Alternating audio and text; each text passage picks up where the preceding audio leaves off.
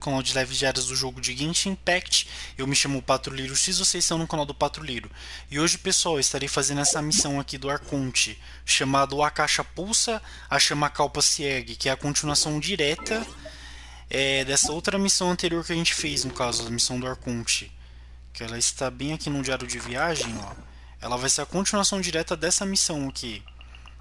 Do capítulo 3, ato 4, né, que seria o Rei Desret e os Três Magos. Que é a missão que a gente fez anteriormente. É uma continuação direta aqui da missão do Arconte. Vamos lá estar fazendo essa missão, mas antes disso, como acabou de chegar a versão 3.2 aqui, eu vou estar dando uma olhada aqui rapidinho no que acabou de chegar. Deixa eu só dar uma pegada aqui no... Ok, eles deram 60 gemas pra gente. Aqui eu não posso clicar, que senão ele vai sair do negócio da live.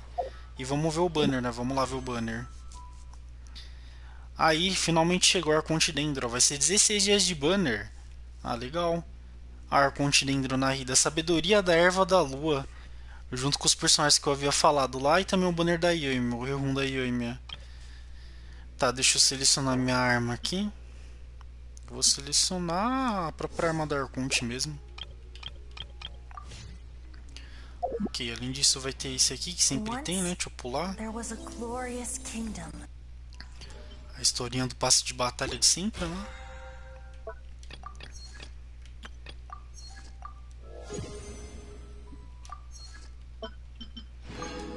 Ok, peguei do primeiro.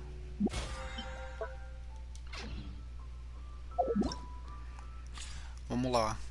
Tá, aqui já tá a aba de teste do personagem. Aqui tá o Bennett, o Razor, a Yami e a... Ué, como assim só tá os quatro? Que? Nossa, não tem o teste da Noelle? Eles tiraram o teste da Noelle? Oxi! Nossa, que estranho, não tem o teste da Noelle não, é só os quatro, que será a Arconte dentro, a Yami, o Razor e o Bennett. Eles ignoraram a Noelle. Eita! Olha lá, o Akasha Pulsa, Chama Kalpa Ergue. Missão do Arconte. Missão lendária da própria Arconte também, né? Que isso aqui a gente só pode fazer essa missão depois que fazer essa aqui primeiro, no caso. O retorno da exuberância, que é o boss da própria Arconte. E vamos nessa lá, bora lá falar com a Quem aqui e iniciar a missão do Arconte. Eu vou estar usando essa equipe aqui do Tagneri para estar fazendo, né? Essa equipe aqui de propagação aqui do Tagneri. Vamos lá fazer direto. Voltar para Sumeru, cadê onde é que tá? Ah, tá aqui no... Tá bem perto da Vilaru. Ok, vamos lá na Vilaru, partiu. Eu pensei até testar a Arconte dentro, mas acho que nem vai precisar, que provavelmente ela pode acabar aparecendo aqui na parte de batalha, se tiver alguma batalha nesse sentido, né? Aí na hora, quando ela aparecer pra gente testar aqui na parte da história, a gente testa no caso. Que eu não vou estar testando agora não, que depois eu vou estar trazendo um vídeo também, já aproveitando, falar sobre isso, né? Vou estar trazendo um guia da Arconte dentro, já que ela acabou de chegar aqui pra gente, né? Vou estar testando ela também lá certinho em outro vídeo. Só para visualizar o personagem. Olha ela aí. A Arconte dentro. Aqui as suas constelações. E aqui kit de habilidade. Ah, depois eu vou estar dando uma olhada certinho aqui. As 3 habilidades como sempre, né? Ok, deixa eu sair daqui. E vamos lá começar a história, pessoal. Deixa eu só pegar o Tagneri de novo aqui, vamos lá. Cadê? Onde é que tá a Candice? Agora eu vou ficar quietinho. Vamos lá. Partiu. Candice, we're here! Has everyone arrived? Everyone is already waiting inside. Well, what are we waiting for? Let's join them! Please, wait a moment.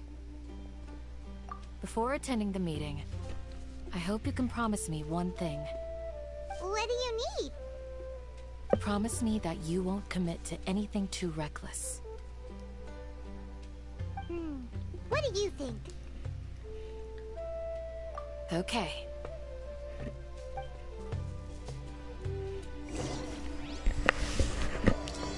O Akasha Pulsa, a Chama Kalpa se ergue. Capítulo 3 do ato 5. Entra na casa do chefe da vila. Vamos lá. Calma aí. Tá, pra cá aqui tem um caminho. Ah, é do outro lado que dá a volta. Entendi. Cadê o chefe?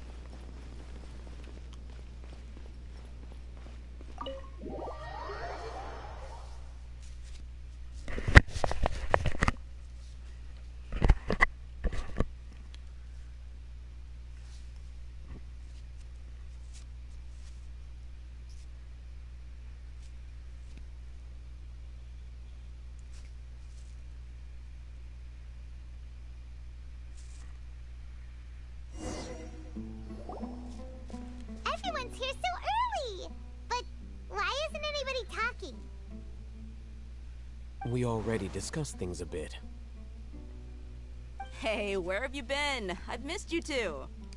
Are you ready? Very well.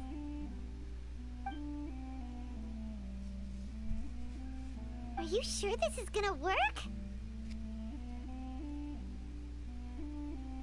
I gotta admit, it's bold. Color me impressed. It's worth a try. The point of discussion is to arrive at a solution. Let's cut the small talk and move to the next point. You're making Paimon nervous.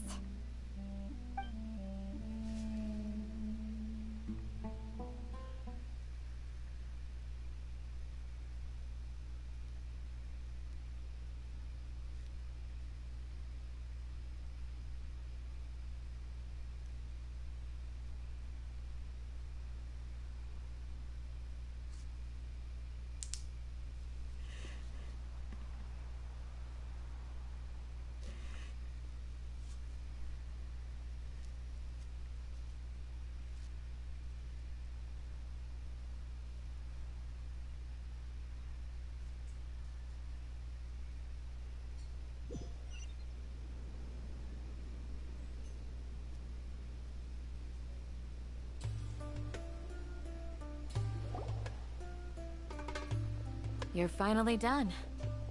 I have some other stuff to take care of. Catch you all later.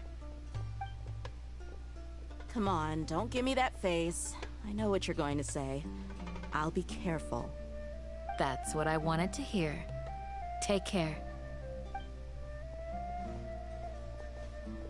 Well, traveler, Paimon, judging from your expressions, the meeting must have been quite productive. You can tell?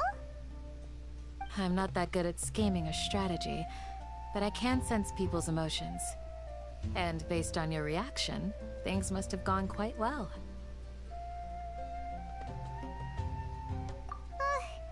Paimon's a little worried. Hopefully nothing will go wrong. To be honest, I feel the same.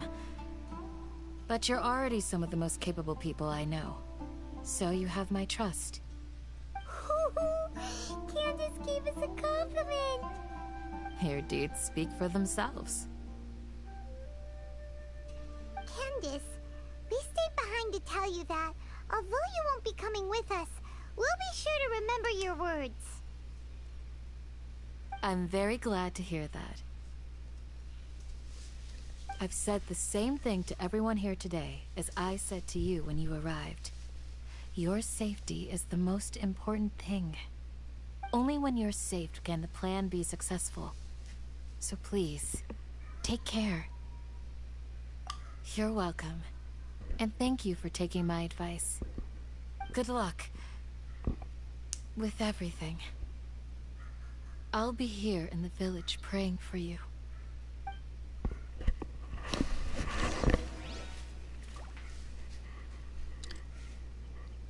Através da noite antes do alvorecer. Encontre-se com o Raitan. Então, pessoal, eu tô fazendo esse barulho aí no microfone, é que eu tô gravando com headset. E eu tô tentando não fazer o microfone do headset ficar captando minha respiração na hora que entrar a cena dos personagens, pra isso não ficar atrapalhando. E por isso que eu tô fazendo esse barulho de puxar o negócio pra cima aí. Esse barulho estranho é eu mexendo no microfone aqui. Mas vamos lá, continuar a historinha.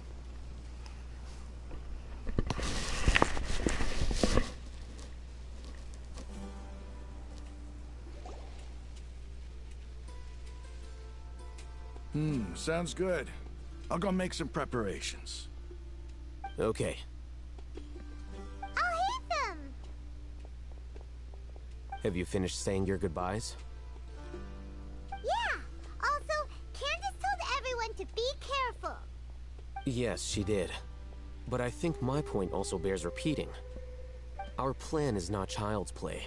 We won't be able to achieve anything if we're simply careful. We must go beyond that and fully commit ourselves to it. I hope this is clear to you. Huh? Shouldn't you be saying something more cheerful to boost our morale right now? Didn't we already do that during the meeting? You can never have enough words of encouragement. In that case, Candace can cuddle you to your heart's content while I continue to remind you of the seriousness of our situation. We all have our jobs to do, after all. It's like how some people can be put in charge of logistics while others will fight on the front lines. Speaking of the front lines, you don't look anything like a soldier. Of course. Compared to the mercenaries, I'm merely a feeble scholar. But the advantage of not being a mercenary is that I get to stay in a safer place and offer my strategic insight. Just think about that mercenary who lost his mind. Mercenary groups are facing constant danger every single day.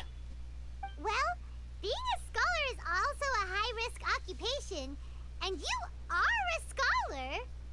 I'm not like the rest of them. Even among members of the same species, some will exhibit far more potential than others. This guy. Paimon still remembers when those mercenaries in Port Ormos called you a lunatic. All intellectuals are lunatics in the eyes of fools. I'll take that as a compliment. That reminds me. Do you remember the record we saw in the King Deshret ruins? It mentioned forbidden knowledge. You have a good memory. Forbidden knowledge has the power to drive people insane, but this fact has never been shared with the public. Even I, who has worked in the academia for some time, was never once informed of this. I think those mad scholars and mercenaries we encountered may have all fallen victim to the corrupting qualities of forbidden knowledge. But the academia has always held a different view. They have always believed that symptoms of madness are a side effect of human contact with divine knowledge as mere mortals. Come to think of it, perhaps the academia has also never understood the true nature of forbidden knowledge, and thus always approached the issue from the wrong direction. The Withering, Elazar, and the sandstorms. Don't you think what is happening right now across Sumeru is rather similar to the forbidden knowledge pollution that occurred in the desert thousands of years ago? But Paimon thought that Irminsul's disease is what caused the withering in the sandstorms. At least, that's what Tainari told us. Wait a second. Could it be that... Ah, you've connected the dots. The cause of Irminsul's illness may precisely be the pollution from forbidden knowledge. But if that's the case, what should we do? This is huge! Wait. Why do you think Lesser Lord Kusanali would have a solution to this situation? You mean, it's related to the scene you saw when you passed out in the Avidia forest? That whole, the world forget me thing? In that case, it's imperative that we rescue Lesser Lord Kusanali. Only by working with her to save Irminsul can we completely resolve the problems Sumeru currently faces. To make sure we're still on track, I would like to check on the state of some of our preparatory work. Where are we going? To an Eremite base.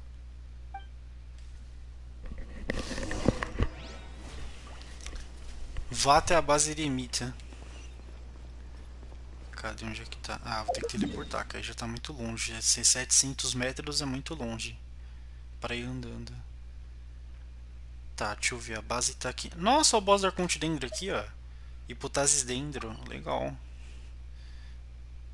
Tá, vou dar um TP pra lá, pra baixo. Vamos ver se esse TP é da parte de cima ou na parte de baixo, que eu não lembro. Tomara que seja na de cima.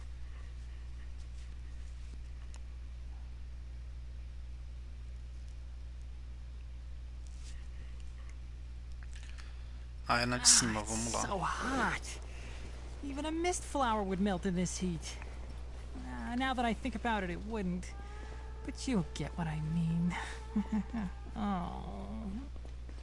Ah, tá aqui em cima mesmo. Vamos lá.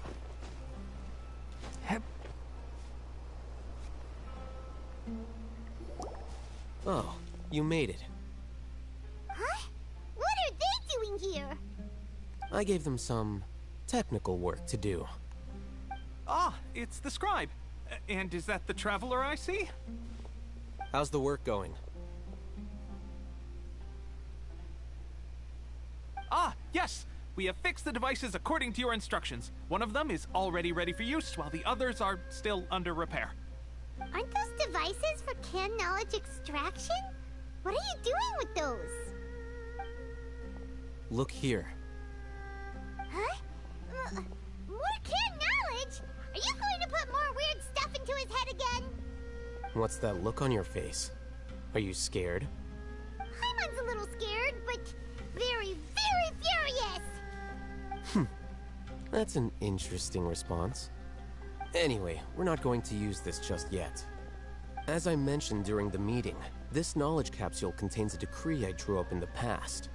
The academia should also have their own copy. And according to the plan we just came up with, Traveler, I want you to record something into this capsule. Do you believe we can save Lesser Lord Kusanali? Good. Conviction is the most important part of all of this. Now, please get ready and put on this device. You want us to record our conviction into the knowledge capsule? Yes. Paimon is still really worried. I understand, but trust me, Paimon, this is something we have to do. It's best if you can do as I say. Because, to achieve this impossible task, it sounds like you'll need to fool your own heart first. Although it may feel like a trick, self-encouragement may be the most important tool we have. Paimon can see the point you're trying to make. Imagine this. We have orchestrated our plan and successfully rescued Lesser Lord Kusanali. As a result, we have changed Sumeru's entire political landscape. Everything went without a hitch, and everyone recognizes and praises our achievements. Now, open your eyes. Here. What's this? Read it out loud.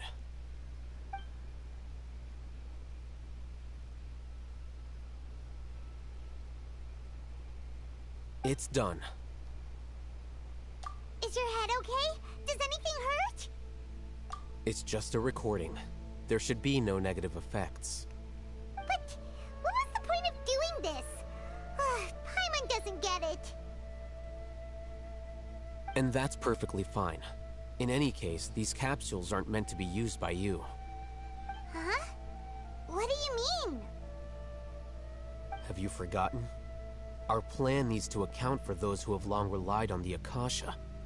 You may find it hard to believe, but for those people, everything the Akasha transmits to them is nothing short of absolute truth.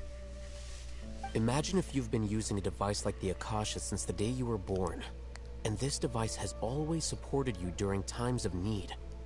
After all that time, what do you think you'd become? A fool? A machine? A slave to orders. And that's why rules are so important. In addition, those who understand the rules can delineate boundaries and identify gray areas. But why would you need to identify the gray areas? You could say that those kinds of ambiguous zones can be very interesting. One might even say they're advantageous in the right hands. Things you're interested in are really out there. Are also Anyway, that's enough chit-chat. I'm going to take those two to work on some small projects. You can head to Caravan Rebot and start preparing for the next step. Small projects? We're going to tinker with the Akasha terminal and make a few modifications.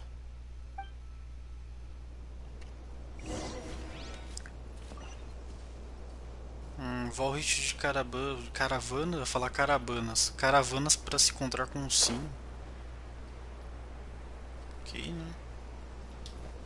Calma, ficar no chão aqui. Bora lá. Bora lá que tá aqui perto já, ó. Ó, tá bem ali. Deixa eu dar um TP pra lá. E bora.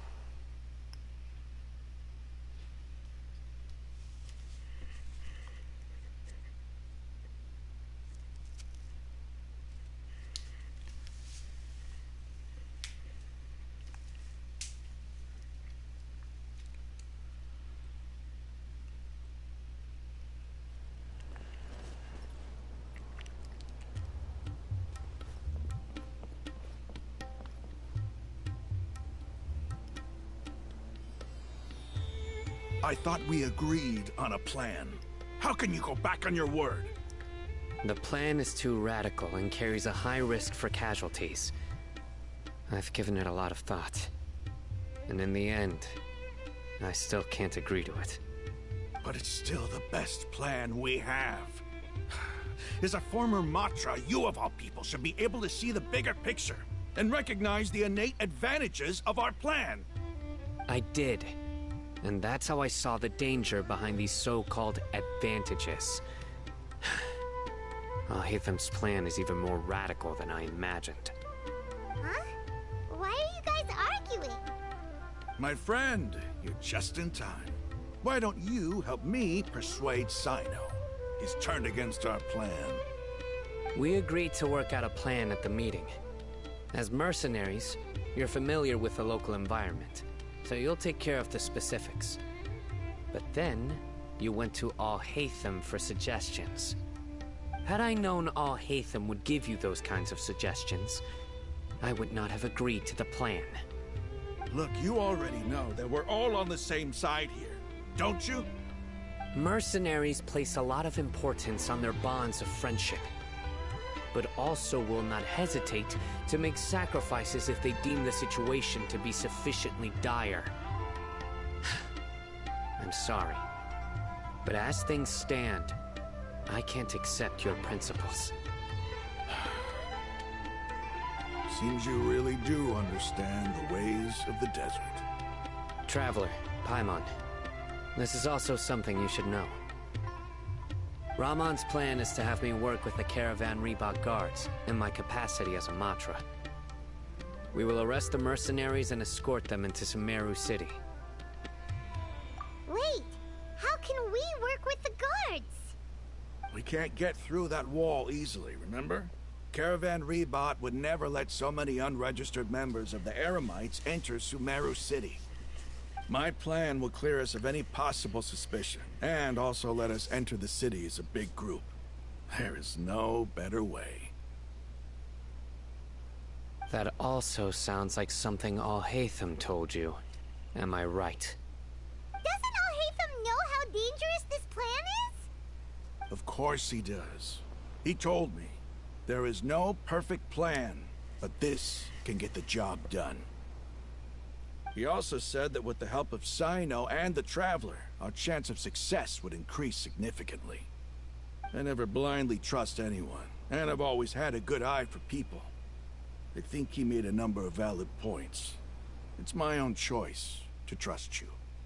If I make the arrests alone, I can control myself and prevent you from getting hurt. But I can't guarantee that kind of discipline from the guards. To make the whole thing more convincing, you'll need to resist to some degree. Casualties are inevitable once push comes to shove. I'm okay with the deaths of enemies. But now that we're allies, I'm against the meaningless loss of our own. I can't believe a Matra would actually care about us. I've lived a hard life, and I can say that people like you are hard to come by.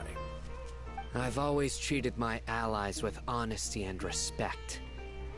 They have the right to know important things like this. Now you're making this hard for me. Hey, is there something we can do to help? I knew you would say that.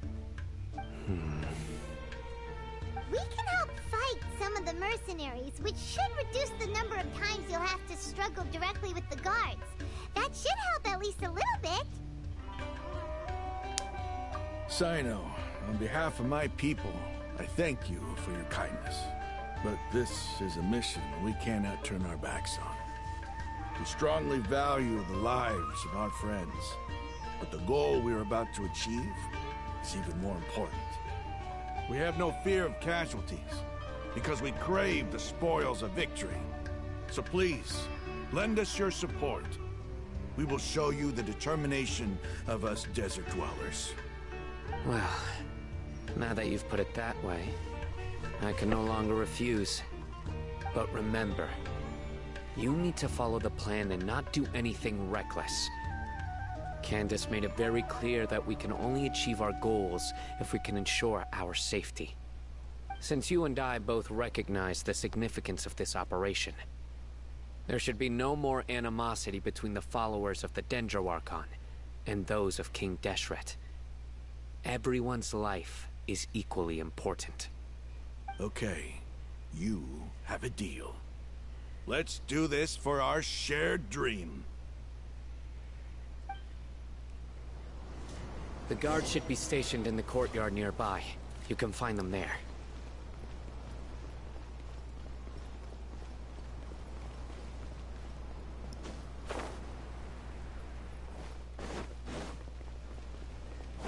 Keep up.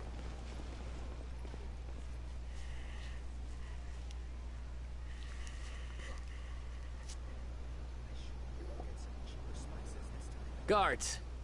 General Mahamatra! To what do we owe the honor?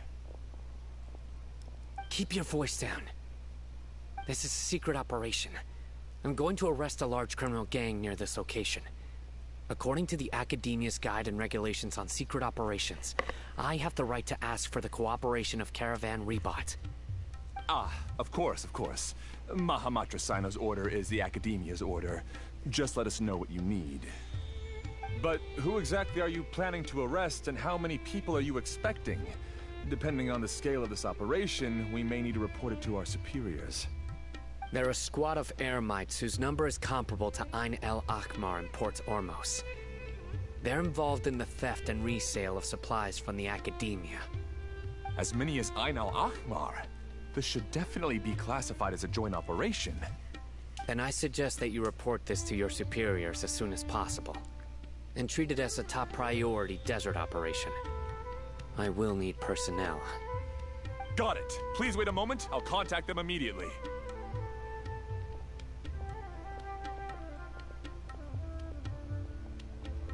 Because this is work. Because I trust you. Paimon can't believe you're still in the mood to chat. This whole thing has Paimon scared stiff.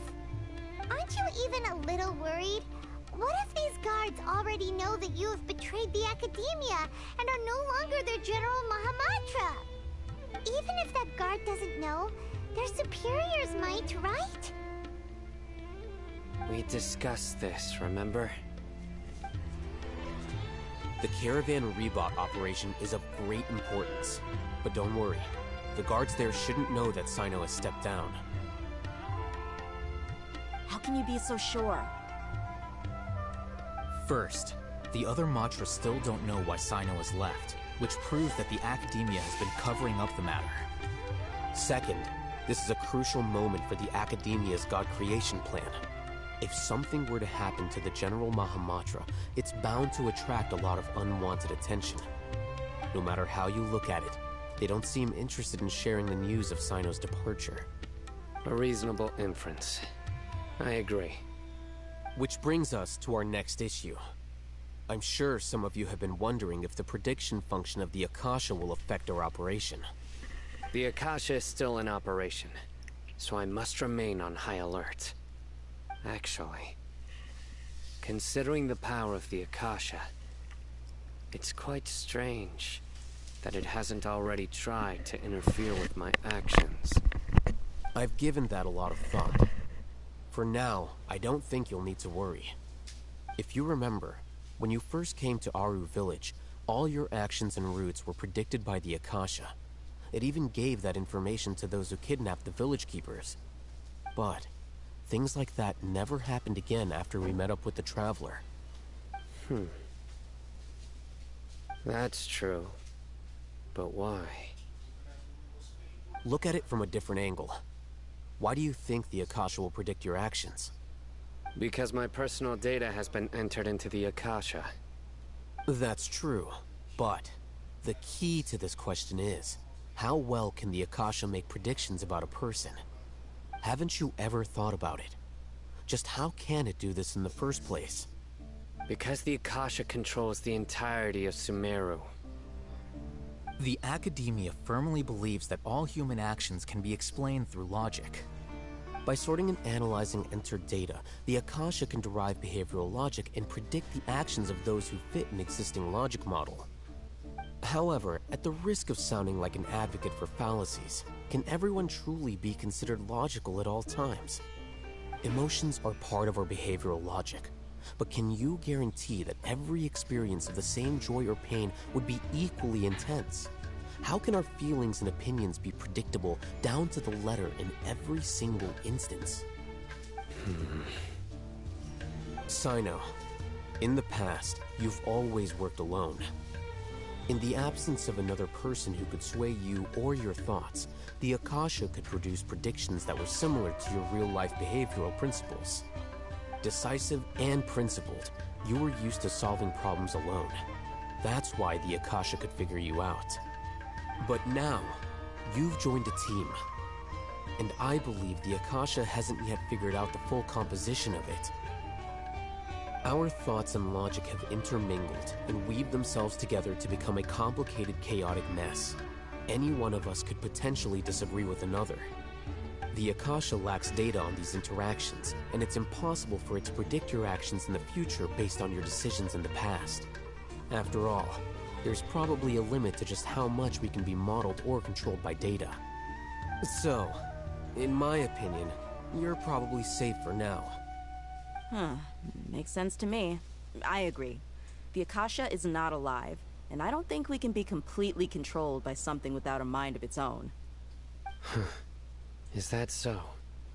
I guess there are things that even the Akasha cannot calculate, and people will not be forever trapped by the past. I'm so glad that this is settled. Next time, pay attention during our meetings. Will do.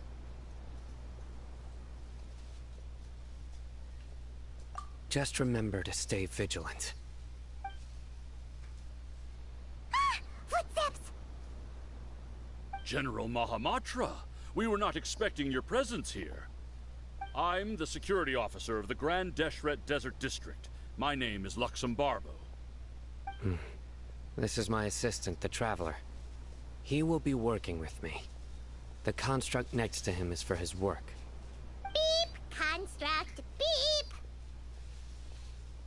What a great honor to meet you. Your golden hair is as bright as the sun. And, is this the latest technology from the Academia? Have you made a decision regarding the matter I mentioned to your subordinate? It seems to be a dire situation, so of course you will have our full cooperation. To be perfectly honest, I've always longed to go on a mission with someone as well known as yourself. There's no need for flattery. Yes, sir. Take your most elite platoon and follow me to the eastern side of the district. We will carry out the operation there. Understood. Map. Hurry, bring the map!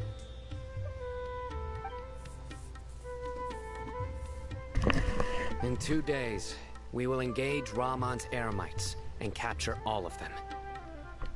Any questions about the time or location? None at all, sir. Good.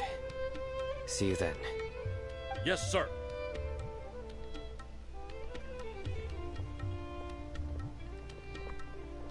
Maybe hanging around the General Mahamatra isn't so bad after all. Everyone's so respectful towards us. This is all due to the absolute authority of the Academia. And now, we're going to strike back against that massive pillar of power. Get ready. We will move out in 2 days.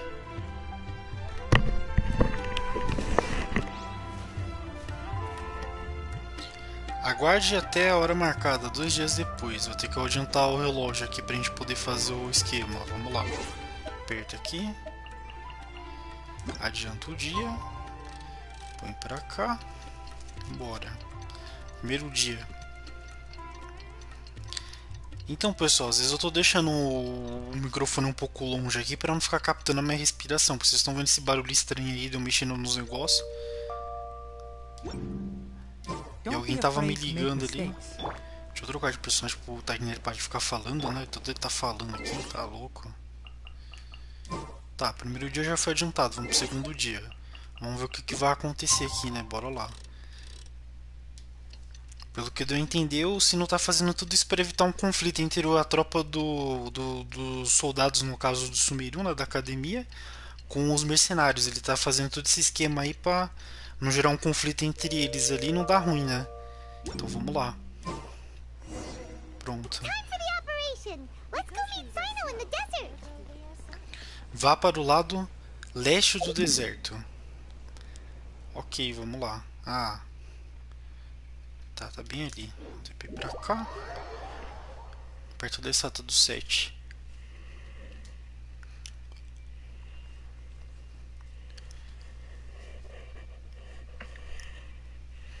Eu tô ansioso pra poder lutar com a Arconte dentro, pra ver como vai ser a mecânica dela aí no jogo.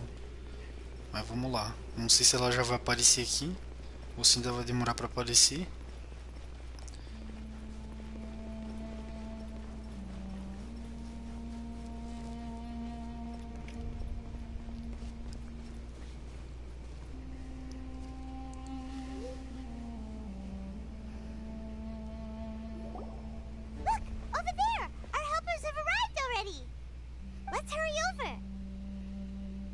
Wait a moment. Oh, it's you. You're my assistant, remember? Being my assistant, you must stay with me. Now let's head over there. It's General Mahamatra and his assistants. We meet again. You're here early. It's to show how important we think the operation is. Since this is a big case for the Academia, we are prepared to give it our best. I'm glad to hear your sense of resolve. Remember, we must capture them alive.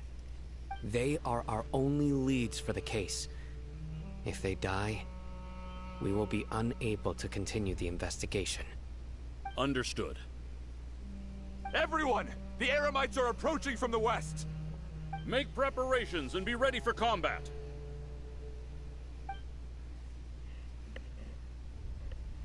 Halt! Oh? What a warm welcome. What do you want? Judging from those shiny weapons in your hands, it seems like you're not interested in a deal. Rahman, the Academia has caught wind of your smuggling and illicit sales. If you value your life, I advise you to surrender. Who are you supposed to be? A Matra from the Academia? I can't believe you came all this way just to catch us. I'm not here to talk. Oh. Nobody's given me this much time of day since I became a mercenary. Brothers! For that slight, let's wash our blades with their blood. Let's show them we Eremites are not to be messed with.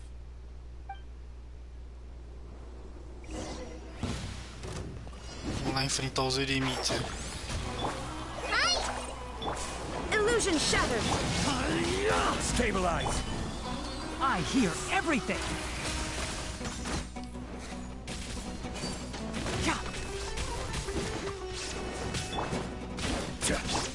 There is no escape! Go! One with the forest!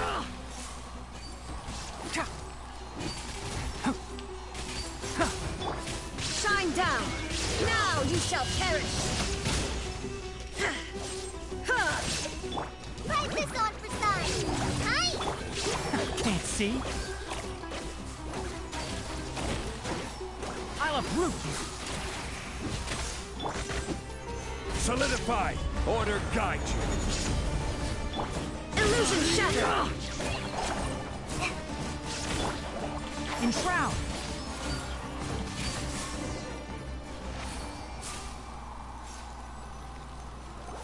It's over. We have subdued them. The operation is now over. All Eremite mercenaries and related personnel in the area have been arrested. You pitiful Dendro Archon dogs! You'll regret this! I'm afraid you'll regret it first. King Deshret will curse you, and you will all! Silence! Oh, Restrain them and take them back to Caravan Rebot.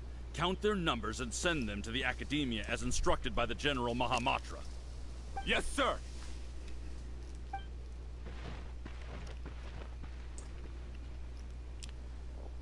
Mahamatra Sino, I will now take my leave. If you need further assistance, please come to Caravan Rebot and ask for me. Understood. You are dismissed. There they go. Let's talk elsewhere.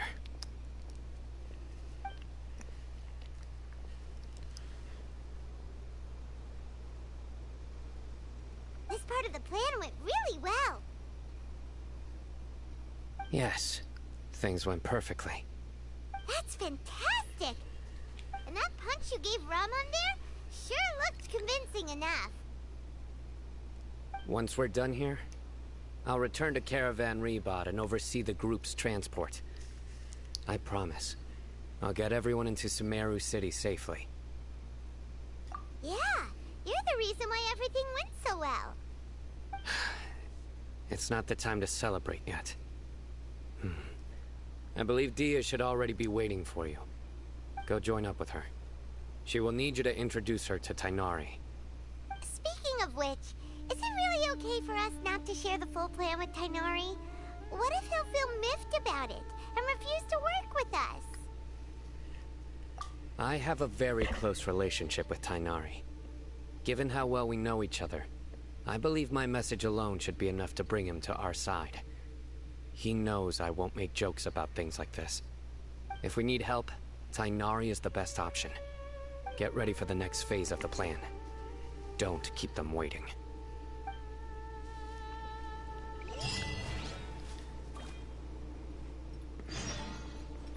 Ok, pegamos uma conquista aqui. Como se estivesse ao lado de um deus. Vá para o ribate de caravanas encontrar com Deia. Pera aí, que conquista foi essa que eu peguei? Que eu nem vi. Ajude Sina a levar Ramon e sua gangue para Sumeru. Tem uma pessoa aqui também que tá pedindo pra ser amigo. Quem é essa pessoa? Deixa eu ver. Sylvan. Ok.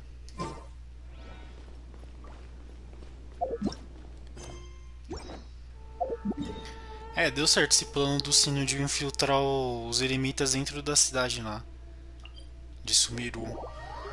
Já que prendeu eles tecnicamente, né? Mas quando chegar na hora do vamos ver mesmo, ele provavelmente vai libertar os eremitas e fazer todo mundo se unir contra o Scaramucci, né? Provavelmente. Ou contra o Suatui no caso. Sei lá o que eles vão enfrentar, mas vamos lá. Ah, pessoal, não tô respondendo mensagem no chat aí embaixo porque eu tô longe do celular e eu tô gravando, como eu não tenho PC, eu tô gravando só com o headset, no caso, com o microfone, né? E com o controle, então eu fico incomunicável praticamente. Só pra poder falar isso aí, né?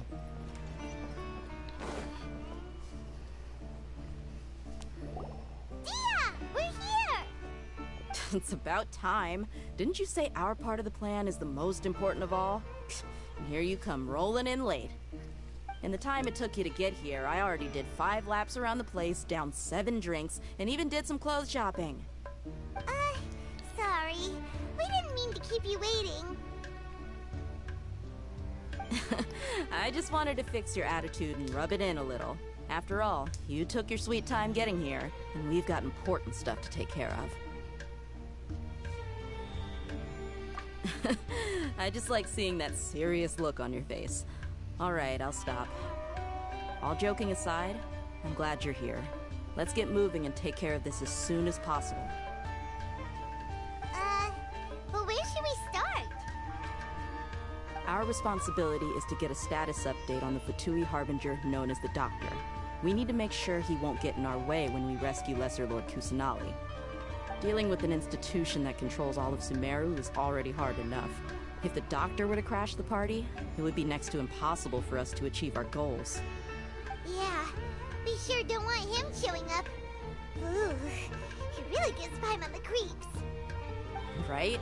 Hearing his name just reminds me of those stuffy old geezers in the academia. I'd rather not have to deal with someone like that. According to the plan, we should first go to Pardis DI and ask for Forest Watcher Tainari. If all Hatham and Sino's sources are solid, then we can be sure that Tainari still has the Academia's trust. So, we'll find Tainari and convince him to get us the latest intel on the Doctor. Then, depending on what we learn, we'll make any necessary adjustments to our plan. The sages have placed spies everywhere on the other side of the wall. I'll follow you as a bodyguard. You should be honored. I don't offer my services to just anyone, you know. But Paimon thought mercenaries would do anything for Mora. That's certainly true. But when multiple employers are vying for your services, you should always go with the best offer.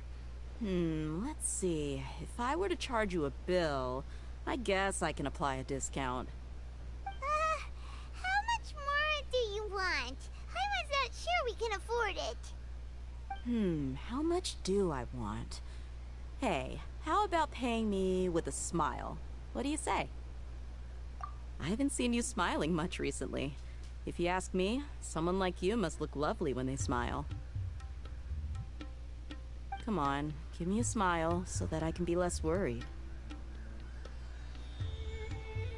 Looking good! I hope this pretty smile will become our lucky charm. There are many kinds of smiles, but only a truly joyous one can bring blessings to others. Let's consider this smile a down payment for our future victory. Let's go. It's time to pay a visit to Pardis DI.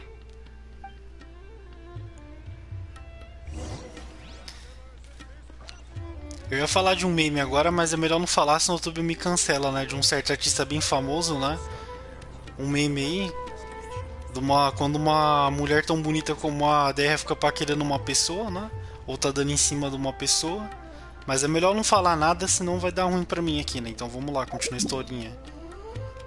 Mas quem já entendeu o meme já captou o que eu tô falando, né? Mas vamos lá. Vamos lá pra Pardis DI, né? Jai. Eu não sei falar esse nome. Jai, eu acho que é o nome. Pardis Jai. Vamos lá, continuar.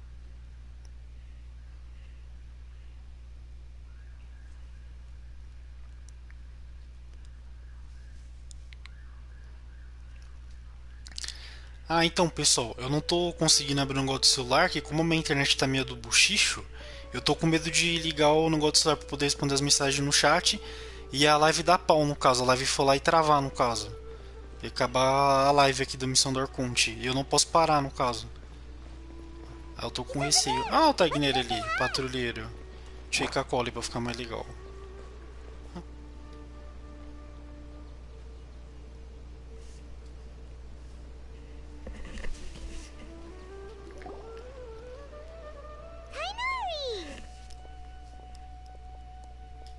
Traveler Paimon. And you are? Hey there. This is our friend Dia. She's an Aramite mercenary.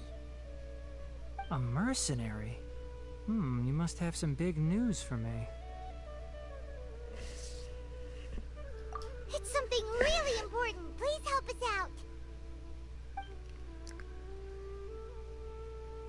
All right, then follow me.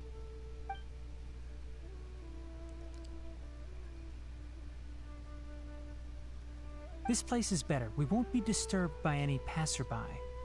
Okay, what is this important thing you want to ask me?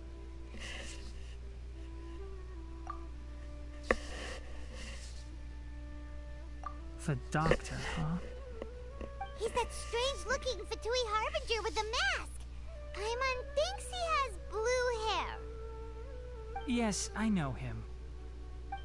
Actually, he left Party's DI just a little while ago. He left already? Yeah, he came looking for me. Can I ask what it was about?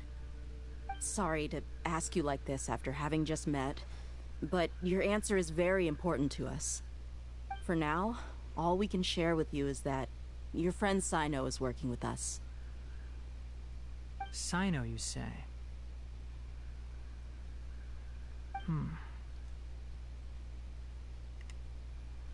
I see. So that's why he hasn't been at the academia. Okay. I will answer your questions and will assist you any way I can. You don't have to tell me everything that's happened. Sino's name really does work wonders. You're not even a little worried that we might have made it all up? Despite having just met you, I can sense that you're the serious type. Between you, the Traveler, and Sino, none of you strike me as the type that would conspire to deceive me. You don't need to tell me anything you don't want to. I'll also get straight to the point. The Harbinger you mentioned came to me because he wanted to take the scholar Hypatia away with him. Hypatia? Why would he want her?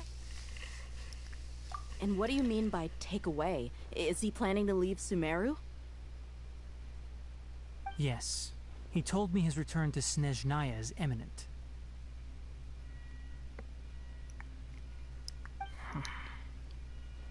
So you mean you're leaving this place soon? Indeed. Otherwise, we could have perhaps talked a little more. I was just about to set out when I remembered something important. To that end, I made a final trip to Pardis Di. Let me ask, have you been taking care of a scholar by the name of Hypatia? Your sources are accurate. No doubt because you recruited many informants. But you're right. Hypatia has indeed been receiving treatment from me. Forgive me for asking, but how's the treatment coming along? Given the way you're asking, I assume you have something to say. Since you asked, I'll be frank.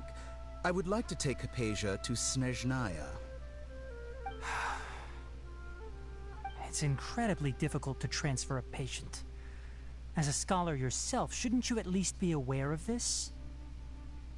Oh? I can't believe your utter lack of faith in me, to the point of even questioning my general level of knowledge. How unbefitting. Well, you're the only one who's ever made such a request. I have my ways of keeping her safe during the journey. In addition, I can also promise that under my care, Hypatia will receive the most advanced and effective treatment.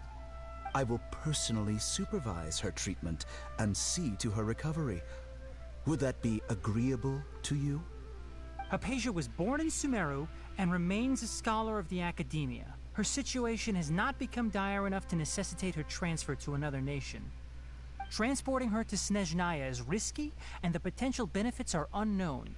As the person currently responsible for her treatment, I cannot possibly sign off on this transfer. Your suggestion is rude and reckless. I'll pass. I don't know much about the doctor, but after talking with him, I realized that, just like many other scholars, he possesses an aura of arrogance that I've come to detest. It's not so much that he's looking down on others, but more that he's so confident in himself and his abilities, to a point of near insanity. I would never refer a patient to someone like him. I prepared myself for a protracted battle of wits, and was really surprised to see him just give up on the topic. Still, his reaction really concerned me.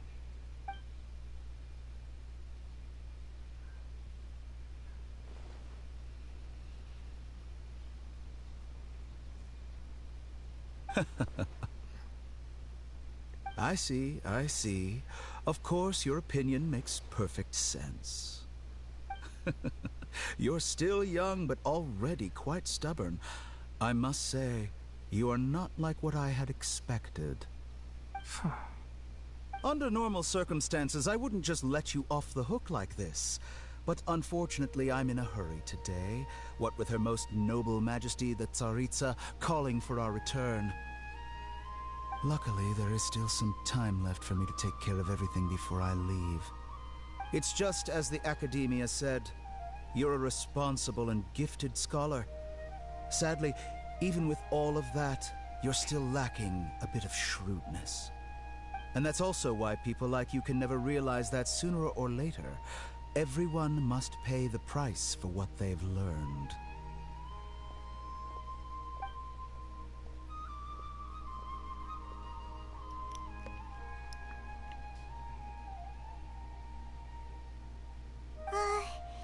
Paimon can't help but feel like he's hinting at something unpleasant.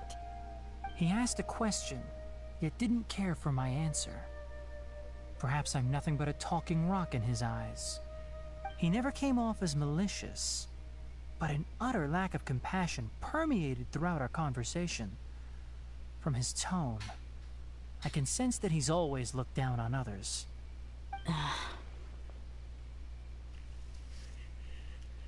I can barely believe it myself. But if that's true, the situation will be in our favor. I don't think I missed any details. Frankly speaking, I don't want you to do anything too risky. Now that you know a little more, it should be easier for you to stay safe. Sorry we can't tell you everything. We appreciate that you helped us anyway. I won't forget your kindness. It's okay. I have an obligation to do so. To be perfectly honest, all of this may have started because of me.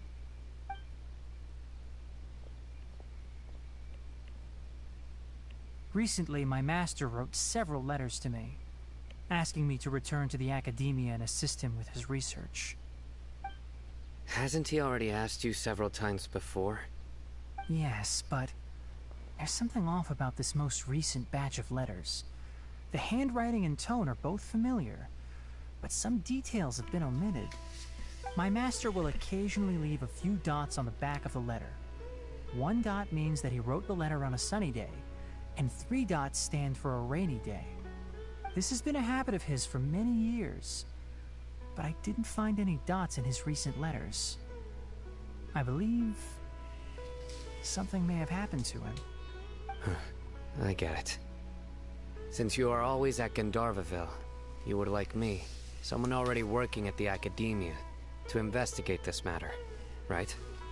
I'd like to ask you to do that for me. If you can keep yourself safe, please withdraw immediately at the first hint of danger.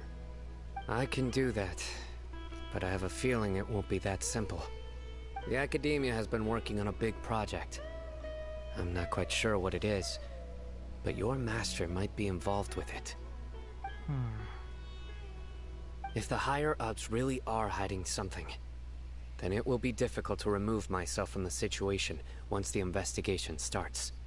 If the situation becomes critical, I'll leave the Academia.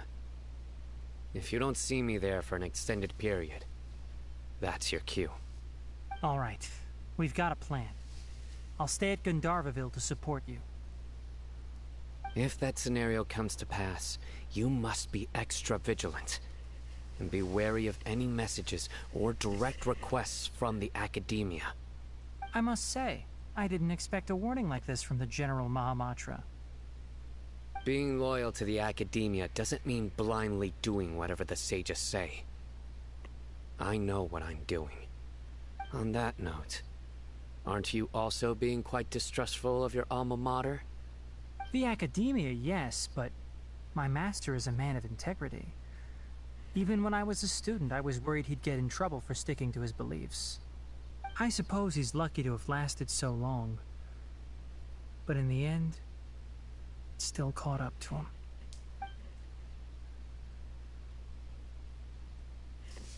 I see. So you noticed something was up with the academia from the very beginning. This may well be how Sino became involved in all this. In that case, I must keep my promise and help you however I can. Also, if you run into Sino again, please help me pass on a message to him. Trust your own senses and experiences. I think this may be something he needs to hear right now. Okay, we'll find a chance to tell him. Thanks. Right. Now let's go hunt down this Harbinger. Oh, by the way, which way did the doctor go when he left Paradise DI? That way. Gotcha. Thanks so much. We'll be on our way.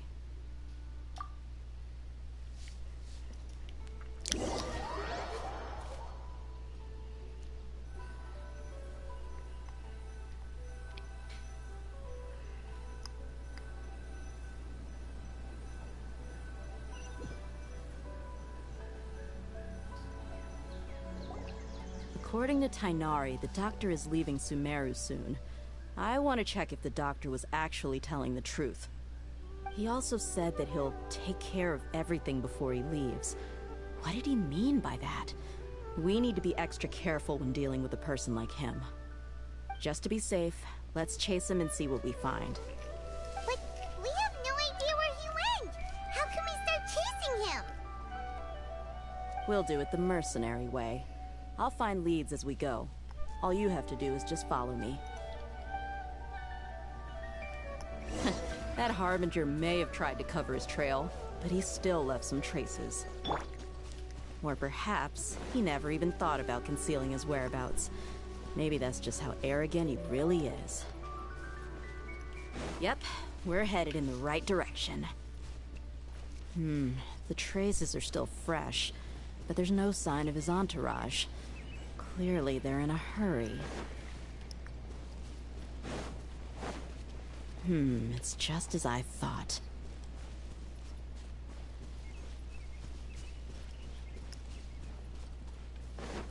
Ha!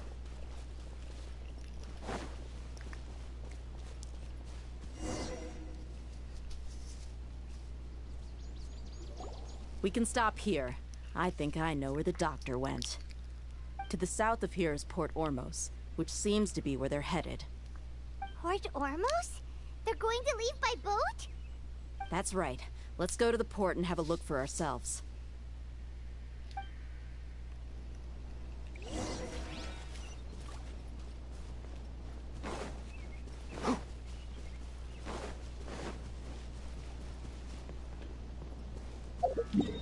Eita, quanta coisa acontecendo. A gente tá perseguindo o doutor agora. E pensar que o patrulheiro fala de igual pra igual com o doutor, né? Que é um dos caras mais inteligentes do mundo, nosso grande vilão, provavelmente. Do arco aqui de Sumeru. Tá, vamos lá pro porto. Nossa, ele tá longe, hein? Lá do outro lado. Vamos TP lá pro porto e vamos lá atrás dele. O doutor ele lembra muito do cientista Vegapunk do One Piece. Só que a diferença é que eu acho que o doutor é totalmente do mal, no caso, né? É como se fosse uma das pessoas mais inteligentes do mundo, só que ser do mal. É tipo isso o doutor ali.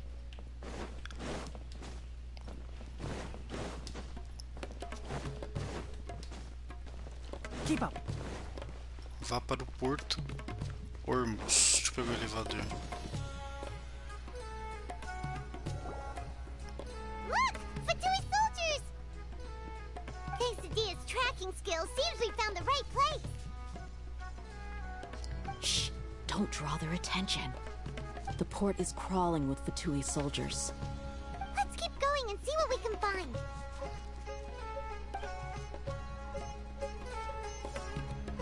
Now this is a proper farewell ceremony for a Snezhnayan Harbinger.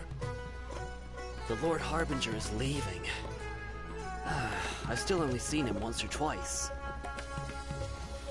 I used to hold a position in our homeland, and back then, the doctor spoke in a very different way from the way he speaks now.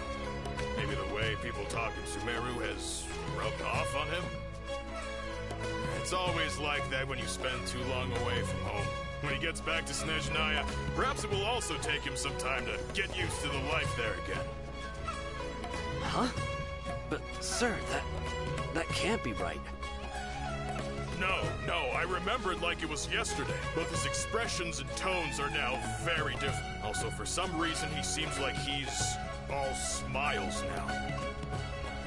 You must be mistaken. Nobody's supposed to look happy when they're on a business trip.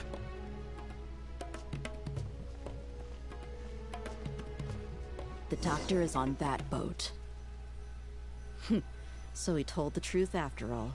He is actually leaving Sumeru. Let's get closer and find a place to hide so we can observe him.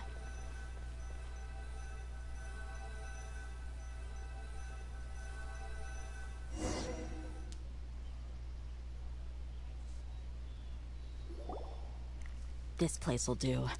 We can hide here while we keep an eye on the boat.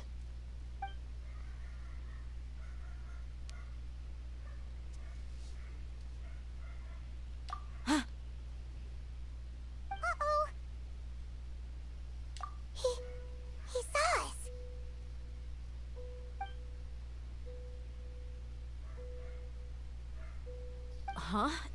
Is he waving at us? It's time to say goodbye. Wait, is he the only person on the boat? Huh? You mean there's nobody with him? And where are all the soldiers we saw in the port just now? They were all here just a few minutes ago, but now they vanished. So this was a trap. Wait, don't tell me that. Luckily, there is still some time left for me to take care of everything before I leave. Oh no. They might be after Hypatia. Let's get back to Party's DI. Huh? What do you mean? I'm afraid that she's seen something that she wasn't supposed to see. If I were the Fatui, I would also try to take her away. And if I couldn't... Oh no! Are you saying they're going to kill her? Let's go!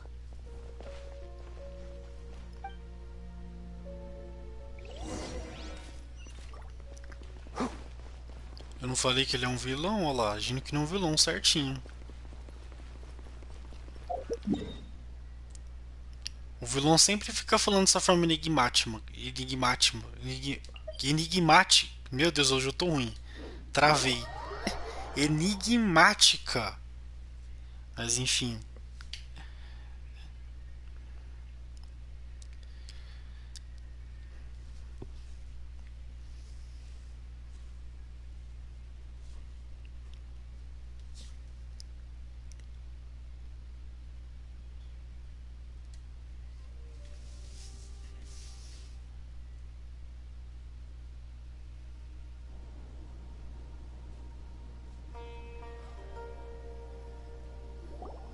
Party's DI is not a place you Fatui can just show up and do as you please. I believe we've already made ourselves quite clear. Our superior gave us permission to search for and collect medicinal herbs in Party's DI for research purposes. But you've been in Sumeru for some time already. I find it coincidental that you chose to only come here today. Even the Grand Sage himself may not have the right to question our research, much less an ordinary scholar like yourself. I've done my duty to inform you. Don't make things difficult for yourself. It would seem that my words have fallen on deaf ears. You can keep trying to deny it, but coming to Party's DI now? I'm pretty sure you're not just looking for herbs. With all due respect, your baseless speculations will only lead to unnecessary trouble. Well, you only have your Harbinger to blame. He knows nothing about keeping a low profile. I may be staying at Party's DI as a scholar, but that doesn't mean I'm no longer a forest watcher. It is still my duty to protect the peace and safety of the scholars who have contributed so much to Sumeru. Then it seems our conversation has hit an impasse. No one will lay a hand on you, Hypatia. Not on my watch. Tighnari! Are you alright? I'm fine. These Fatui have really crossed the line. Time to teach them a lesson. Ah, desculpa por pular o diálogo. Tá, esse aqui eu pensei que era o próprio Tighnari do Teixe. Mas não é o mesmo. Tá. Pelo Santos. There is no escape. One with the forest. There's no use resisting. Give us Hypatia. Keep dreaming. Yeah, Tainari, beat him up!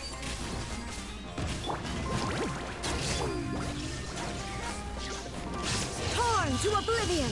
The doctor's orders are absolute. Yeah?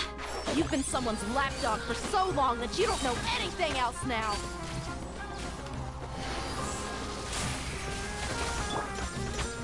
Solidify. I will have order. Shine down. Go!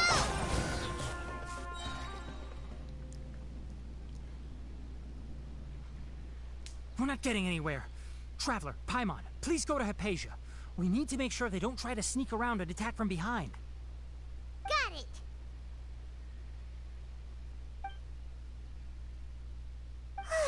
Hypatia's still here. Doesn't look like anyone's broken in.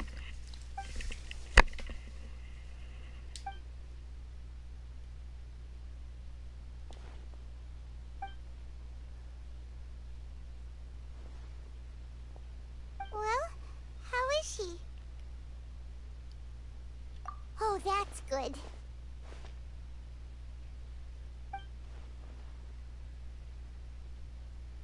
So, you think this is over?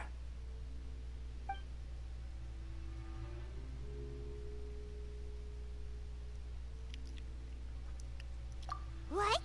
The Balladeer is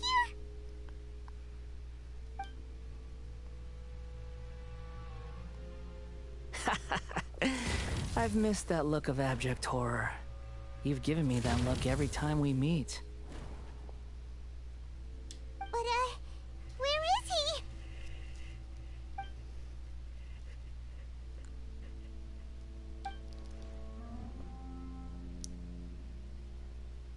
I can hear all of your thoughts, you know. Don't you remember? I already saw you the first time you came to Party's DI and made contact with Hypatia. I didn't need to do anything. It is her honor to be able to connect her consciousness with me. Who are you talking to? It can't be the Balladeer, right? That's impossible. I know you must be curious. I might as well tell you that I decided to enter Hypatia's consciousness the moment I sensed your touch. I wanted to observe you on a fool's errand. Hey, Traveler! What? My deification is nearly complete. All that's left now are just some final details. Do you understand? Even if you manage to rescue Lesser Lord Kusanali, it will be impossible for you to defeat a bona fide god like me. Is it wise to force that childlike god into a divine battle against me? Scholars consider the god of wisdom to be the sum total of their faith. It's how they can justify reverence for a god as they construct it. But this also shows that humanity's worship of gods is a combination of blasphemy and exaltation. It's truly laughable. Yes. What is it?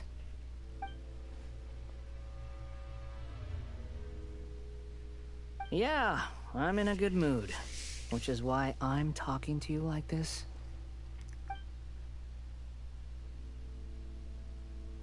What do you mean?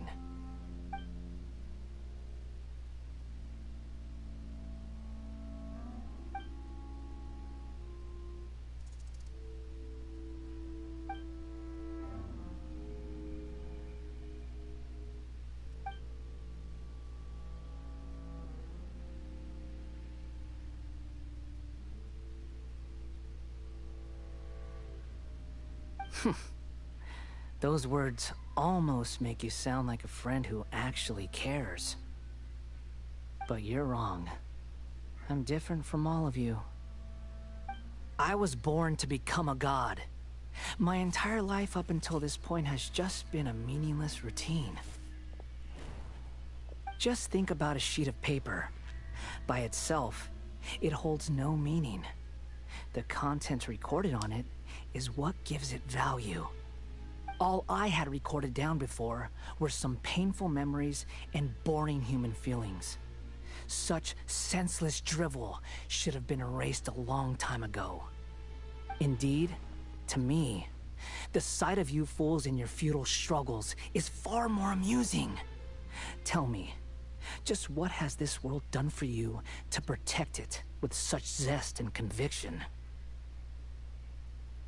I'm connected to your consciousness, so I can hear what you're thinking, and sense the depth of your determination.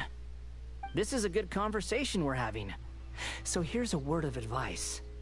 Let go of your misguided guardian complex. You know nothing about the truth. It'll be for your own good, as well as everyone else's. Humans are a species that can only find bliss in ignorance.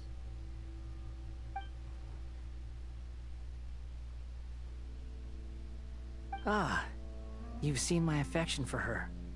If you were in my position, I think you'd feel the same way. She peered into my consciousness and saw my past. Someone like that is qualified to become my first follower. All gods need followers, so Hypatia has been chosen. Her appearance heralds my imminent arrival at the throne of divinity, while her worship shall become my glory.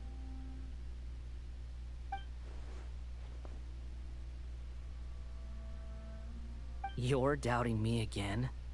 No matter. Soon, you'll know what kind of authority you're challenging.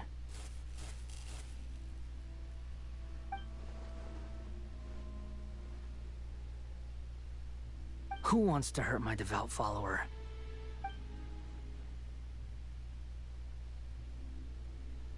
The doctor wants to hurt my first follower?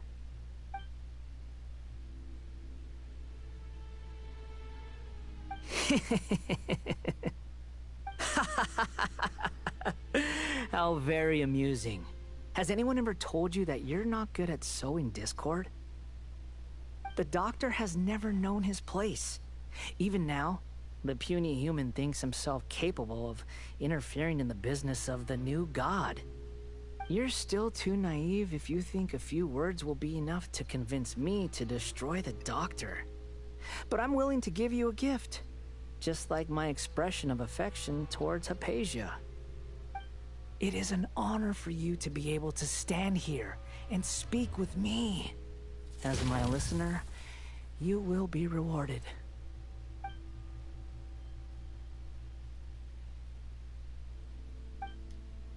Both good things and bad things can be called gifts.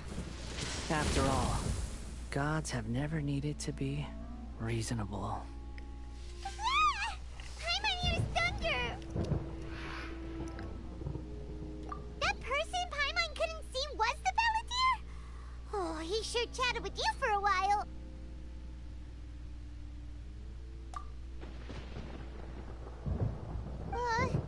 Where is the storm headed? That means anyone outside is in danger! Let's go! Tighnari and Dia still must be fighting!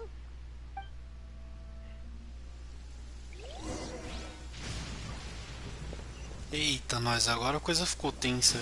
Ele tá usando o poder da gnose da Raiden pra poder mudar o clima aqui, ó. Começou a cair um monte de tempestade. Faz sentido, já que ele é filho do Arconte Elétron, né? O meu medo é ele realmente usar o poder além da gnose, né? Se ele realmente for o filho dela mesmo, né? Esse que é o meu medo, porque se ele realmente fosse tipo o filho mesmo verdadeiro dela, ele poderia meio que herdar o poder da visão dela, sei lá, uma coisa nesse sentido, né? Mas se é só pela gnose, né? Tomara que seja só a gnose. Mas se fosse realmente filho, seria mais maneiro, né? Mas enfim, vamos lá. Eu acho que os Caramuxa é bem mais forte que o Dottore. Fato de bateria retirada. Tagneri e Dia estão ali. Hey, what happened to you? He's hurt. I'm fine. Don't move. I've seen Eremites get struck by lightning before. You need to rest. Struck by lightning? We were fighting, and just as things started looking grim, the weather suddenly became extremely strange. lightning started attacking everyone, almost as if it were alive. Luckily, there were only 2 of us, and both of us were nimble enough to dodge most of the strikes. There were a lot of Fatui, though, and they were being torn to shreds by the bolts of lightning. With that, all the Fatui soldiers were forced to retreat. It's all right. My wound aside, you look like you've seen something unpleasant. Hey, didn't I tell you not to move? Just in case. Let's go to Hypatia's place and talk about things there.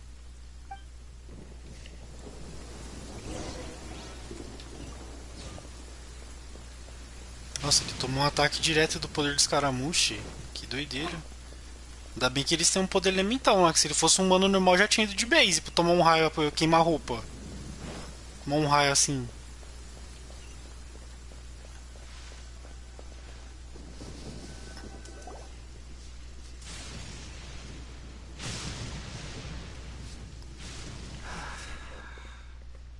Thank goodness she's fine. Hey, how about taking care of yourself first? I understand my condition. The wound is not fatal. I'll be all right. Ugh. The more you understand medicine, the worse of a patient you become. I know. They always think they can push through the pain. Oh, he sat down. Let me rest for a bit. Sorry, traveler. Now you may start.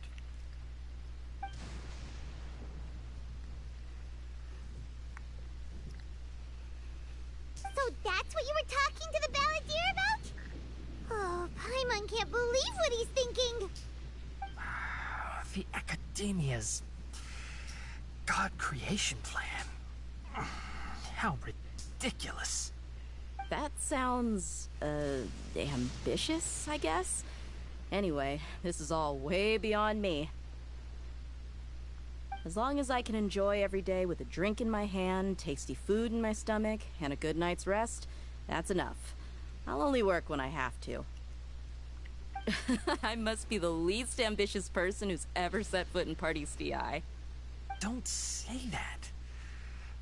I haven't even thanked you for your help back there. Don't mention it. Well, if nothing else, all this proves that the doctor really did have some urgent matter to attend to, and left Sumeru in a hurry.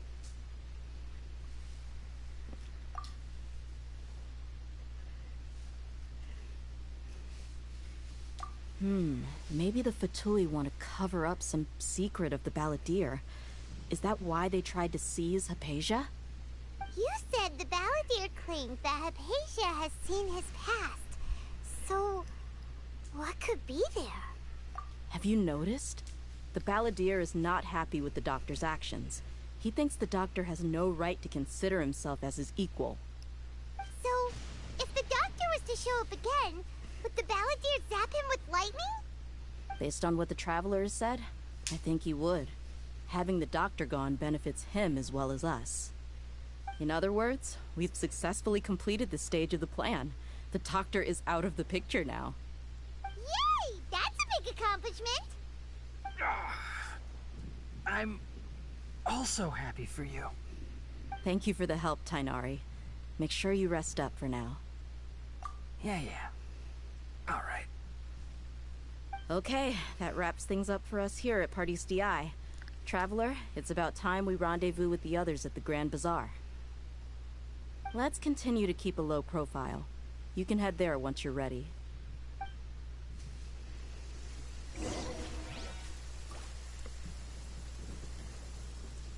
Ah, o Tagnera em cima do robozinho dele ali. Mas enfim. Vamos lá, continuar a historinha. Even though the rain has stopped, you still need to watch out for puddles. Just like how the past... Tá, onde é que tá o negócio aqui? Calma aí. Espere até... Tá. Deixa eu coisar a hora aqui de novo. Até às 19 horas? Calma, 19... Que hora que é? Espera até a hora da reunião das... Ah, tá, é de noite que vai ser a reunião, entendi. Cadê o negócio? Tá, 19 horas. Vou adiantar pra 6 horas. Deixa eu ver se eu vou conseguir responder o pessoal. Tô com medo de entrar no negócio do YouTube aqui e falhar minha live, mas vamos lá. Agora que eu tô parado aqui. Ai, meu Deus, que medo. Não, por favor, não trava o jogo. Não trava a live. Eu tô entrando pra tentar responder a mensagem. Opa, oi, boa noite, Tata. Tudo certo? Vamos lá, continuar a historinha. Mas foi legal ver o Traveler querendo jogar o Taigner. Jogar o escaramucho contra o Dotori, né? Mas vocês podem perceber que o escaramucho não tá nem pro Satoru nem pro Dotori também. É como eu suspeitava. O escaramucho, ele se acha um deus lá, então provavelmente ele se acha que ele tá acima do... Ele vê os outros Satoris como apenas meros humanos, meros mortais no caso. E faz até sentido, porque o escaramucho é filho do Arconte Eletro, né? Ele é filho da Rai, então faz muito sentido ele pensar dessa forma. E provavelmente o escaramucho é mais forte do que os outros personagens mesmo. Ele é o sexto só na posição do Satoru, mas eu não acredito que os outros Satoris sejam mais fortes que o escaramucho, velho, porque ele é literalmente filho de um Arconte. Se eles realmente forem mais fortes que ele, realmente. Talvez só o primeiro seja, né? Realmente, o primeiro faz sentido ser mais forte que ele, mas de resto, assim, principalmente porque ele tem o poder dos deuses, né? O poder do Arconte, no caso. Ele tem o poder do Arconte Eletro, provavelmente, tá com a gnose dela lá, tudo mais. Fora que a gente nem sabe se ele realmente é filho... Quer dizer, se ele realmente é só um boneco ou se ele realmente é filho mesmo dela, do Arconte Dendro. Ou do Arconte Dendro não, do Arconte Eletro. Eu tô louco que filho do Arconte Dendro. Olha a minha noia. Falei que os escaramucho é filho do Arconte Dendro, confia. Da Arconte Eletro, no caso. Alright, everyone is here. Vamos lá, com a historinha. Any luck with your missions? Let's report back one by one. I'll start first. We've made the necessary modifications to the Akasha terminal. In addition, the props required are also ready. I'll go next. The Traveler and I went to Party's DI. The situation was a bit complicated. But we found Tainari. Unfortunately, he was wounded during a fight. Who was behind it? Well, that's the tough part. What should I say, Traveler? The Fatui or the Balladeer?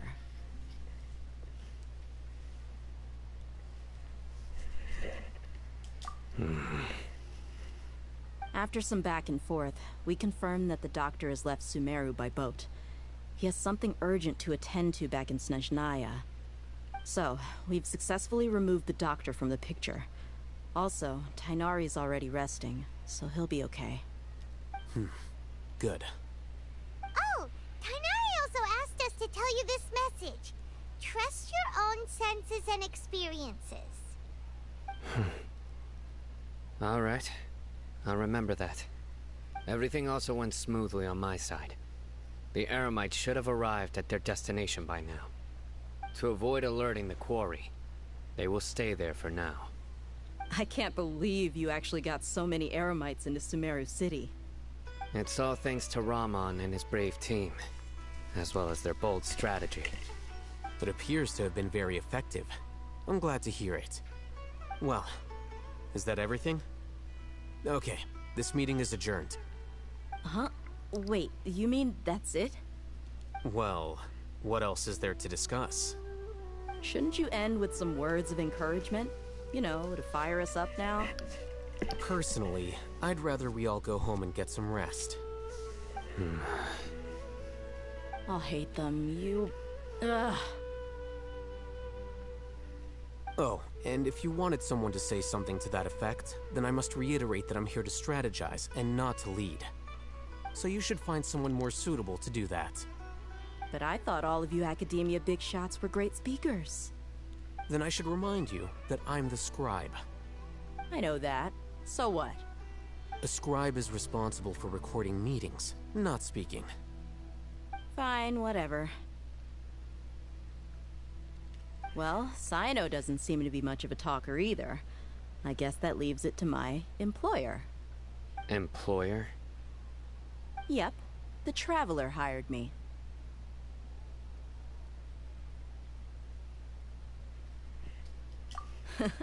That's right. So come on, boss. What do you have to say for the team? Yeah! Say something to boost morale!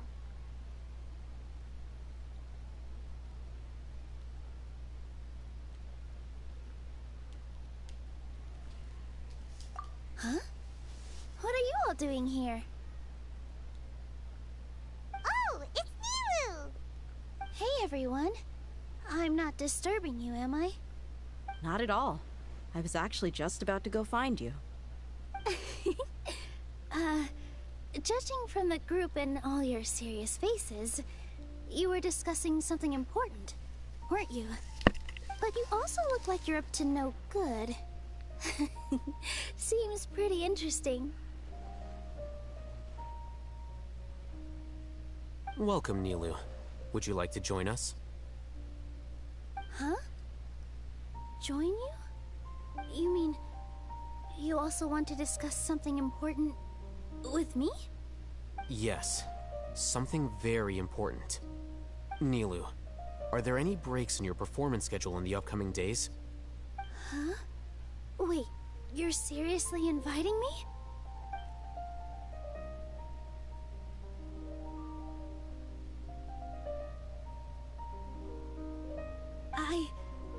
I can't believe my ears. You are truly the bravest and most passionate people of Sumeru, well, that I've ever met. Oh, right. The Traveler and Paimon are not from Sumeru, but you are awesome as well. That's right! I must admit that I'm a little scared, but I'll try my best for Lesser Lord Kusanali. If I can somehow use my abilities to help you, then count me in. Remember, believe in yourself. Okay. I'll get my friends at the Grand Bazaar to help us tomorrow. Just remember not to say too much. Be discreet. Yep, you got it. All the preparations are done. Now, can we finally conclude this meeting? So, have you thought up what you'd like to say, boss? Yep, it's a grand plan and we're all super awesome!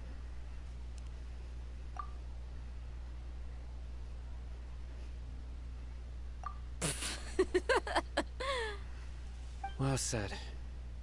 A good night's rest before an operation can be the difference between success and failure. Thankfully, I've had my place to myself recently. It's been nice and quiet. Huh? Oh, nothing. Alright, let's all go home and get a good night's sleep so we can be up early tomorrow. Okay, so I guess that means it's time to say goodnight now. Yep, good night, everyone!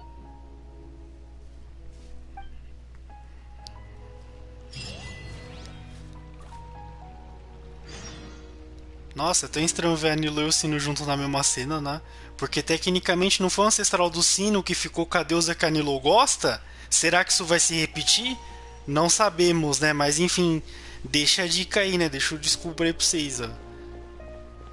Que pelo que eu lembro da historinha, não foi o ancestral do Sino que ficou com a outra lá, que era a deusa das flores, aquela que a Nilu tanto gosta? Sino e Nilu mesmo junto na mesma cena. Será que vai acontecer alguma coisa nesse sentido? Sei lá. A coisa vai se repetir, porque tecnicamente era pro ancestral do Sino, que era o rei Escarlate lá, ter ficado com a Arconte dentro, e não com a outra deusa que é amiga da Arconte dentro, que seria das flores lá que a Nilu gosta, né?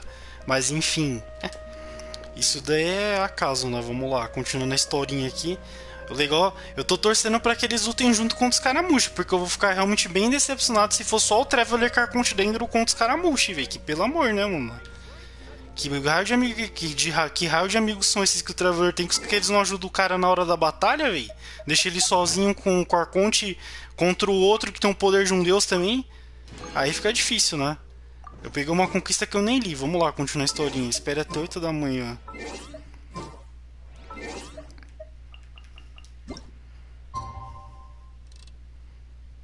Cadê o horário? Ó, 8h13.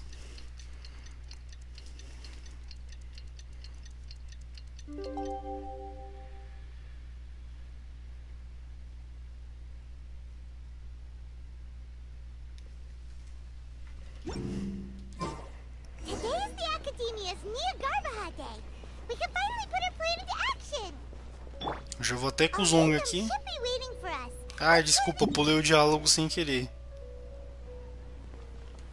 Foi mal, pessoal. Eu não tava esperando que a Parma continuasse falando. Eu já pulei pra poder teleportar direto, mas tá aqui perto. Vamos lá. Cadê o negócio? Tá, tem que seguir pra cá. Acabei cortando um diálogo da Paimon sem querer. Mas provavelmente ela deve ter falado: vamos nos unir pra juntar com a Ethan pra resolver essa situação. Ela fica falando assim, né? E ela sempre fala em terceira pessoa, mas enfim, vamos lá.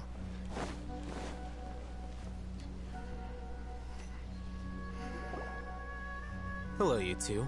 Sleep well? Not really. Paimon got too nervous thinking about today and didn't fall asleep until the sun was almost up. What about you all, Hatham? Naturally, I slept just fine. After all, a good rest should be considered part of the plan, since energy is an important resource. You just want to show off how calm you are. It's crucial to dissipate any tension before we execute our plan. The only thing you're doing is being annoying. Anyway, do you need me to go over the game plan again? Our target is Grand Sage Azar's office.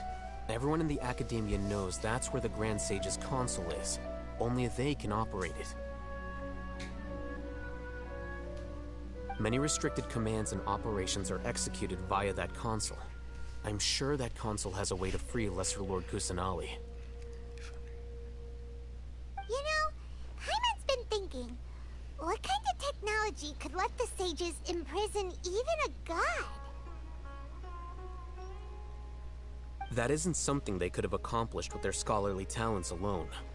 In the Sanctuary of Surasthana, there's a device of Greater Lord Rukadevata's that she once used to isolate herself while meditating. 500 years ago, the Grand Sage at the time modified the device so that it can no longer be controlled from the inside. They were effectively trapping one god with the power of another. So, how are we gonna get to the Grand Sage's office? Don't forget, today is Nyagarbha Day, arguably the most important day to the Academia. The Sages and core Academia personnel are busy loading the latest batch of research developments and legal decrees into knowledge capsules so that they can be entered into the Akasha. All the Darshan's researchers have their noses to the grindstone, and the Academia's grounds are flowing with all sorts of people. It's the perfect time for an infiltration. When the Grand Sage leaves his office to supervise the entering process, that's our cue to access the console and free the Dendro Archon.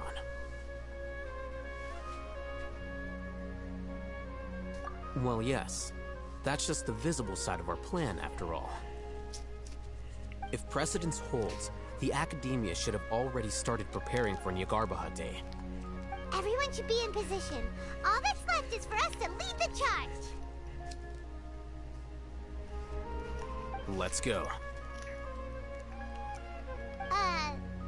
So are we just gonna walk in through the front door, or...? Yes. Were you expecting a stealthier approach? Paimon can't think of a good comeback. Alright, it's all on Al-Haytham if things go south.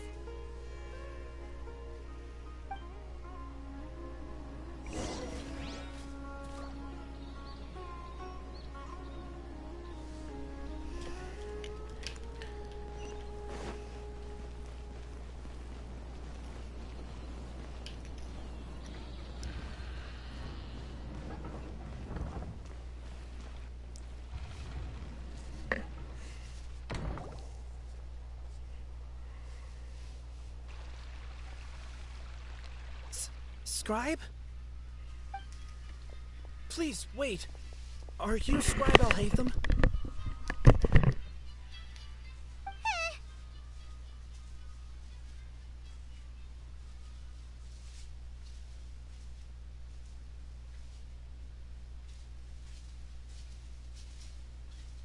That's me.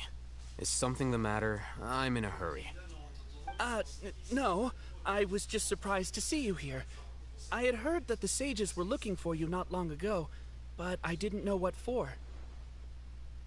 And, also, please don't bring outside guests into the academia.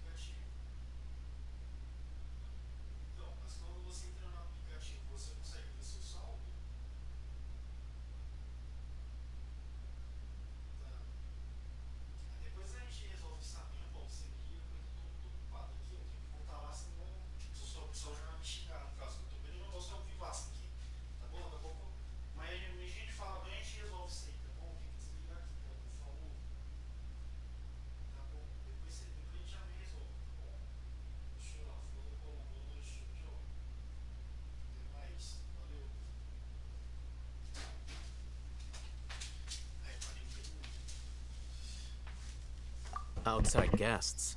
How did you arrive at such a conclusion? Your groundless inference shames the Haravatat Darshan. What did you say? I'm the top student in Haravatat, and I earned 3rd place at the last Inter-Darshan debate. Don't look down on me! That wasn't my intention. As your Haravatat senior, I just assumed that you possessed a greater aptitude for critical thinking. Look, based on what you already know, the purpose of my return and the reason they're here should be obvious. Is that so? Wait a moment. Let me think. Don't tell me the answer. The sages search for you. A blonde-haired traveler. Outside guests. So, from the start, the sages weren't looking for you, but this traveler? And you were gone from the academia for so long because... Hey, shh. Yes, you've proven yourself as the top student in Haravatat. I surmise you've arrived at the correct conclusion. As I expected. Please, forgive me. I wasn't thinking clearly just now. Thank you for getting me back on track.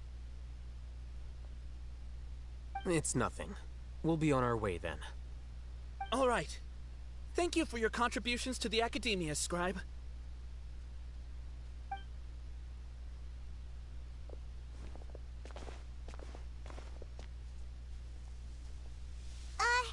What the heck just happened now? What did he just guess? I'm afraid I don't know either. You have no idea? Mm-hmm. He convinced himself of whatever truth he came up with. That is the so-called pride of a scholar. If someone questions their academic facility, they will instantly feign understanding to keep up appearances. Nowadays, the academia is rampant with this type of scholar. Their obvious farces of intellect only serve to highlight themselves as fools. Wow, so there are special ways to deal with smart people. We don't even need to make up our own excuses. We shouldn't waste any more time. It would be problematic if we missed our window of opportunity. Let's go.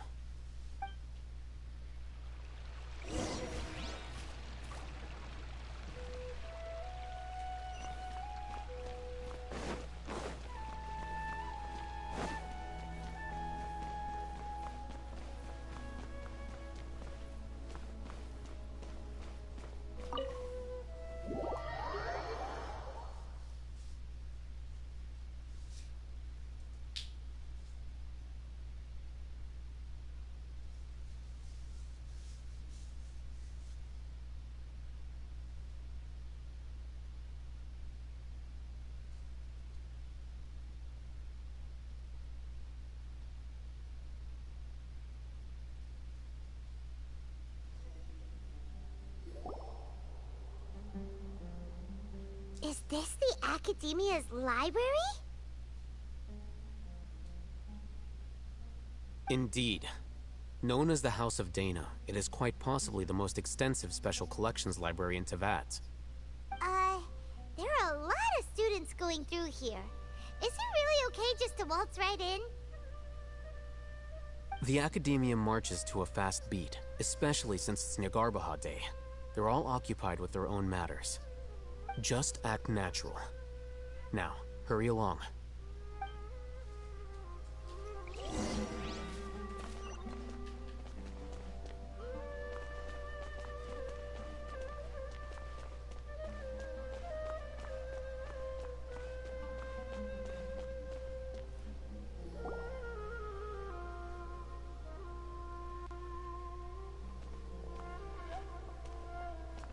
What's this platform for?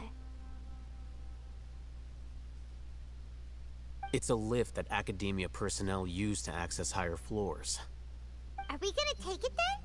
The Grand Sage's office is up there somewhere. No, not right now. We can't guarantee that we won't run into the Great Sage. Let's step back and observe for now.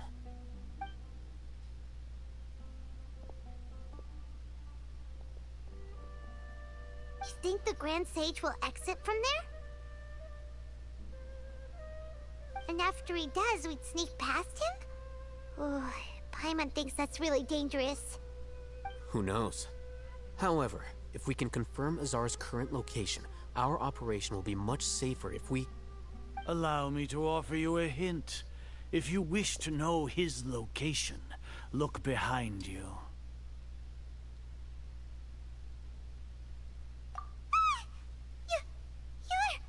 What's Grand Sage Azar doing here?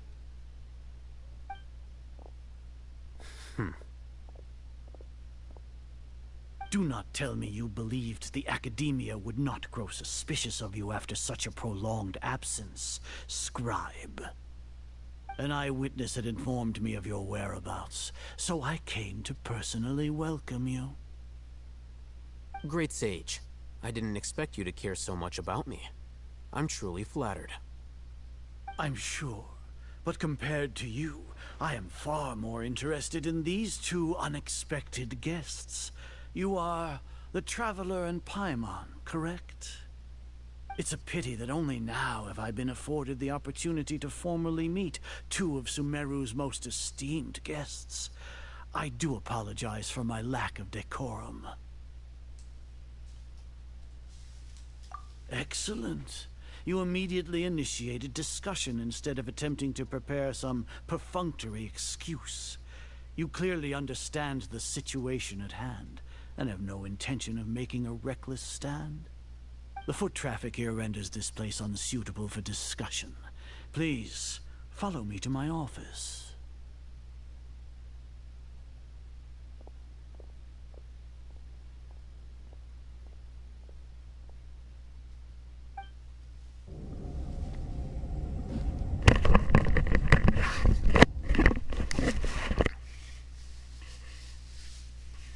This place is crawling with guards. There's no way out for us. All right then, Traveler. What did you wish to discuss with me? Today is Niagarbaha Day, so I still have many responsibilities to attend to. There is little time for idle chit-chat before I detain you all. You seem to know quite a bit about our endeavors. If that is so, then you should be praising our great work, rather than using your trivial misgivings in a futile attempt to sway me. Trivial? Then tell me, what do the Fatui want from me? Worthless. Those are all completely worthless. Benefits, divine power. These materialistic words do nothing but debase our great work. Creating a god. Yes, we are using human wisdom to create a god. If humanity cannot attain omniscience and omnipotence, then we shall create a god to reveal them. This is the pinnacle of human wisdom. We shall regain a god's guidance at long last. No longer will we flounder in the interminable void of consciousness and knowledge. Even Ermin's soul will be freed from its plight. For our nation of scholars, this is the ultimate aspiration. No cost is too great to realize it.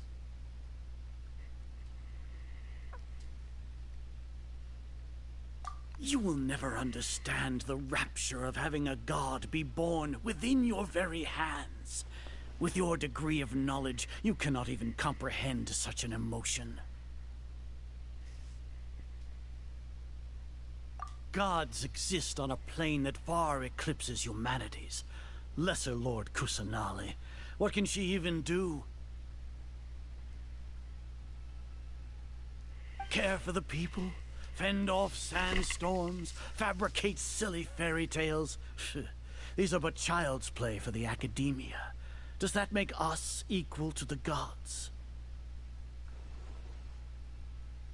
We are a people favored by Greater Lord Rukkhadevata. Though I may have personally not seen it, our forefathers bore witness to true wisdom. The ascension of the Lesser Lord has brought nothing but bewilderment to the scholars. They all ask, is that truly what true wisdom is supposed to look like? With that in mind, it is better to keep her isolated in the sanctuary of Suristhana, so our academy will not become embroiled in turmoil. What a pathetic justification! Do you really think that only the super smart or powerful should be able to call themselves gods? As per your judgment, Grand Sage, they are indeed dangerous individuals. Not only are they acting against the academia, but their ideologies have the potential to lead scholars astray. Looks like there really was merit in my assignment. Oh, Hatham? Are you talking about us? Anyway, I've brought them to the academia as ordered, but it took some time and trouble. Oh, that reminds me. Here's the investigation report you had requested. It's a summary of my time spent with the Traveler, an array of information about him ready for your perusal. Oh, Hatham! So you're still on the academia's side! We finally started to trust you!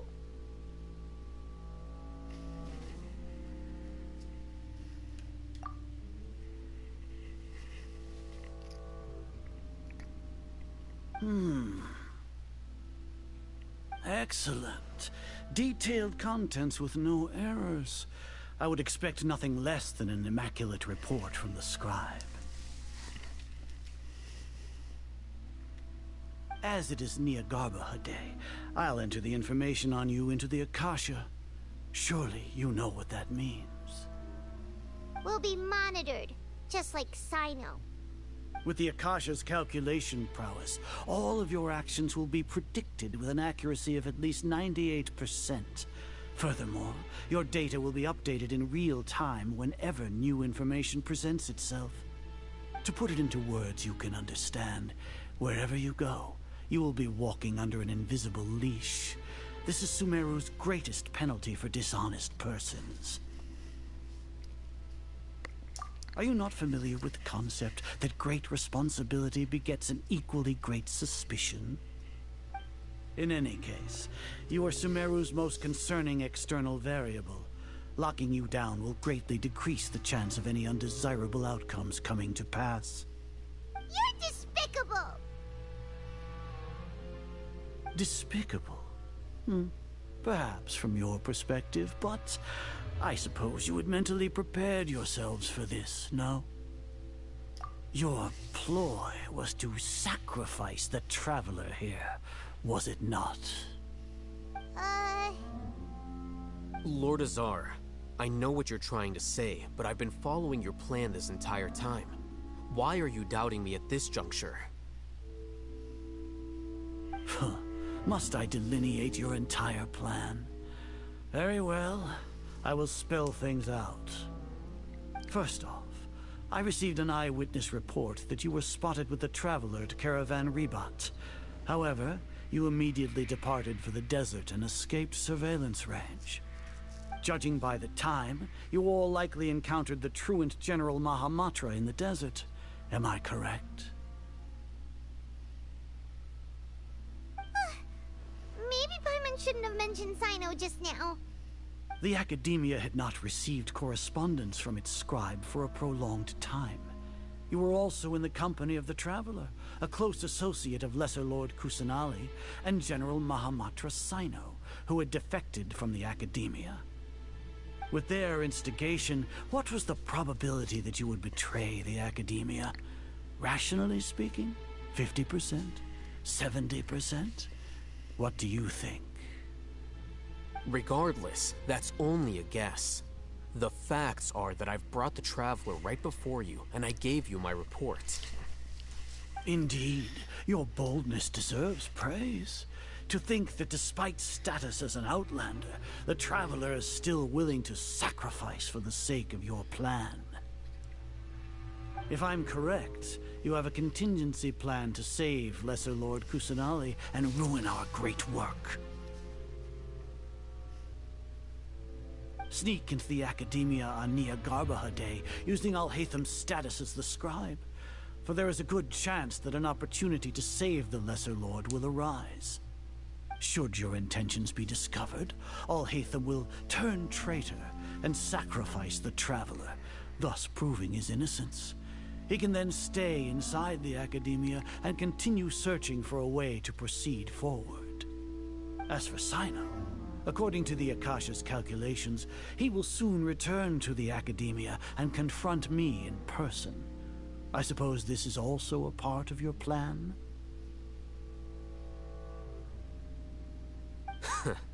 You'll see me as a traitor regardless of what I say, no? Even if you impugn me, it would have little effect on you all.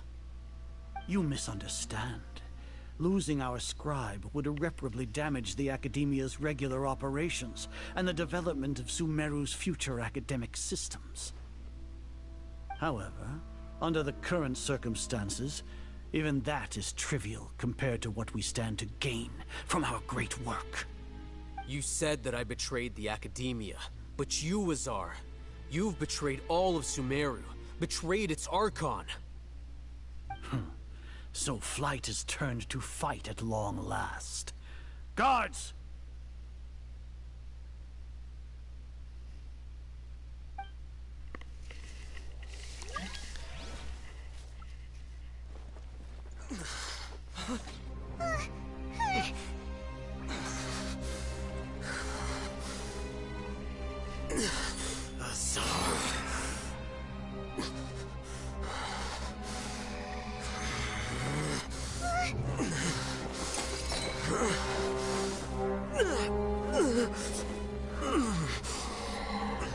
Well, what do we have here? So you stole that divine knowledge capsule. Traitor!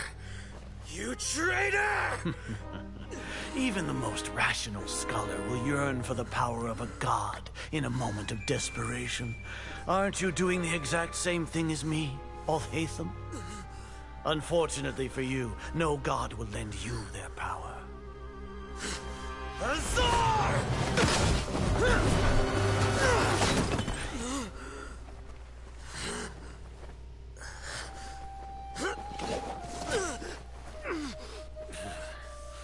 He has gone completely insane.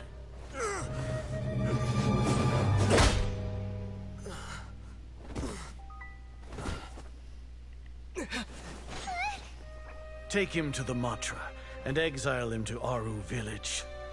Then find someone to take these two to the confinement room. I'll deal with them later. Grand Sage, we've finished all required preparations for Nyagarbha Day. We may begin to enter the capsules now. Excellent. You may begin.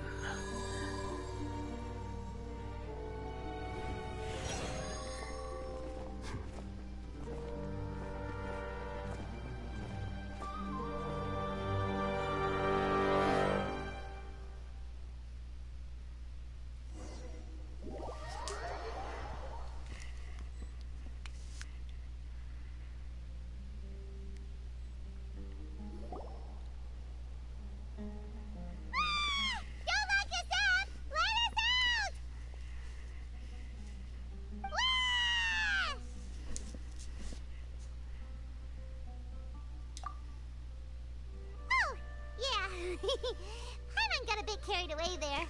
How was Paimon's acting just now? Great, huh?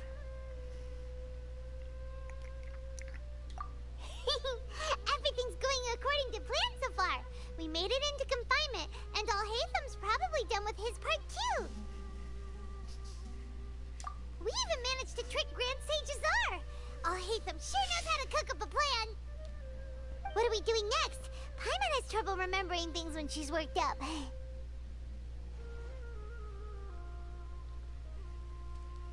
Right. Paimon thinks it went something like this. Apart from that, we still have yet another goal in the first stage of our operation, which is to send the Traveler to the confinement room. What? Why do we want to get him locked up on purpose? He's always been the person the Sages are most afraid of, as well as the greatest obstacle to their successful implementation of their plan. They are very aware of the risk he poses to them. Once the Traveler is imprisoned, the Sages will likely think that everything is under control. And with their guard down, the next phase of our plan will have a much higher chance of success. I can already see the pompous looks on their faces. Oh, that's a super tricky plan. But Paimon still thinks it's not really worth it. That isn't the only reason, of course. He has a more important task once he's in confinement. According to the Academia scholars in Ramon's custody, Lesser Lord Kusanali has sealed off her consciousness in the Akasha ever since she was captured by the Doctor. That way, they can't pry any more information from her. Even if we break into the sanctuary of Surasthana, it will take time to awaken Lesser Lord Kusanali's consciousness. We need to do that in advance. So our job is to wake up Nahida! Okay, totally worth getting thrown in jail for. The confinement room is inside the Academia, close to the sanctuary of Surasthana. It's a completely enclosed space, and you won't be receiving any visitors. I'll work with Ramon's scholars to make some modifications to your Akasha terminal. Once you're in, get as close as you can to Lesser Lord Kusanali and try to connect to her consciousness. However, as for whether she'll actually wake up, that will depend on our luck.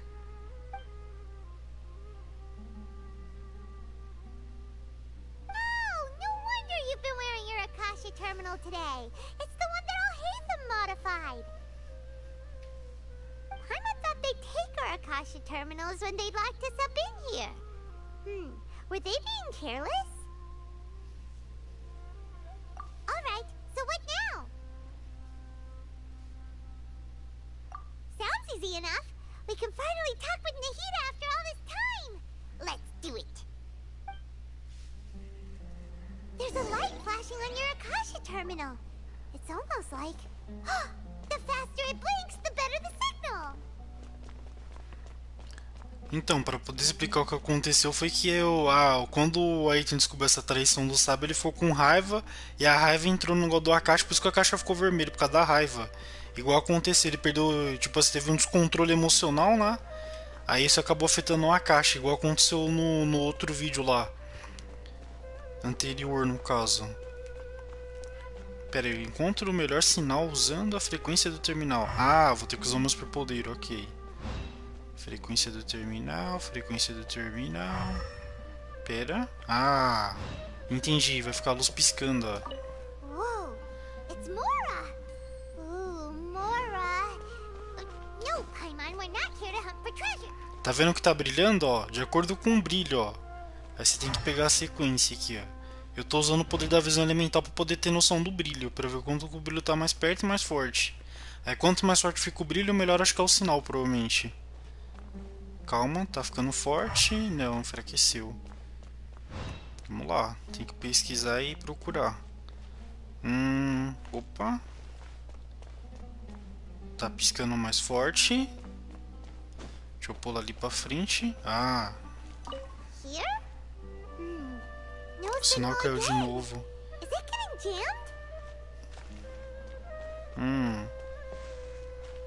Se eu tô num local circular, então tem que sair circulando e andando zigue-zague, né? Pra poder achar. Tá, calma aí. Tem que prestar atenção no brilho. Ó, ficou fraco. Deixa eu vir pra frente. Deixa eu vir mais perto disso aqui, ó.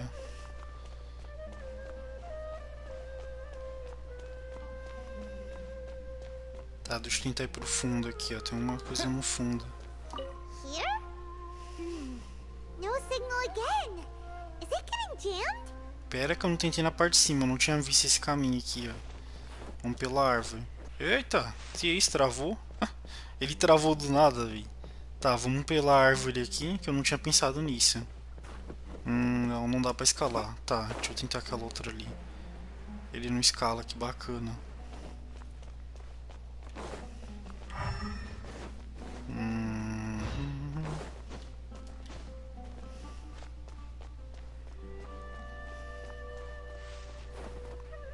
Meu Deus.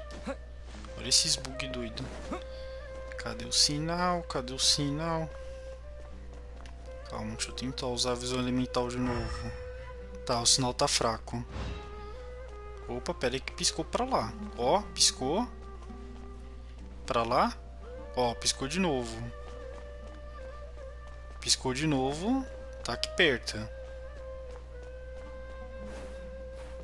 Cadê? Ah. Nossa, não dá pra escalar ali. Ele não escala. Não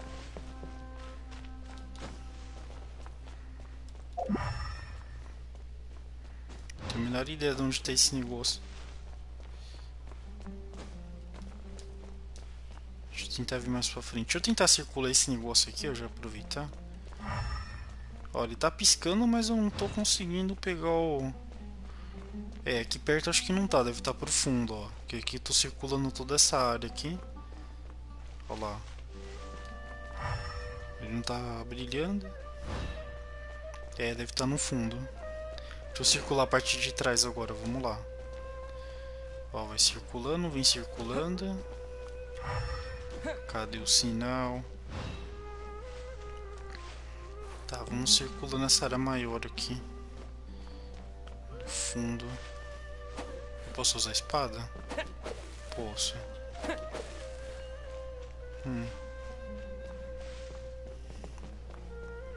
Ó, tem um lugar pra subir ali, mas acho que eu já tinha ido ali. Nossa, essa parte aqui tá super difícil, hein? Tentar se conectar com a consciência da Lorde Menor. Nossa, olha esse sinal do descubra total. Como é que eu vou saber quando o sinal tá piscando mais forte? Olha lá. Ele tá piscando igual, tem como saber, vi. Olha, ele não sobe ali. Ele não tá escalando. Nossa, tava aqui. Calma, deixa eu prestar atenção pra quando vocês vierem fazer de vocês, ó. Ó, o sinal, o último sinal provavelmente tá bem perto desse negócio aqui, ó. Esse negócio aqui, ó, tá vendo? Marca esse negócio aqui, esse monte de mistura de árvore com esses negócio de livro, com livro também, né? Marca bem essa situação aqui pra poder pegar, que o sinal tá bem aqui perto. Tá bem aqui atrás, escondido, ó. É Moura de novo? Ah não, velho, ainda é Moura, como assim, mano? Pensei que era o sinal, é Moura. Será que tá perto das árvores? Aproveitar.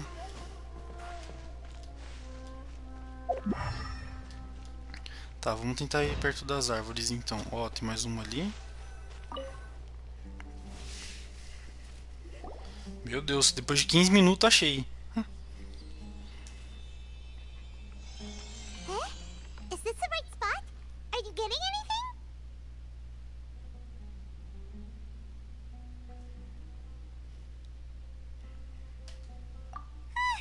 Please work.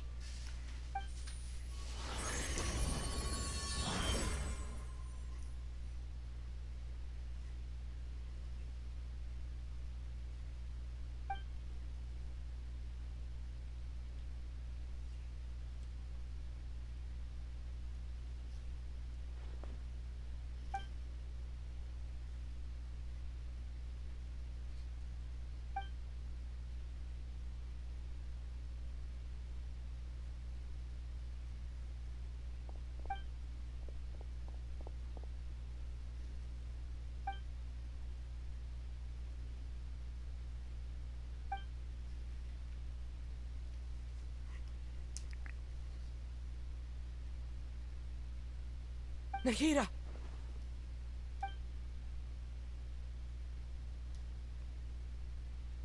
Hey, Nahida!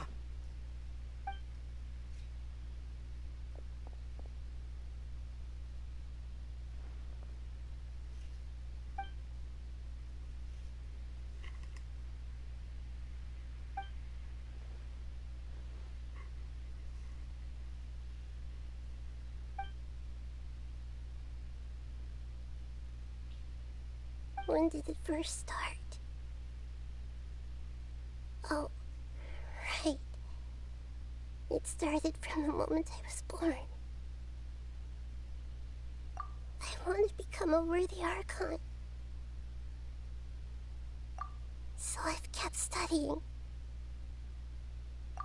Kept listening to my people and their hearts. Kept looking for a way to save Irminsul. So I can catch up.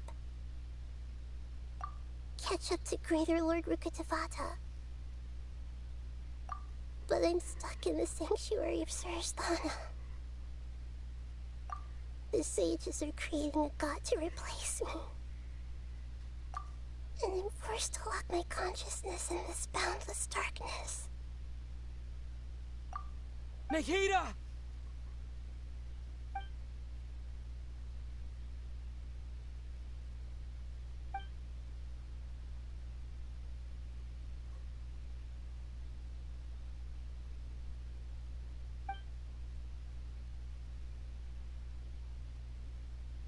Nahida!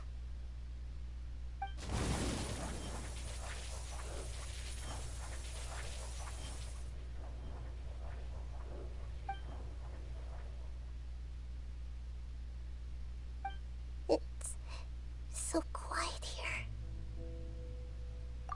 Now that I think of it, I don't think I've ever actually listened to my own inner voice.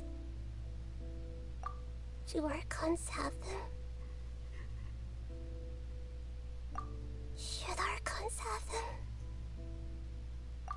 Have I been doing the right thing? Am I really not needed? How do I really feel about all of this? It's so quiet here. Since you're the god of wisdom, you've known the answers to all these questions since the very beginning, haven't you? Who are you? Whose voice is that? It sounds familiar. You're right, though.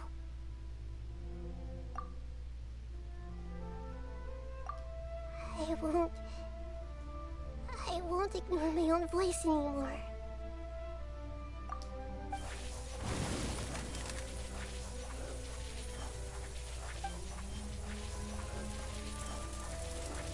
Nahida!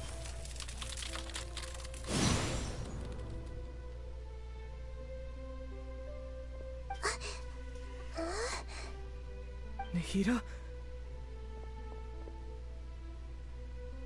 Did you wake me up? Thank you. Why are you here? We're here to rescue you. Are you alright? I'm fine. It's just... when I think of everything that's happened to me, I feel really angry now.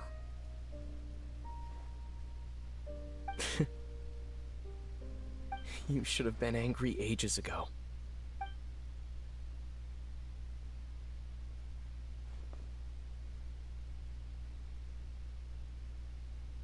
Huh?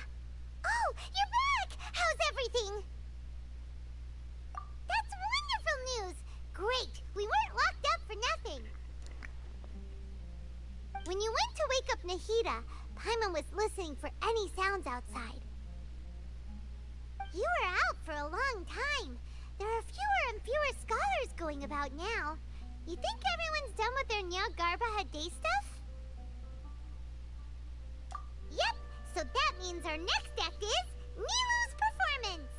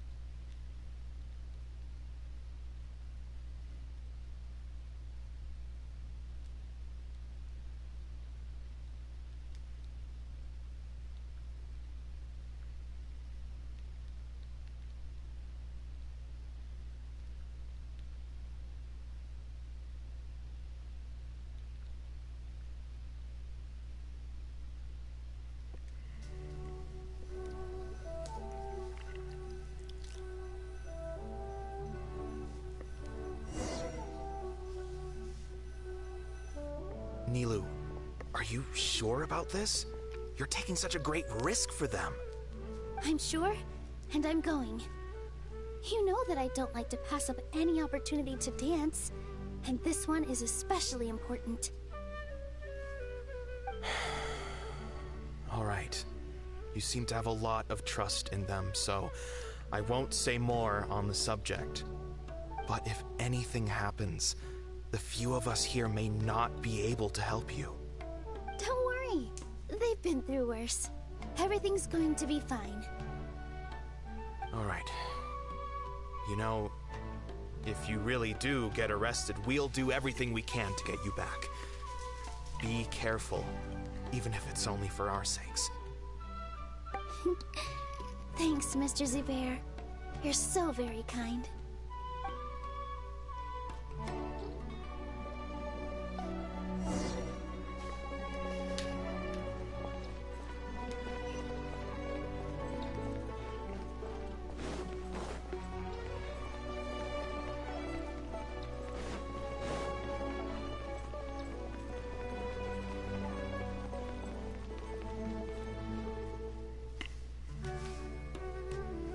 Nilou, how's it going?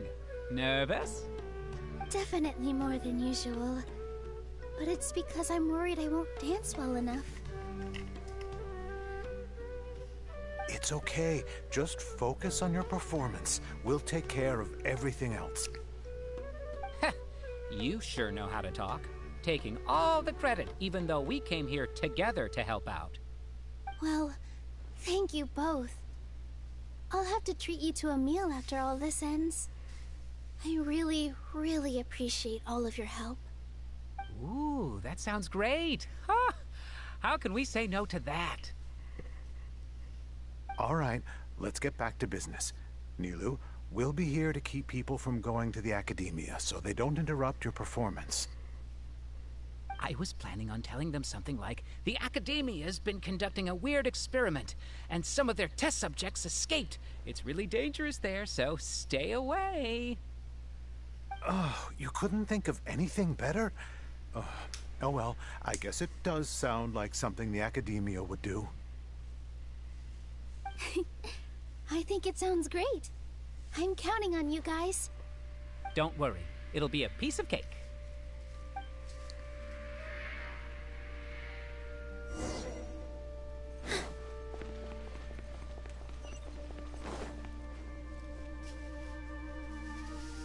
Hey, Nilou! Sorry, it's great to see you, but I'm really busy right now. Our Bait People Away with Yalda Candies plan is working beautifully. Do you want some candy? We have more than we can give out. Vihar, thank you so much for doing all of this. And even dressed up as the Knight of Flowers, no less. I'll pass on the candy, though. I cut back on sweets in the period leading up to a performance, and I'm about to start one. You have a point. The stage is cleared and everything's ready, so you can start your performance at any time. Yeah, thanks to you. I'm really grateful. All right, time to hit the stage. You're welcome. The honor's all mine, since I'll have such a great view of the show.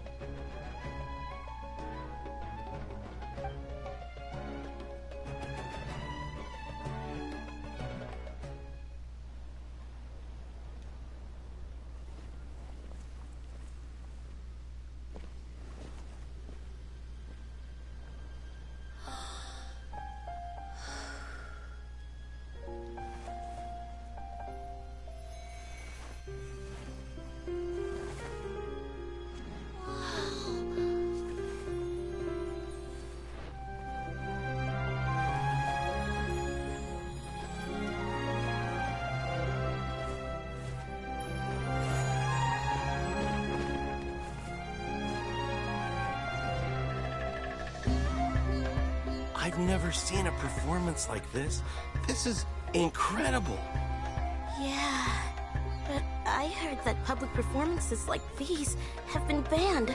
I can't believe she's doing this here.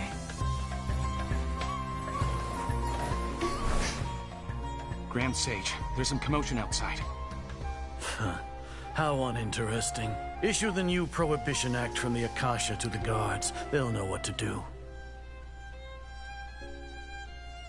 Do you think we should, like, stop her? Let's just watch for a little bit longer.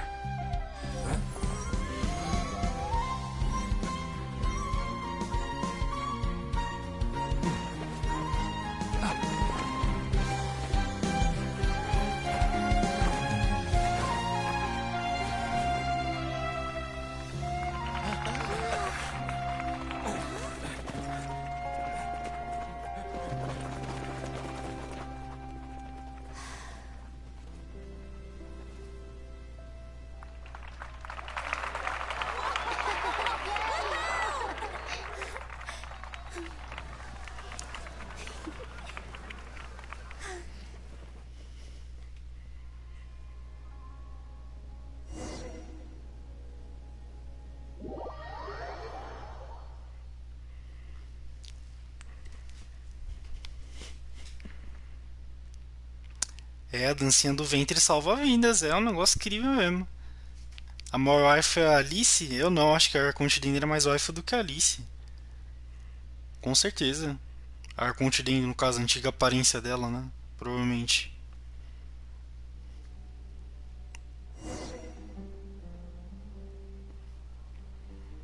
Pelo menos é o que eu acredito, né? E faz até sentido, depois que o nome dela é um Arconte, né? Did you hear that? It sounds like a lot of guards just ran by. Does this mean the plan has moved on to the next stage? Yep. It's great that everything seems to be going well. Come to think of it, when did Al-Haytham replace the knowledge capsule that was about to be entered into the Akasha? Oh, so that's when he did it! Paimon was too nervous to notice. Speaking of, didn't Al-Haytham also yoink the divine knowledge capsule from that mercenary leader in Port Ormos when everyone else was distracted? It's a time-tested trick of his. Why are we complimenting him? Yeah, he's smart and all, but he still makes Paimon's blood boil. Let's review our plan for this stage again. It's not like we have anything else to do right now anyway, and it'll help us feel more confident. Paimon remembers that Nilo's task was supposed to go a bit like this. Now that Lesser Lord Kusanali's consciousness has been forcefully sealed, the core figures of the academia and their guards have started to wear their Akasha terminals again. With the doctor's technological support, they think they have nothing to fear. How despicable of them to rely on such a person. But this is also our chance.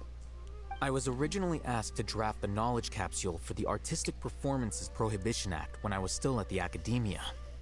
It should be on the Grand Sage's desk right now, and will be entered into the Akasha during the next Nyargarbaha Day.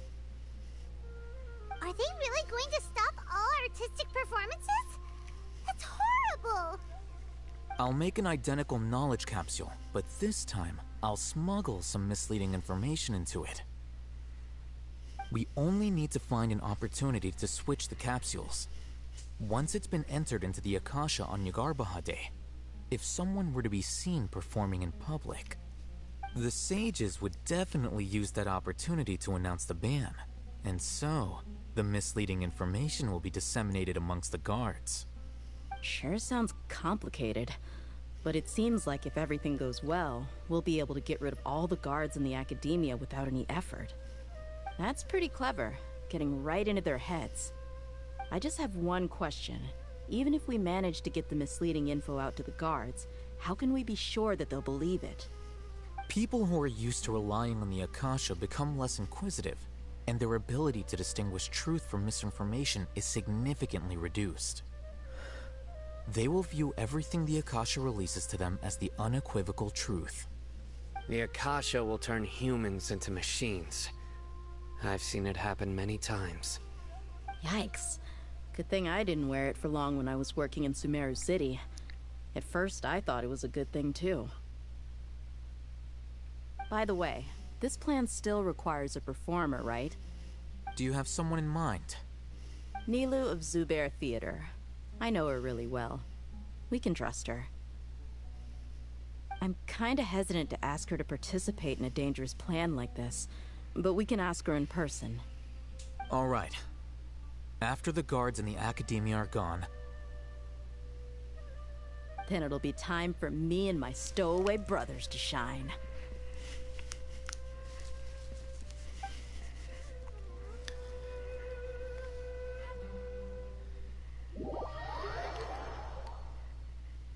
Fala, quem a família foge perto do Raeiten da Deia, né? Os caras são uns espião total, velho. Nossa, são um nível de espionagem absurdo. Tudo bem planejado no seu mínimo detalhe. O plano que eles estão armando aqui é um negócio muito absurdo. Caramba, que loucura. Mas foi bem maneira a parte do Traveler quebrando aquela barreira ali pra poder libertar a mente da Arconte Dendron lá. Isso foi bem bacana aí. Que doideira, esse plano deles tá um negócio incrível. Caramba.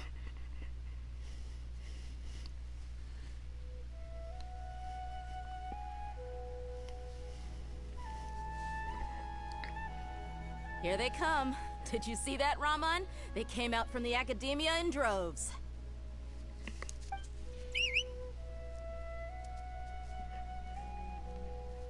After laying low in the city for so long, this is the moment we've been waiting for. My brothers have already sprung into action. We couldn't do anything to them inside their coop, but outside the Academia, this is our hunting ground. With a lioness like you, the prey sure won't be able to run far. We still need to eliminate the guards as soon as possible. If we give the sages enough time to realize what's happening, the plan's doomed.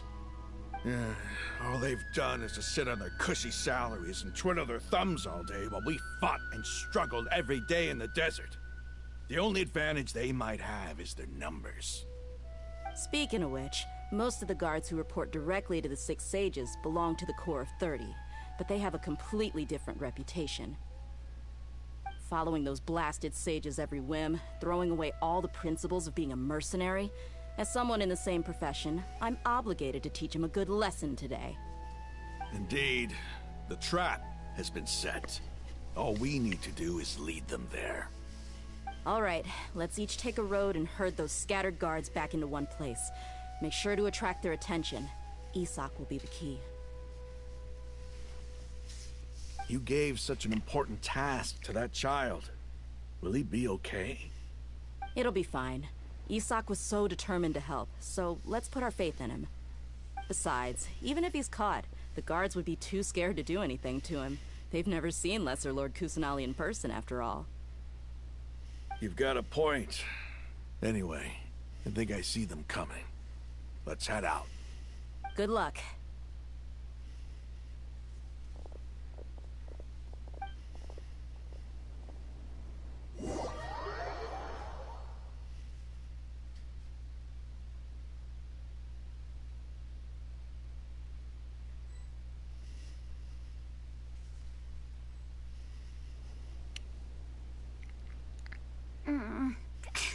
This outfit.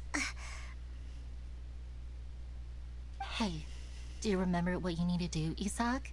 When the guards get here, you'll pretend to be Lesser Lord Kusanali and run away from them. Oh, yeah, I remember. Of course I do. I'm just a little nervous. Relax. Don't think about getting caught. Even if that happens, we won't leave you behind. You only need to think about getting the guards' attention and leading them to the Grand Bazaar. Leave the rest to us. Okay, got it. I'm here to pay back Lesser Lord Kusanali for helping Grandpa. I won't get cold feet. Hey, they're here. I can see the Academia guards.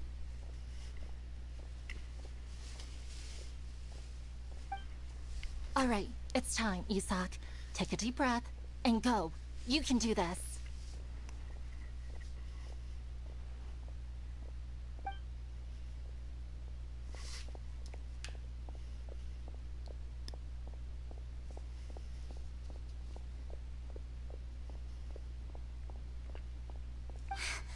Why is there a guard over there? Did he already run ahead of me? This is different from our plan. But there's no time. I need to make a choice.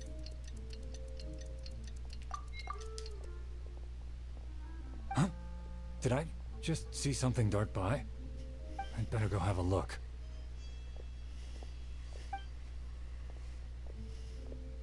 Were my eyes playing tricks on me?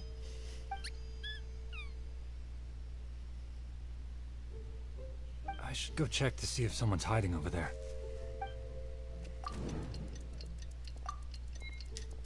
There seems to be nothing here. Just... Good thing they didn't find me. I was close. I'd better hurry and keep going.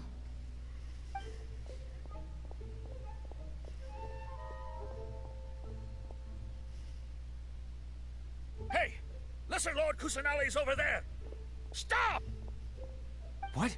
Lesser Lord Kusanali? How did I not see anything just now? Oh no, they found me. Where should I go? The target suspected to be Lesser Lord Kusanali has escaped into the Grand Bazaar. Assemble and arrest her!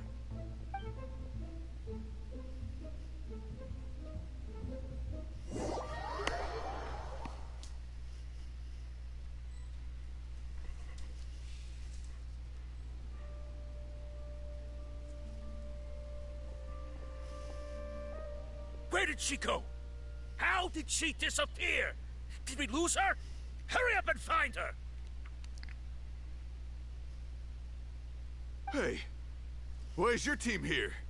Didn't we say to split up our search? Hurry! Hurry! Huh? This place is... Why are you all here? Yeah, isn't it one heck of a coincidence? Everybody's here. What on earth is going on? I suppose that's all of you? Who are you? Did you set us up? What are you planning? Phew, that was rough. I almost got caught.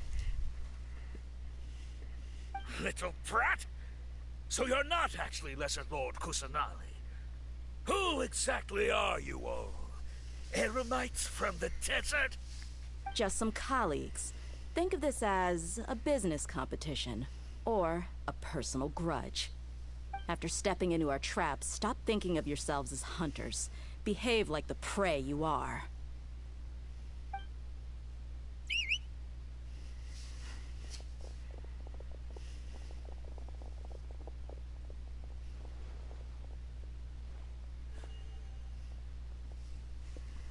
An ambush? How's that possible? This is Sumeru City, but mercenaries from the desert somehow ambushed us! You've spent all your time hiding away in the academia. This place has long since become our hunting ground. Brace yourselves! Eita, mas hoje o bagulho vai ser louco, filho. O pau vai quebrar. Bora! É isso aí, mano. Agora a Leo vai mostrar suas garras. Só round. Já era, velho. E F guardinha.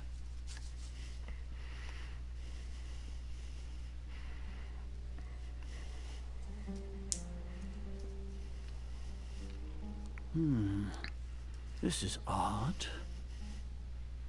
The academia has quieted down after the conclusion of the Niagarbaha Day ceremonies, but it's much quieter than usual. Where are the guards? Why have I not seen a single one? Guards? Guards! Grand Sage, how may I be of assistance? I called for the guards. Why did you come? My apologies, Grand Sage. Right now, all Academia guards have entered the city to perform the ordered arrest. I thought you knew. Arrest? Who is there to arrest? I have an ominous feeling. Arrest Lesser Lord Kusanali, right? Is that not what the order was? Lesser Lord Kusanali? You mean she has disappeared? Yes. I wouldn't dare make up something like that. Right now, everyone is in a panic, and many are saying that Lesser Lord Kusanali will take revenge on us. What happened? Just what is going on? Lesser Lord Kusanali somehow escaped? Was it Alhaitham and his party that freed her? That's impossible. The Academia is heavily guarded today, and any order to release Lesser Lord Kusanali would be strictly confidential. Besides, Alhaitham and the Traveler are already in our hands. What manner of trickery did they employ? How could Lesser Lord Kusanali disappear into thin air? Disappear? Wait. How was the arrest order distributed to the guards? It was issued by the Akasha earlier today.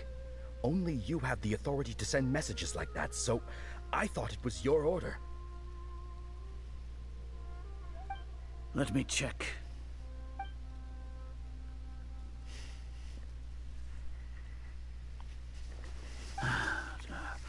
Here. Lesser Lord Kusanali has escaped from the sanctuary of Surasthana. Go to the city and arrest the escapee immediately. The Akasha indeed contains this information, and it clearly appeared in my mind. How did they bypass my permissions to issue this kind of message? Was it the report about the Traveler that Alhaitham submitted? No. I specifically checked that knowledge capsule before entering it into the Akasha.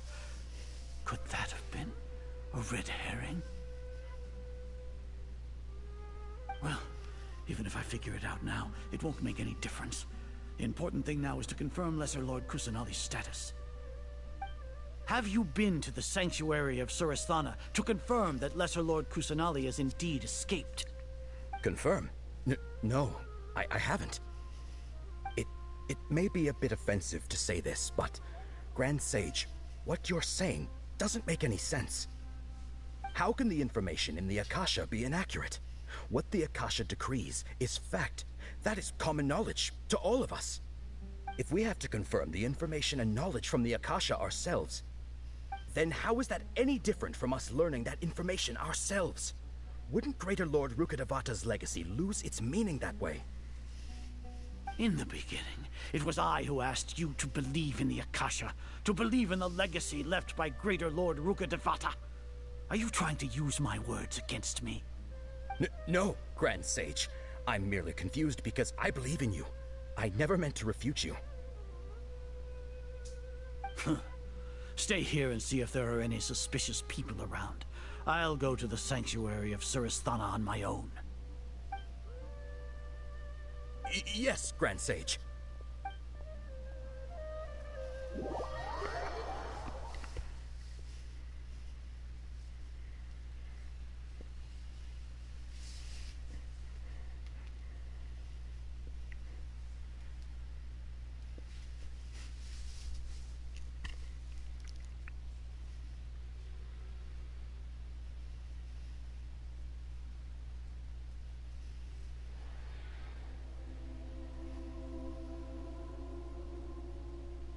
Lesser Lord Kusanali has escaped from the sanctuary of Surasthana.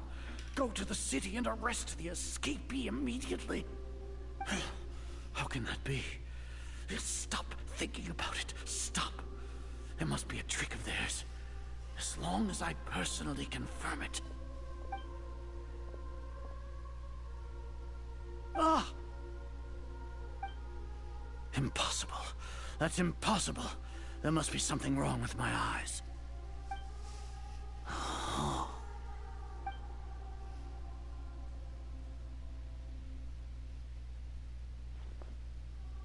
What a comical sight as are.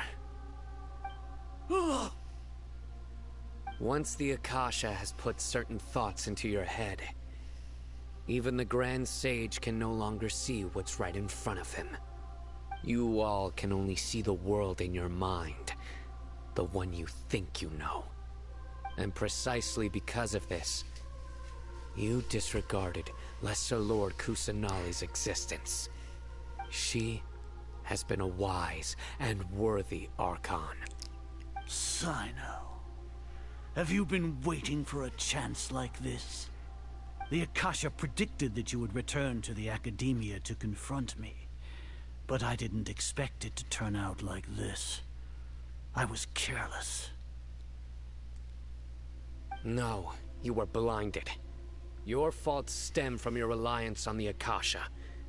You're still the same as always. I truly did not expect a proud person like you to cooperate with Alhaitham and the Traveler. People change, Azar.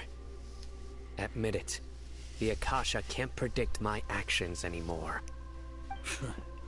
Then tell me, what have you found during your investigation? You want to buy time? This is the sanctuary of Surasthana.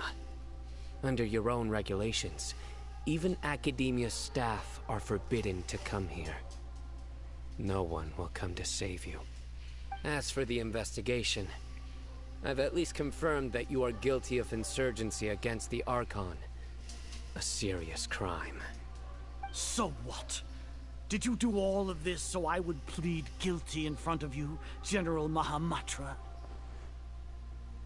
No. I want you to plead guilty in front of the Archon herself. You once said that I had no standing to judge you.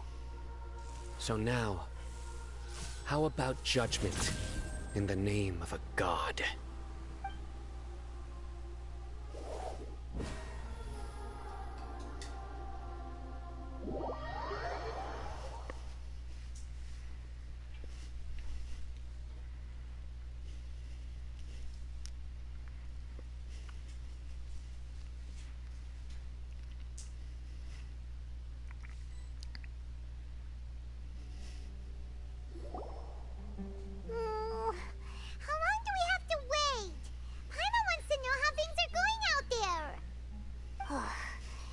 Hasn't heard any sounds outside for a while. Hopefully something bad didn't happen. Yeah, but aren't you scared that we might be locked up in here for the rest of our lives? Thinking about it, at least Paimon has you. We could still chat like this. When Paimon thinks of Nahida being imprisoned alone in the sanctuary of Surasthana, Paimon can't help but feel sorry for her.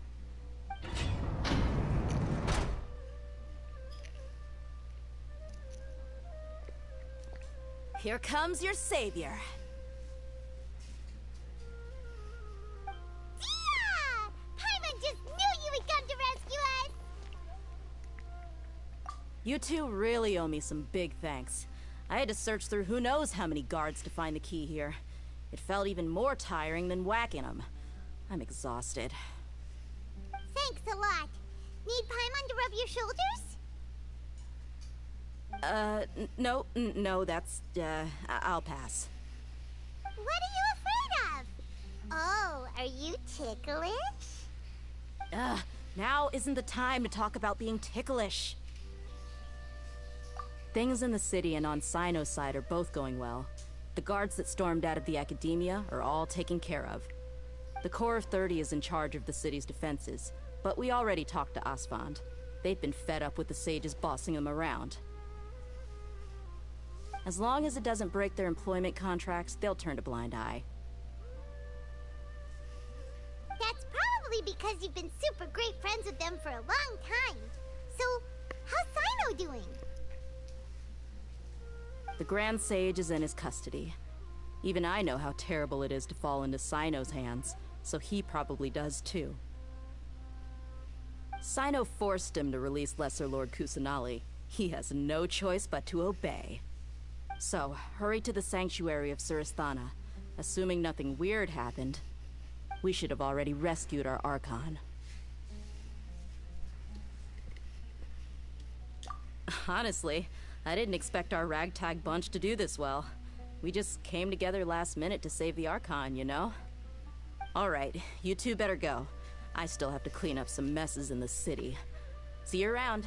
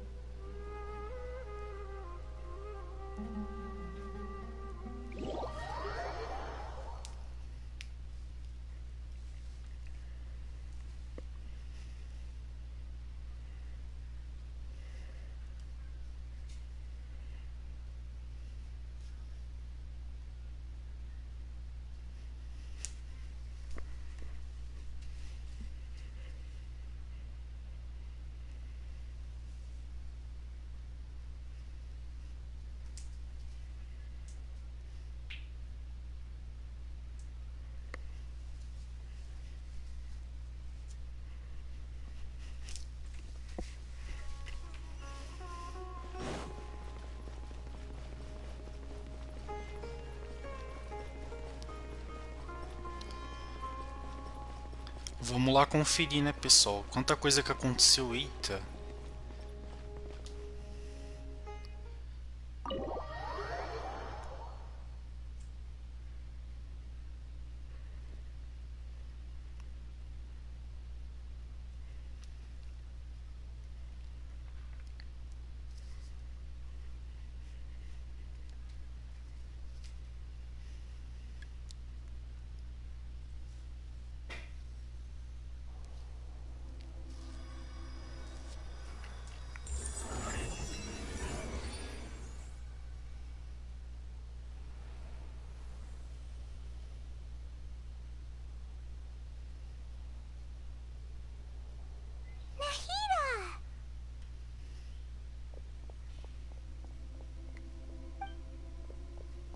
Should I say it's nice to meet you?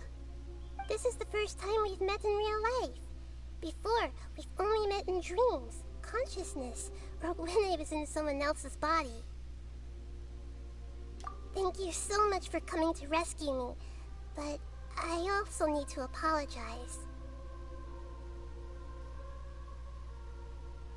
During this time, I did some self-reflection. My sense of inferiority and yielding to the academia led to all of this, and created so much trouble for you all. Exactly! We're here because you're a good Archon and one of our friends! Thanks, you two. Amazing. So this is how it feels to walk out of that cage with my own body. It's like I just had an endlessly long dream. I can't even tell if I just woke up or was only now born into this world. My concept of self has become so clear. But now doesn't seem to be the time to indulge in this feeling.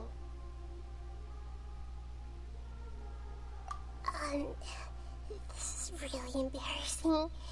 You all just rescued an Archon, and now she needs your help to save her country, and even the entire world. It's okay. With you here, Paimon's sure that everything will work out. There's one more thing. What is it? For all the things the academia did to me, and for all the folly it committed in the name of wisdom, as their Archon, I will make them pay. Ah!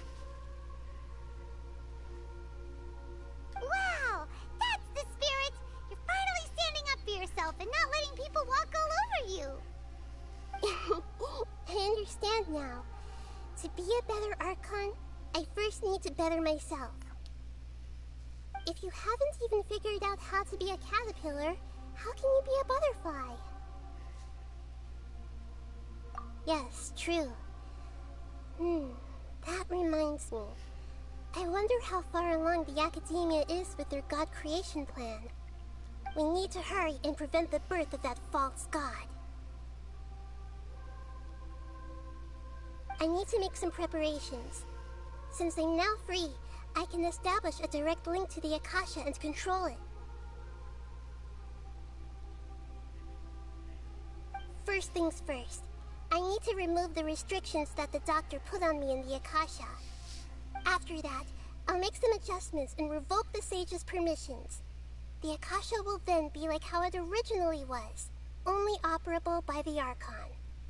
After all, the academia betrayed Greater Lord Rukkhadevata's trust. This might take some time. In the meantime, you should also work on your own preparations. If we don't stop the god creation plan in time, we'll be in for a tough fight.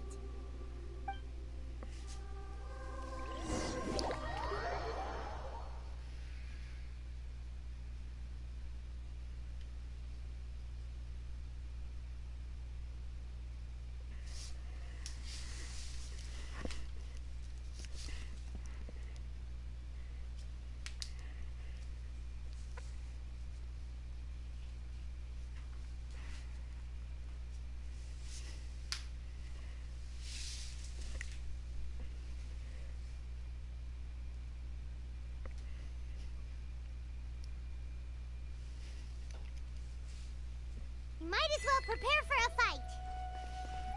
When we're done, we can take a walk around. After all, we missed out on a lot of stuff when we were locked up.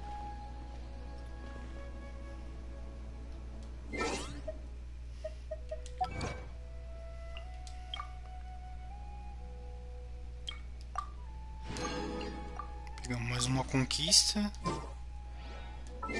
E vamos lá adiantar a hora de novo. É pra adiantar pra 4 da tarde? Agora tá tarde daqui a pouco já. Pera aí, a quarta tá do outro dia? Tá perto já. Será que é do outro dia? Nossa, que cena incrível foi da Narida agora. Finalmente eles encontraram o Arconte dentro. Deixa eu adiantar a hora aqui. Aqui tá travando. Pronto. Tá travando. Não tá indo não? Vai. Nossa, não tá indo. Não, apertei demais. Tá, deixa eu ver se vai. Ah, já foi, ok. Cadê? Onde é que tá o negócio? Ah, só falar com ela de novo, tá. Vamos lá.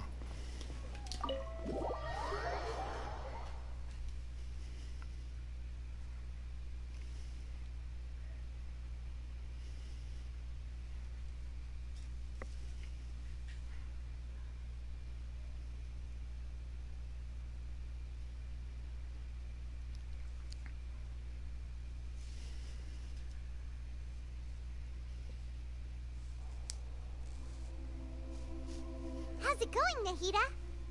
I'm done with the parts that needed my involvement to complete. Although it's my first time working with the Akasha like this, its internal structure and operation procedures are easy for me to understand. Greater Lord Rukkhadevata's design is truly brilliant. Oh, also, this is for you. Huh? What's this little floaty thingy? It's a small device I put together just now. You can think of it as an upgraded Akasha terminal. You may not need it right now, but it should be helpful in certain situations. Wait! This thing has the same characteristics as Paimon! We're both small things that float! Oh, all the things that make Paimon special got copied! When Paimon appears with the Traveler from now on, people won't remember Paimon because she isn't unique anymore! It's alright, Paimon. It can't replace you. It's only a flying device, but you're the Traveler's irreplaceable friend. You're so good at comforting people, Nahida. If only the Traveler was as smart as you.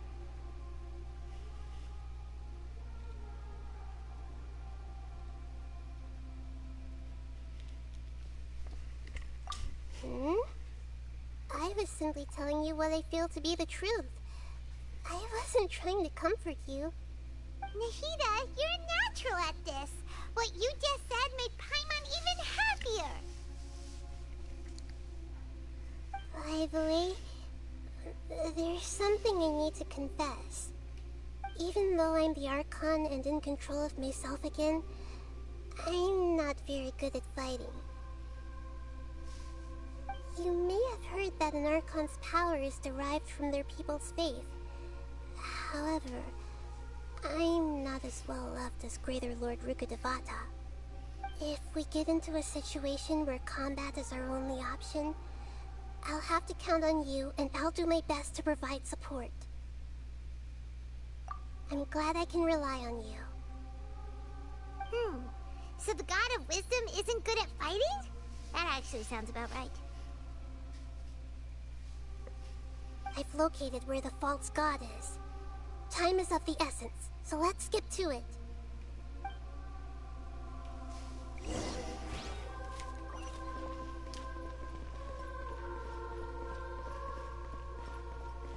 Nossa, esse cenário aqui, que incrível que tem esse negócio aqui dentro, hein?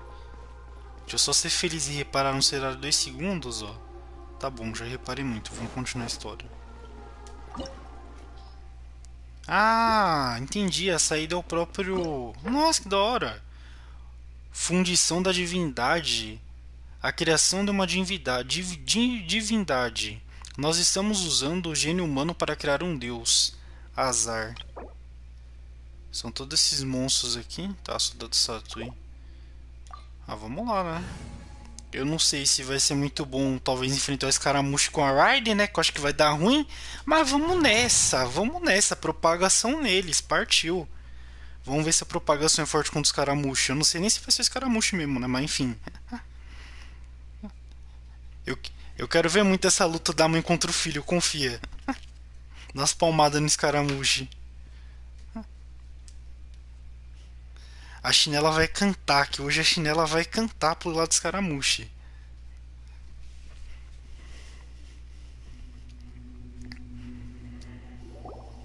What is this place?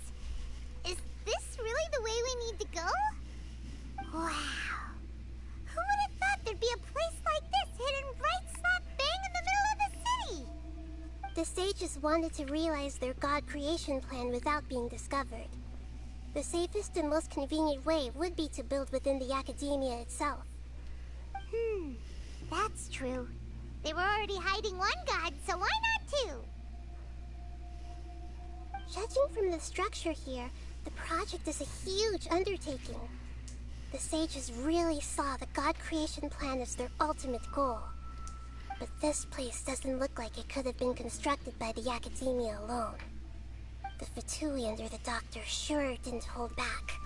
They provided a lot of technological support. Yeah, or else they wouldn't have been that generous.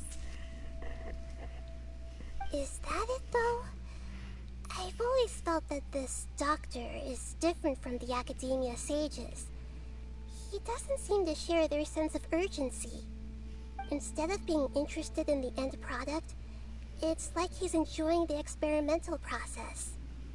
The Fatui Harbingers are all such weirdos. So, the Doctor being weird is actually normal. So, this Fatui that they're trying to turn into a god is called the Balladeer? We had previously come into contact with his consciousness. He harbors particularly strong obsessions. One is the desire for a gnosis, since he was created to be the vessel for one. The other obsession is probably related to his past. I can't quite explain it. Paimon knows that he was a prototype puppet for the Raiden Shogun before he became a Fatui Harbinger. That's why he wants a gnosis so badly. There's no way he'd willingly be a test subject. Now with that temper and ego of his. It sounds like you know the Balladeer quite well. I see. Tell me more about him and what he's like. The more we know now, the better we can plan for and react to any future situation.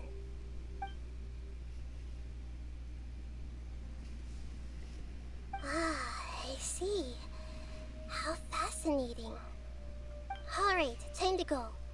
Let's get through here and meet him in person.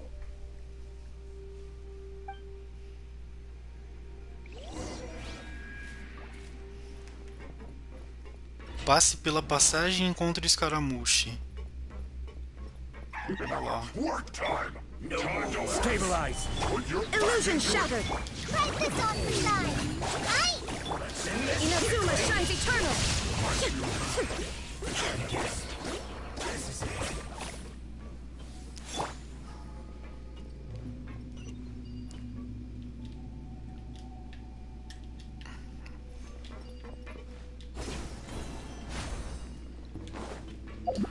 Não, oh meu Deus do céu.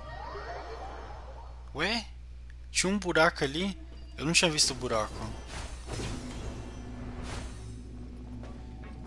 Tá, tem que escalar isso aqui. Tá, vamos lá. Ué? Pra cá? Calma, deixa eu ver o que tem aqui atrás. Não, essa estrutura. Tá, pra cá. Será que aqui no meio? Ah, a porta abriu sozinho. Nossa, olha esse lugar. Eita. Parece que eu tô dentro do gigante das ruínas, né? Lembra bastante um pouquinho o gigante das ruínas, mas vamos lá. Que isso? ground seems all messed up. Let's go around and see if there's a way to fix it.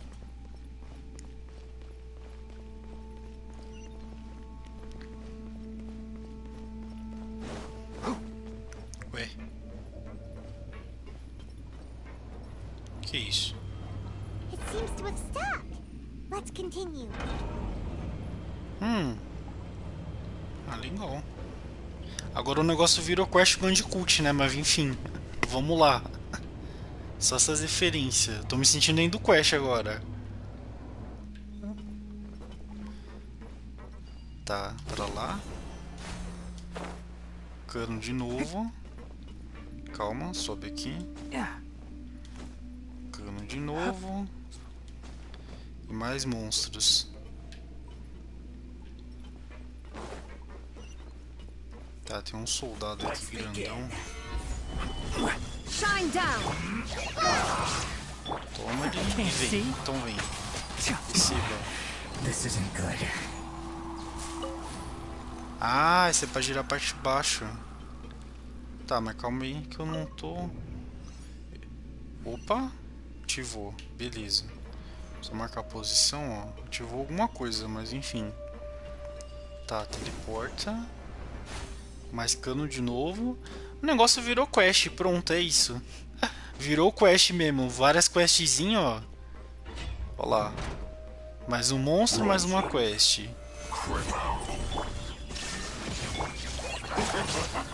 Eita, nós. Ok. Ah, tem mais. Eu não vi o segundo, calma aí. Illusion shattered. Puxa pro papai Zung e bora. Aí.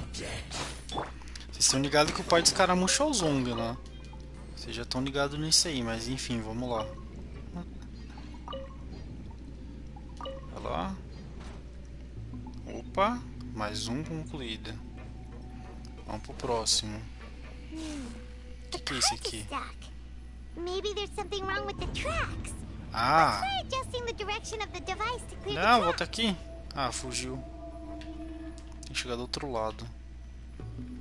Ué? Tá, ele foi pro outro lado de lá. Tá, deixa eu girar de novo. Ah, entendi. Para fazer ele pra esquerda, né? Ó, vamos ver. Ele tá vindo, tá vindo, tá vindo, vai virar. Vamos ver se ele vai pra esquerda. Nossa, certinho. Tem que fazer ele pra esquerda pra ir naquele lugar ali, ó. Tá, agora daqui eu acho que eu já posso ir voando, talvez, né? Ó, tá chegando. Tá bom. Aí dá um TP pra lá. E dá ali. Calma, deixa eu puxar o de pedra aqui. Então receba da mamãe. Toma aí. 64 na face.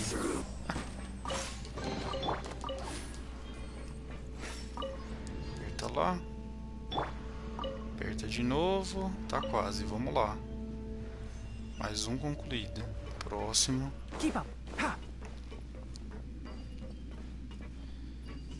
Tá, dá um TP pra cá. TP para lá. Tá, agora aqui são dois diferentes. Ó, tem que girar. Não, tá errado. Não. Calma, é que eu não tô conseguindo pegar o time do negócio aqui. Eu acho que é pra lá, né? Não, era pro outro lado. Não, acho que é pra cá. Ah, pra lá, tá, entendi. Deixa eu virar o outro agora. Ó, vamos ver se é isso. Calma, deixa eu só esperar ele passar. Vamos ver se eu acertei o time. Acho que é isso. Vamos ver. Ah, era isso mesmo. Tá, agora por aquele lado que é. Pra frente. Ai, pronto. Pulei. Mais monstro de novo. Dá uma montada na roda aqui. Illusion shattered. Receba. Ah, não vi esse aqui. Vai. Foi. Ah, não. falta aquele ali ainda. Shine down. Now you shall Choque do perish. trovão. Dale. Nossa, ainda tem ela também. Bem, receba as 53 calafrices. Bate com ele e estoura com escaramuchizão. Oh, escaramuchizão não, Tagnério.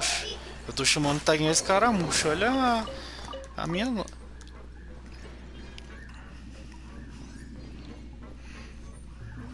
Tá, agora acho que é o último. Não. Não. Eita, esse tá difícil. É o último, ó. Tá chegando. Mais um. Foi.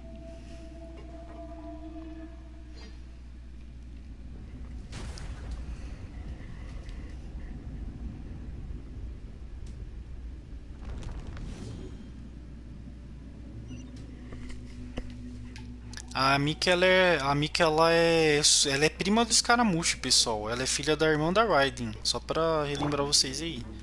Deixa eu pular lá. A Mika, ela é prima do escaramucho, porque ela é sobrinha da Raiden. Se o escaramucho é filho da Raiden, então logicamente a Mika é prima dele, né? Mas bora lá. Ah, era o elevador. Entendi.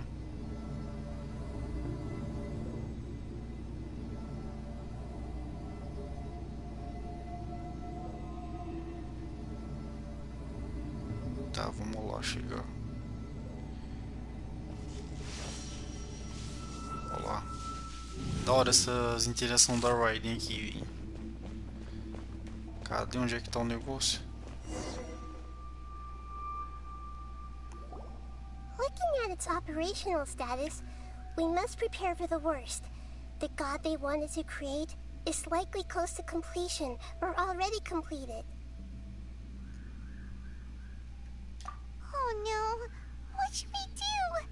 Paimon can't imagine how hard it would be to fight against that Fatui Harbinger with a Gnosis.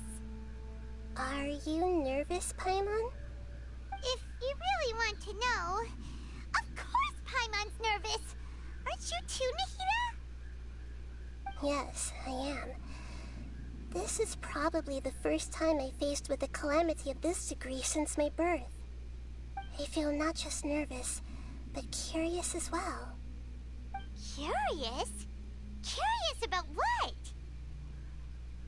Curious about our fate. To me, everything we perceive in this world, everything we learn, and everything that happens to us is considered knowledge. And if it's a form of knowledge, then it can be understood.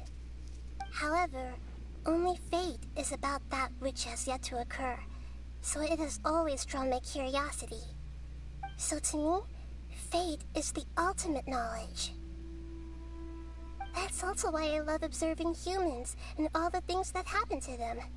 It all brings me great satisfaction. And now, at long last, I'm not just an observer anymore. I will personally experience my own fate with you by my side. Isn't this such a wonderfully exciting thing? Ah, so that's what you mean. Paimon thinks she understands what you're feeling. Agreed. Okay, let's continue on. I can sense his aura from here. Opa, pera aí, como assim a aura dele? Ué? Tecnicamente, se ele é um boneco, não era pra ele não ter aura? Opa, furo no roteiro? É sério mesmo? Como é que ele tem aura se ele é um boneco? What? Pelo menos o Super Choque me ensinou que a pessoa que não é humana não tem aura. Quer dizer que o boneco não tem aura, véi. Isso que o Super Choque me ensinou. Então o Super Choque mentiu pra gente? Eu acho que não. Que? Tá legal, vamos lá, né?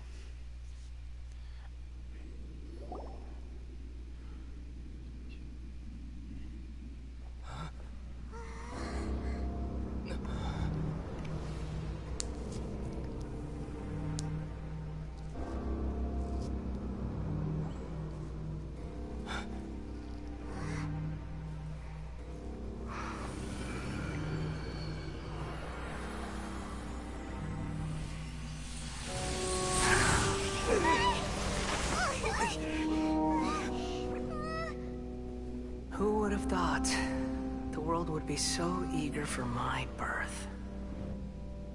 I remember you, Booer, the god of wisdom, and standing beside you, the traveler. Is he all-knowing and powerful now like Greater Lord Rukkhadevata? No, I can't feel the same kind of divinity I felt from the Greater Lord. It seems that the sages didn't get the chance to infuse the divine knowledge capsules into him. But even still, he has undoubtedly become a true god now. So we're too late? The Balladeer has already become a god? The Balladeer. A long bygone title. When my spirit ascended to divinity, I felt as if I had existed for the same number of epochs as heaven and earth. Looking back, the existence of what once called itself Kunikazushi appears infinitely small and ugly.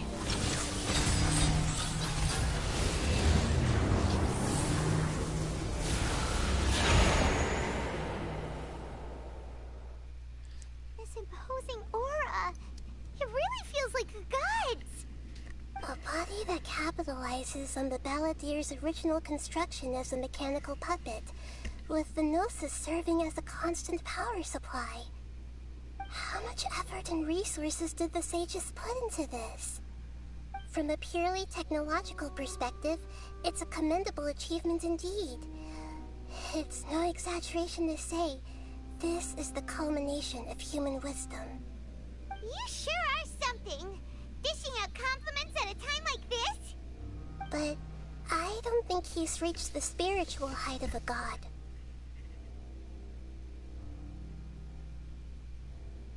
Strife is engraved upon every god and every gnosis brought forth into this world. Can you feel it? The exhilaration of such power, and the thrill of anticipation for our contention. Hito wouldn't feel the same things as you! Do you not realize that you are interrupting a conversation between gods? Lowly creature, know your place. The strife engraved upon a Gnosis. You're talking about the Archon War.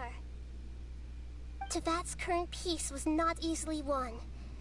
I didn't personally participate in the Archon War, but the way I see it, all those losses were meaningless, driven by the demands of the laws.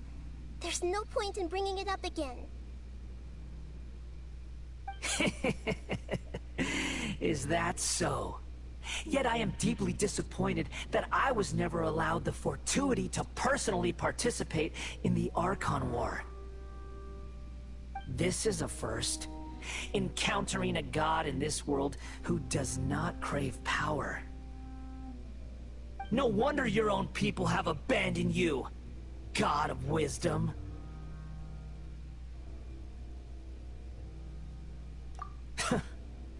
Your judgment is as your existence, unsubstantial. This is where everything ends, Booer, the god of wisdom. You should know that wisdom cannot solve every problem. Like now, where your only option is to face me in combat.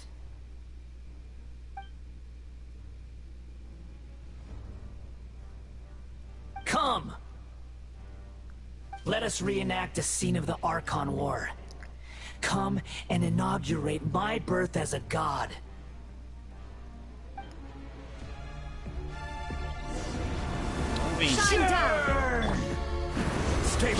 Puxa o Zong. Eita, nós. Calma, puxa o tag nele e veio. Então receba a propagação. É, a propagação tá fluindo, mas o problema é que ele tá tacando um monte de poder. Nossa, que batalha insana, velho. Ai, socorro ao fogo. Ui, pulando o escudo do Zong. O escudo do Zong me salvando aqui, velho. Nossa, ele tem poder do gelo também. Que da hora. Eu não sei se eu ficar admirado ou fico com medo dele, né? Vamos lá, tá com propagação. Meu Deus, que medo. Se ele tocar o negócio da ordem, lascou, velho. Nossa, o que foi isso? Dá o raio nele. Vai lá. Ai, quase que eu fui de base. Calma, o que tá aparecendo ali pra me fazer? Poder da Arconte dentro? At my command, Nossa, ele tá puxando eletricidade. Meu Deus, que medo. Nossa, você é louco, esse raio. Calma. Taca a propagação, vai ter Ignere, estoura. Aí.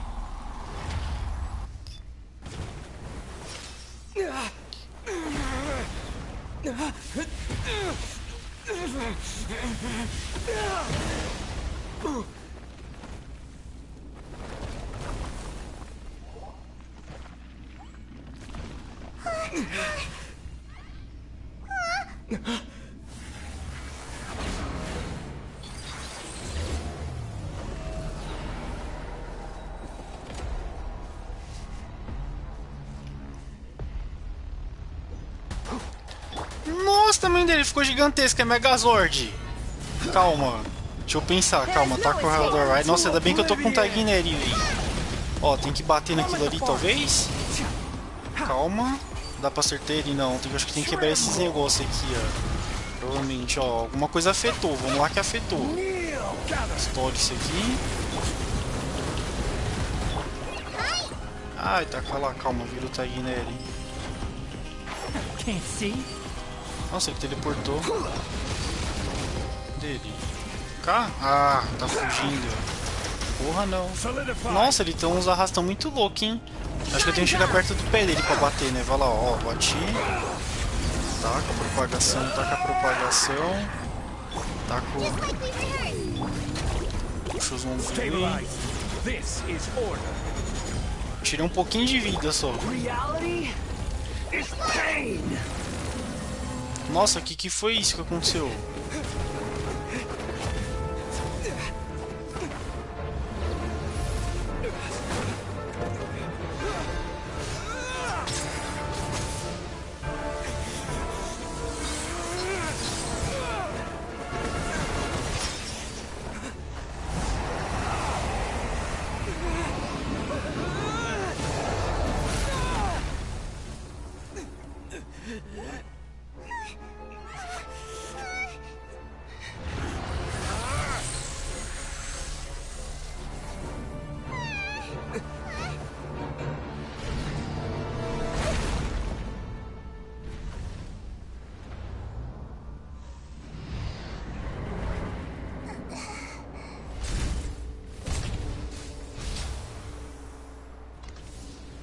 This is supposed to be a battle between gods, yet you choose to hide behind a mortal.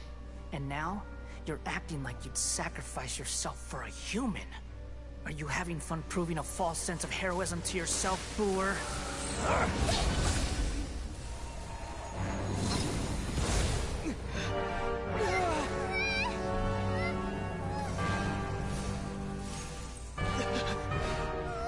The data collection is almost complete. Do you even know how many times you've tried to take my gnosis from me?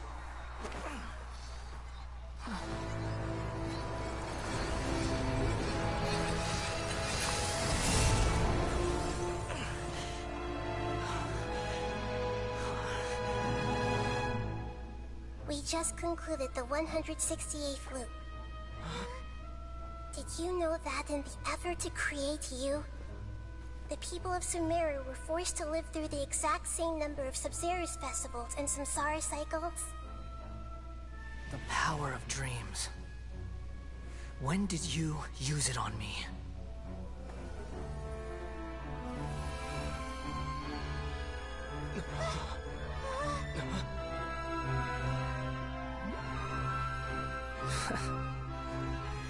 You can't even defeat me in a dream. What do you hope to achieve with this little trick? Come, Traveler. Just like before. Allow me to awaken the memories in your dreams. All that battle experience! It's more than that. Compile everyone's wisdom in the name of the Archon. That is the original function of the Akasha. I've sent everything that happened just now to the people of Sumeru in the form of knowledge.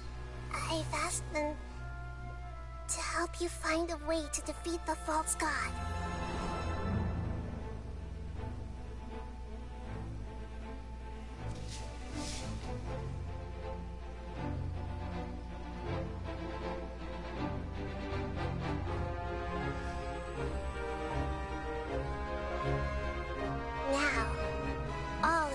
Father's wisdom is at your disposal. Meaningless tricks won't save you.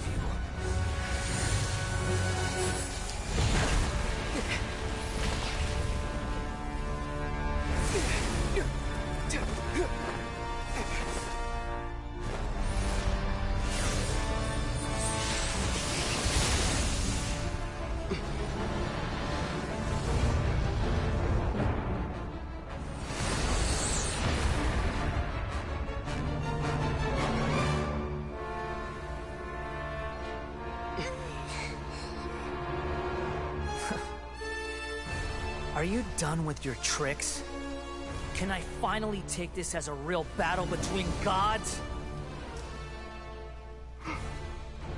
I'll leave this to you. The first sage of Boer.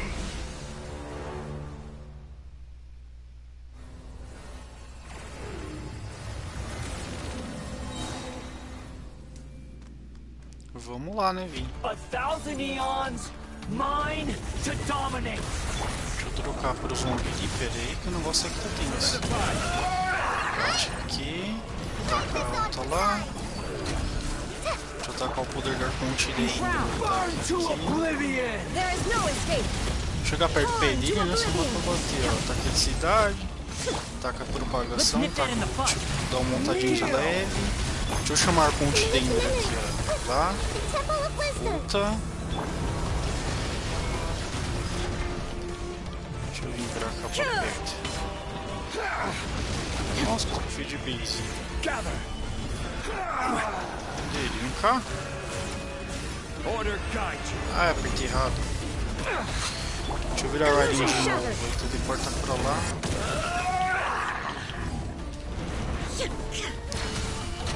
Taca. Caramba, cadê a habilidade? Chama ele de volta, de puxar o escudo dos zombiris. Tá quase. Tá quase. Propagação. É, a propagação tá dando certo, ó. Deitou. Já vamos com a Arconte. Puxa aqui. Nossa, ele fez uma esfera gigantesca, vi. Tá, tem que fazer o que aqui? Tá com a propagação. Ah, foi fazer a propagação, ó. Destruir a primeira, destruir a segunda e destruir a terceira.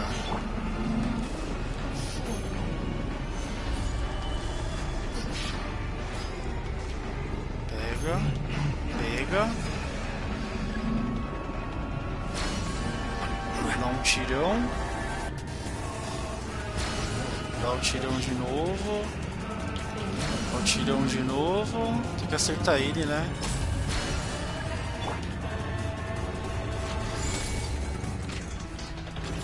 Your new god awakens.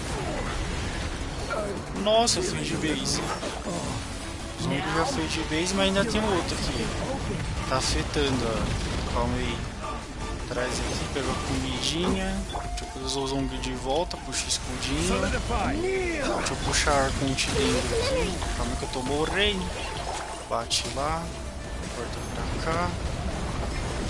Ó, que estamos conseguindo.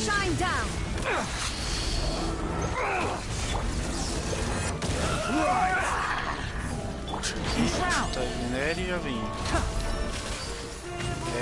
Tagneri. É, o Tagneri tá adiantando, velho. Pra cá.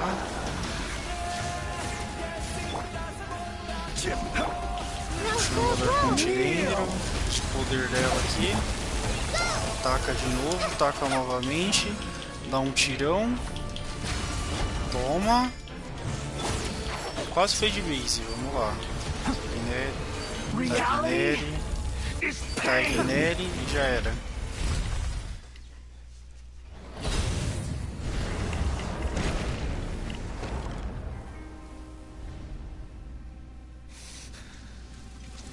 Humans. Filthy humans.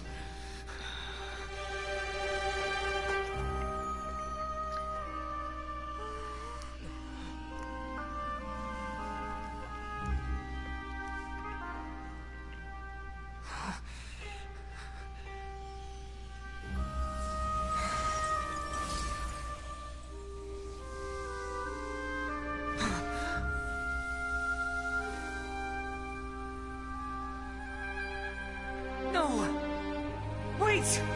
Please! Anything but the Gnosis!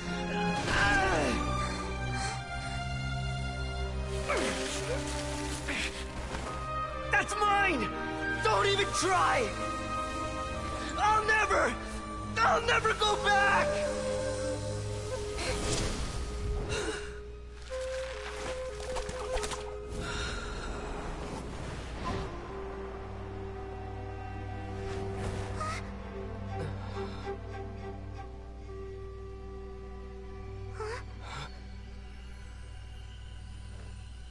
We haven't yet found the answer to the most important mystery. Irminsul is still waiting to be saved. With the power of another Gnosis, we may now finally understand the last memory of Greater Lord Rukkhadevata.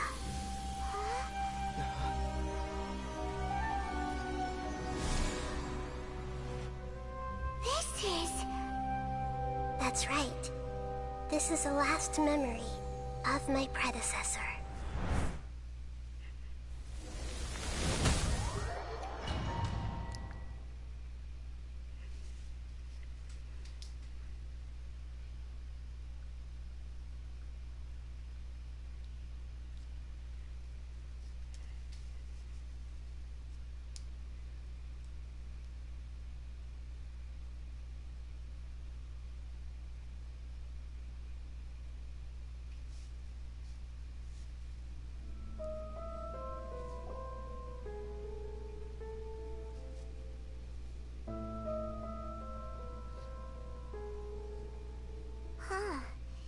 This sure seems very different from what Paimon imagined. Shouldn't Irminsul be in this realm of consciousness? Yes, that is our destination. But I didn't expect the remaining consciousness of Greater Lord Rukkhadevata to be as polluted as this.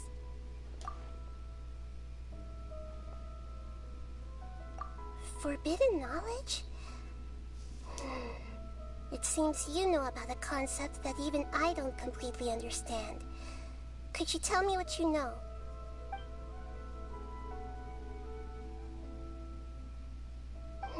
Your inference seems logical enough. Forbidden knowledge once polluted the desert thousands of years ago, but was successfully repelled thanks to King Deshret's self-sacrifice, and Greater Lord Rukkhadevata nearly exhausting her power. Then, a second instance of forbidden knowledge pollution occurred during the Conria Cataclysm 500 years ago. But I'm afraid it is much more serious this time, with Irminsul itself already in danger.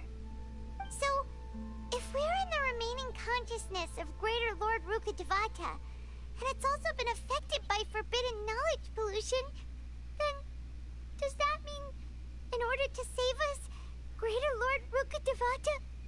Yes. It's very possible that she sacrificed her life in the fight against forbidden knowledge. She didn't completely eradicate forbidden knowledge, but if it weren't for her actions, the pollution would have been far more rampant over these past 500 years. The way that everyone, including me, has forgotten everything about forbidden knowledge may very well be due to her restoration of Irminsul. Do you feel sad, Nahida? I'm just sharing her pain. The pollution of her consciousness here is severe. There is madness, chaos, and pain all around us. Did she fight to resist the forbidden knowledge pollution in such terrible conditions, all the way up to her last breath? She even used her last remnant of lucid consciousness to leave a clue for us to follow. Yes, her words were distorted by forbidden knowledge, so that's all we could hear. But now, we have a chance to find the answer to this mystery. We can cross the polluted consciousness until we found the right path to meet with her lucid consciousness. And then, we'll let Greater Lord Rukkhadevata tell us the truth in person. Each of us need to be mindful of the state of our own consciousness while we are here. Even with the Gnosis's protection, we must always keep a clear mind. Otherwise, we could go mad at any moment. That's so scary. easy enough for you to keep that mind of yours clear, Paimon. Let's go.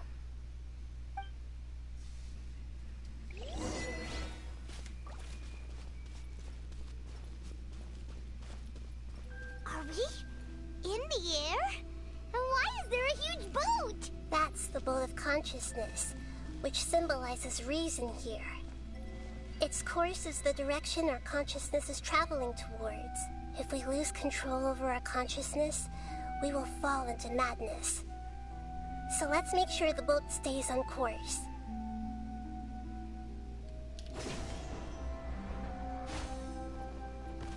Wow, what are these? The monsters seem to have been affected by them.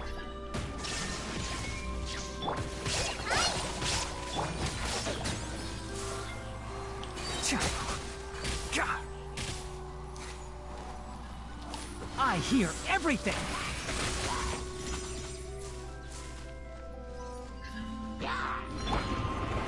Solidify!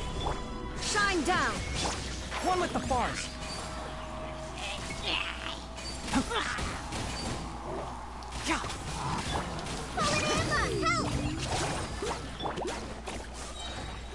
Stabilize! This is order! There is no escape!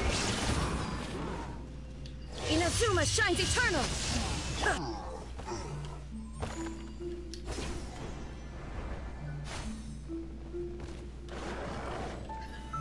Solidify! Enshroud!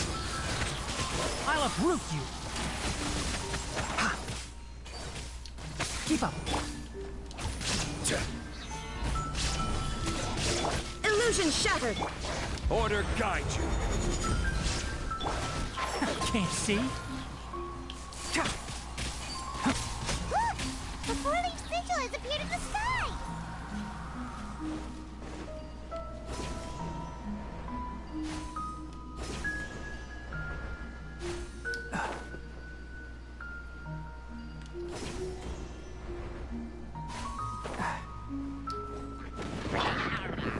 Gather! Shine down! Just like we rehearsed!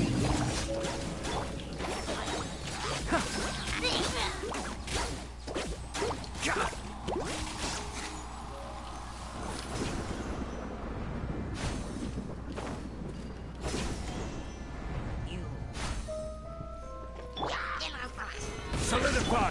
Illusion shattered! Enshroud! I hear everything!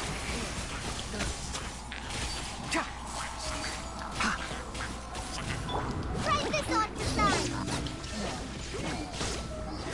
Now you shall perish! Gather!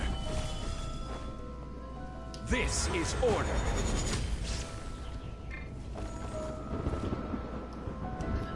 One with the bars!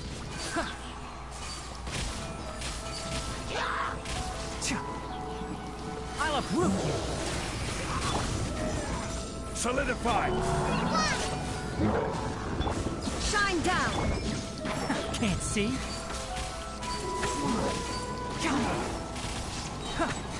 Let's nip that in the bud! Stabilize! Order guide you! To control the boat of consciousness, we need to find the helm first.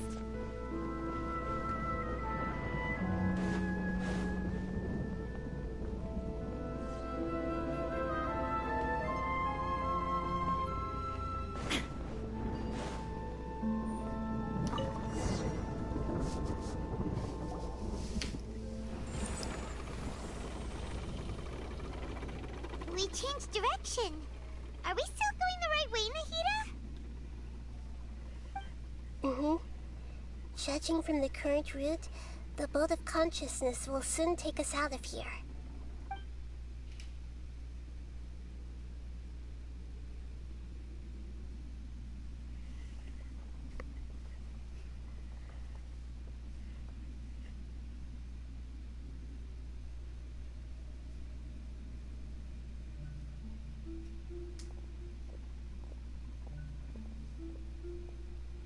We'll be arriving at our destination soon.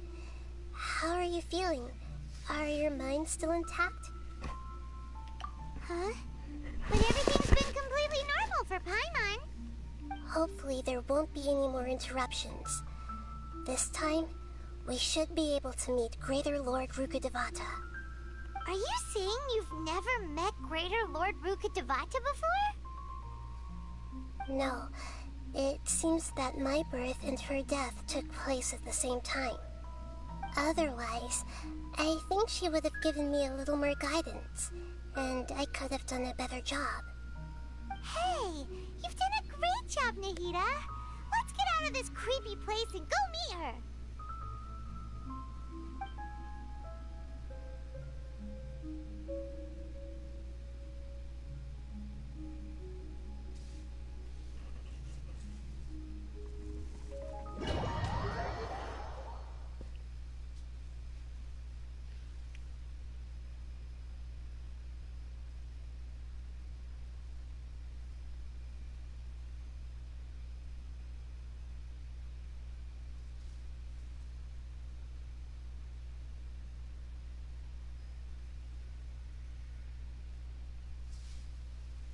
So, is this the place you were talking about? The base of Irminsul?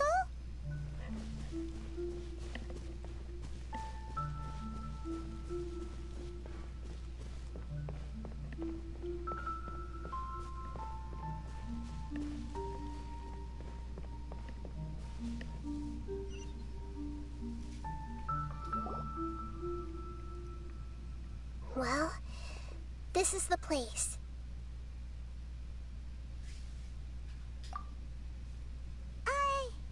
We're here to find Greater Lord Rukkhadevata, right? But the one standing over there is... Is that... me? She looks exactly like me. Are you Greater Lord Rukkhadevata? Yes, that's me. Are you surprised by my appearance?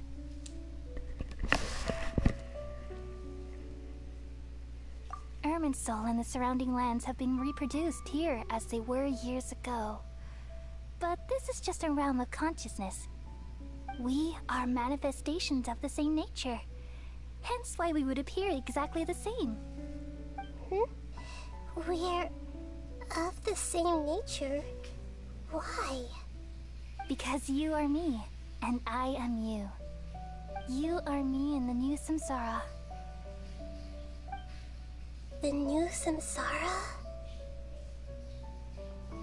As Greater Lord Rukkhadevata, I'm the avatar of Irminsul. And you are the purest branch snapped from Irminsul. Imagine it this way. Even if a tree dies, its branches will eventually take root and grow, continuing the tree's life in another form. I'm merely the remaining consciousness of Greater Lord Rukkhadevata. The real me has presumably died a long time ago.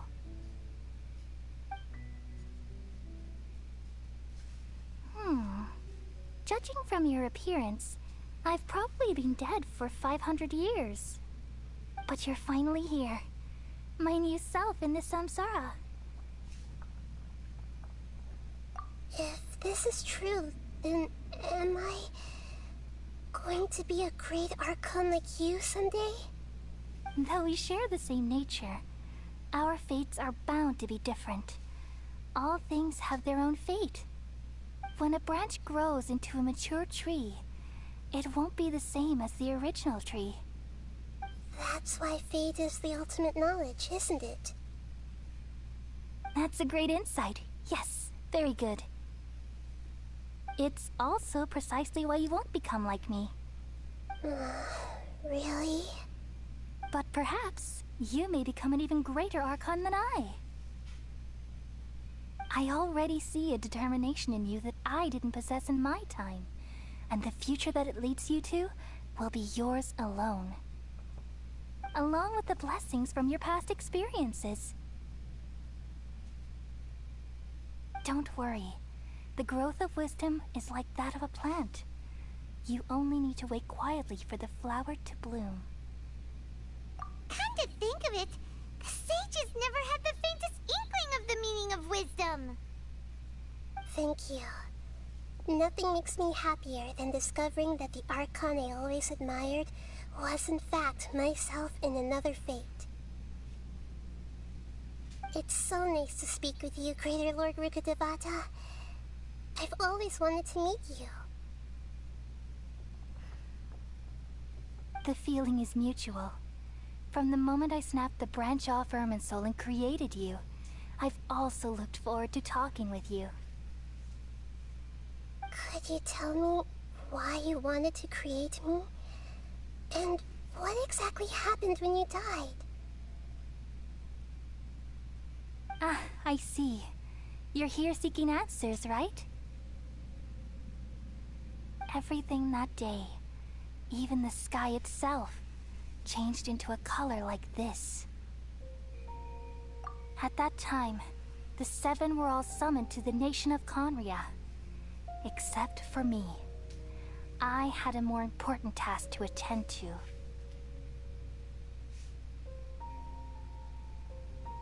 I had to protect Irminsul. The disaster occurred together with the pollution of forbidden knowledge. At that very moment, with my consciousness connected to Irminsul, I sensed something was wrong. The pain started to torment my mind. By the time I reached Irminsul, it was already displaying signs of corruption. Had I not repelled the pollution of forbidden knowledge with King Deshret thousands of years ago, I might have felt even more hopeless and lost.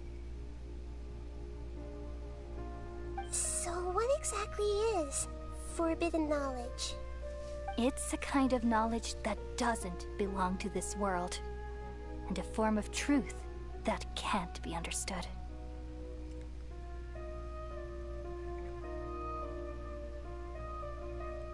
It came from the very bottom of the abyss.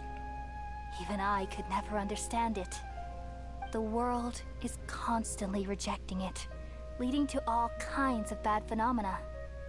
If we allow forbidden knowledge to pollute Irminsul, I'm afraid the entirety of Teyvat could fall apart. So, there's knowledge that even the God of Wisdom can't understand? At that time, I knew I couldn't repel the forbidden knowledge with my strength alone. Which is why I created a device that compiled human wisdom and named it the Akasha. It's truly the world's most amazing invention. Thank you. For a long time, I thought dreams were the fruit of human wisdom. Though it was selfish to do so, I borrowed people's dreams using the Akasha. Then I compiled their wisdom and all of my own power. Well, did it work? Thanks to the wisdom of the people of Sumeru, almost all the forbidden knowledge was cleared from Irminsul. But things didn't go as smoothly as I thought.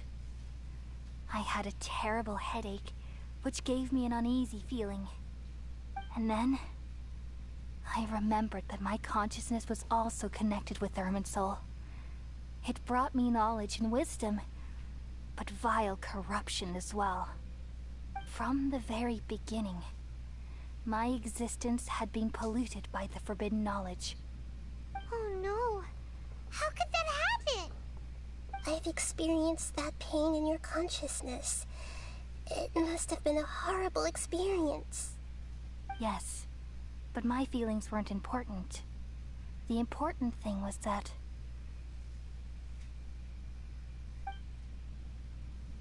even if I died, my existence and everything related to me would continue to exist in Irminsul as memories and knowledge, meaning that the forbidden knowledge couldn't ever be permanently eradicated. And there's no way for me to eliminate myself. It would be a sort of paradox. So, I took the purest branch of Irminsul as my incarnation in the next samsara, and left a trail of clues, all in hopes that you would come here and remove me and my pollution from Irminsul forever. Wait,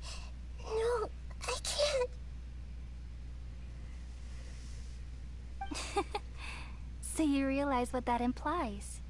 You are very smart indeed. Irminsul has all the knowledge and memories of this world. And as you've realized just now, removing me from Irminsul means I essentially will never have existed in this world. But this is the only way to save Irminsul.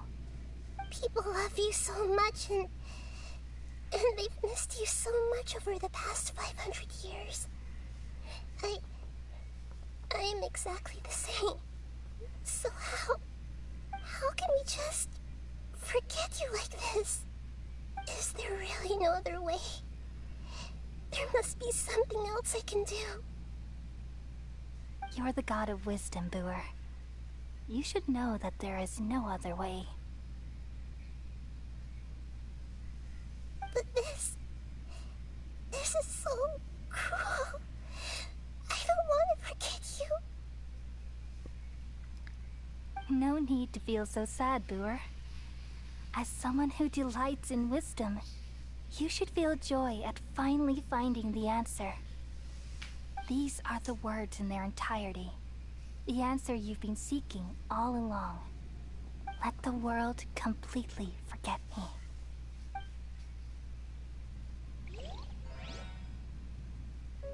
We all nestle under the great tree of wisdom, peering out to perceive the world. From the earth and from the rain, we perceive its wonders, until we become a white bird to perch atop a branch, and finally snap off the most important leaf. Once upon a time, I alone dreamed in this world. In my dreams, everybody would also dream after they fell asleep. Wild and wonderful thoughts would emerge from their minds. Some tumbled to the ground, and others floated to the sky, connecting all things in the world into one dazzling net.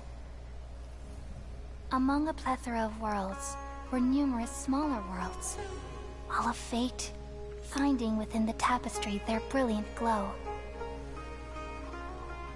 I gradually understood that these indescribable and constantly changing things are the most profound things in the world.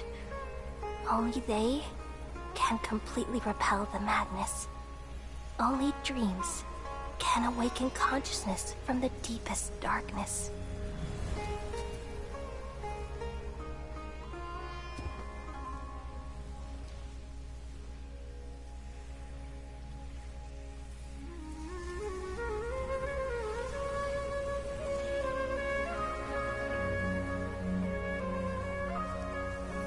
I'm the one who posed this question, yet also the one who sought a solution. Saving the world with the dreams of the people used to be my answer. And now, you've also found your own answer, and I shall return all the dreams to the people.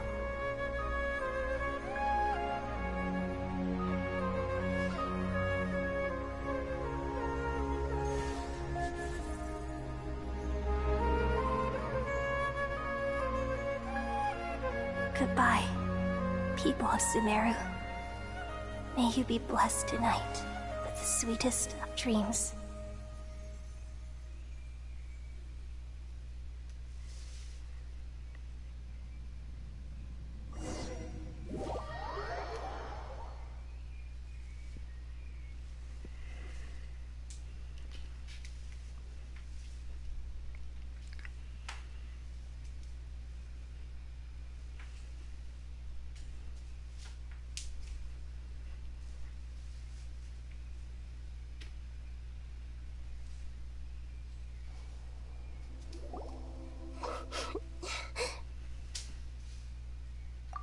I'm alright. I'm just a little confused. We've just saved the world, right? So why am I crying? I don't know where this feeling inside of me is coming from, but I feel very sad. Just now, We used the power of two gnosis to successfully connect with the Irminsul consciousness from 500 years ago. Then, we removed the remaining pollution from Irminsul. Yeah, what's wrong? Weren't you there just now?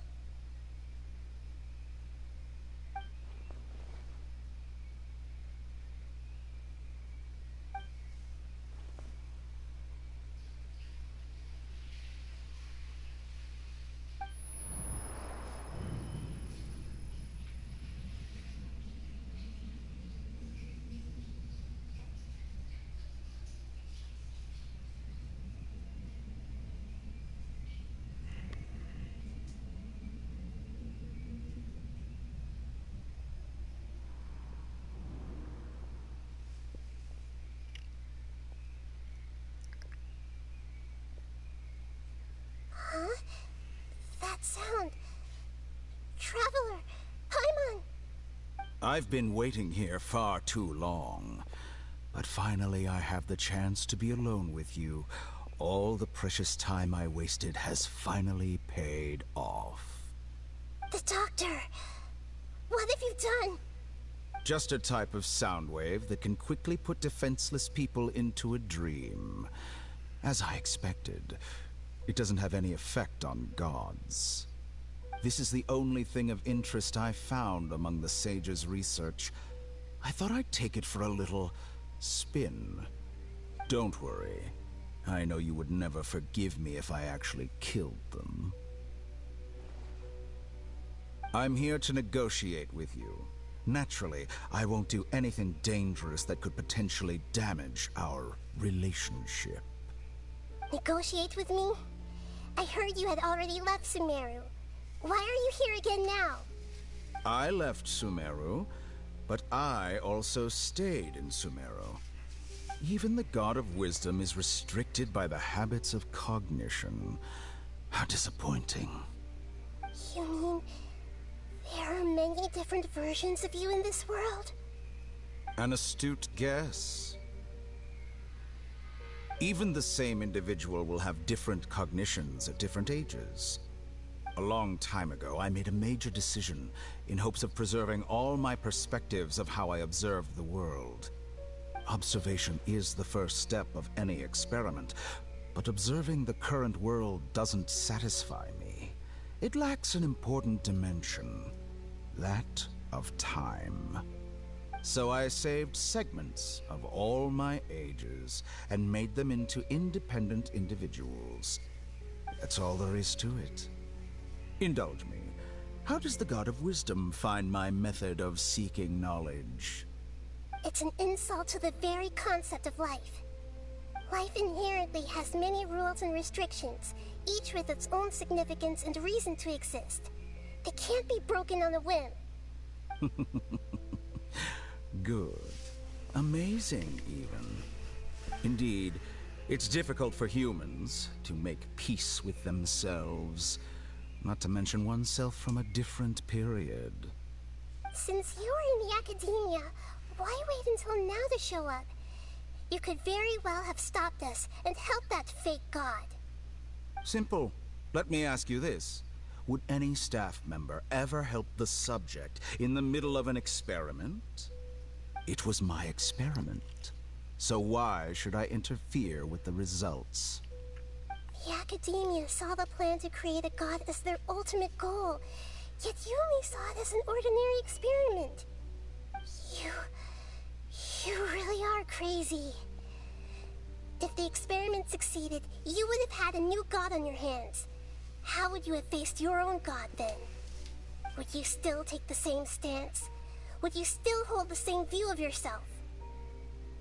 I'm first and foremost a scholar.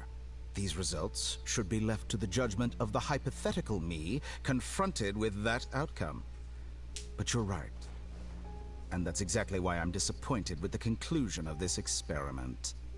As an individual, you don't have any sense of belonging. You seem to have even fewer convictions than a typical scholar. Oh no, I certainly have my own convictions. They just don't fit your standards, that's all. All right. That's enough conversation for today. The experiment is over, and it's time to tidy up the equipment and reclaim any useful materials. For example, the Gnosis. Lesser Lord Kusanali, you're an intelligent Archon. I'm sure you understand the disparity in our combat abilities at this time. Besides, you have no way to use that Electro-Gnosis in battle. Didn't you say you were here to negotiate with me?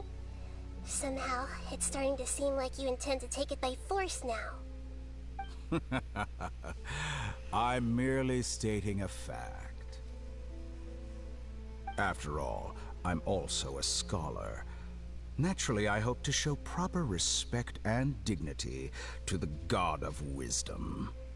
Your hypocrisy is built on absolute confidence. I understand your scheme, but...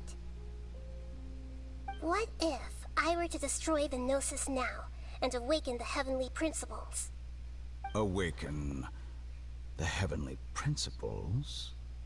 Do you think that's really possible? The heavenly principles have been silent for many years, but the Gnosis are symbols of their control over Teyvat and all the laws. Will the destruction of a Gnosis attract the attention of the heavenly principles? And if so, how do the Fatui plan to deal with the consequences? Do you dare to gamble such a possibility with me? Gamble? How surprising. I thought you would show evidence or use rigorous reasoning to prove your point. The word gamble is the last thing I expected to hear from the God of Wisdom. But this is a clever move. You must have seen through me when I first captured your consciousness. As a scholar, I respect all possibilities. This has always been my principle and is an essential trait as an experimenter. Indeed, I can't ignore this possibility. So tell me then, what are your conditions? This foreign Gnosis will only lead to disaster if it stays in Sumeru. But this Electro-Gnosis is the prize I obtained after defeating one of your fellow Harbingers. Now, as the one who initiated this cascade of events, shouldn't you pay the corresponding price? Price? Interesting. What price would you have me pay? How about erasing all your other segments? So this is how you wish to restrict me, the most threatening opponent of the Nation of Wisdom. What you request of me is like plucking out the eyes I have placed in the dimension of time. Segments are extraordinarily difficult to make. They require extremely rare resources and enormous amounts of time and effort, requiring me to destroy them all here and now. Bravo. A suitably wise decision on your part. Yes, how very interesting. Can I assume that you have long been wary of me? Among all the versions of me, this segment you see now is the most selfish. If it weren't me, your idea wouldn't have worked. What did you see when you were imprisoned? You were observing me, and that's how you know I've long grown tired of their doubts and endless arguments. Like you said, it's difficult to make peace with yourself. Being as smart as you are, have you managed to do that? I see. If you think all those versions of me are worth a gnosis, then deal. You sure didn't hesitate much. Is the relationship between all the versions of you really that bad? I don't think there's any need to dwell on that. The surplus versions of me can be exchanged for a gnosis. Do you think anyone can offer themselves at a higher price? Besides, with my abilities, it's only a matter of time until I find better perspectives. Perhaps it's best to say, You're just temporarily ahead. But what I'd like to know is, how can you be sure that I've really erased them? I can see your remaining honesty.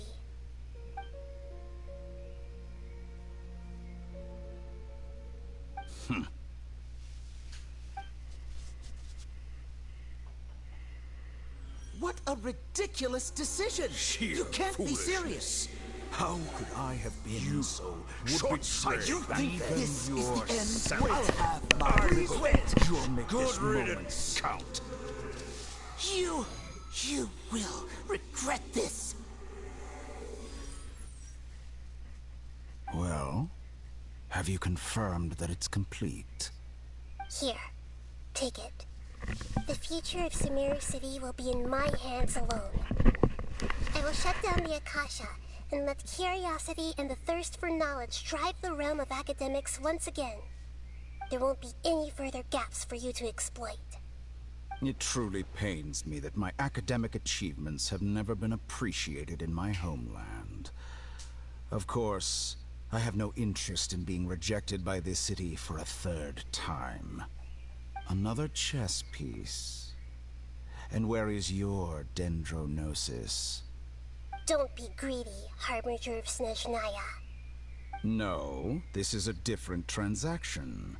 If you intend to turn off the Akasha anyway, then there's no further use for the Gnosis of Sumeru, is there? Besides, isn't it the Archon's duty to deliver what's desired of the Seeker? Oh, judging from your expression, you don't seem to find the idea very agreeable. Then let's think of it this way. Since you're the god of wisdom, how about I exchange some knowledge with you? People exchanging knowledge with the god of wisdom is the stuff of legends. Yet here you wish to exchange knowledge for the god of wisdom's property. Arrogant as that is, it has piqued my interest. Let me ask you, have you in all your mighty knowledge ever heard the rumor that the skies of Tevat are fake? Huh? That's the secret hidden by Irminsul concerning the truth of this world.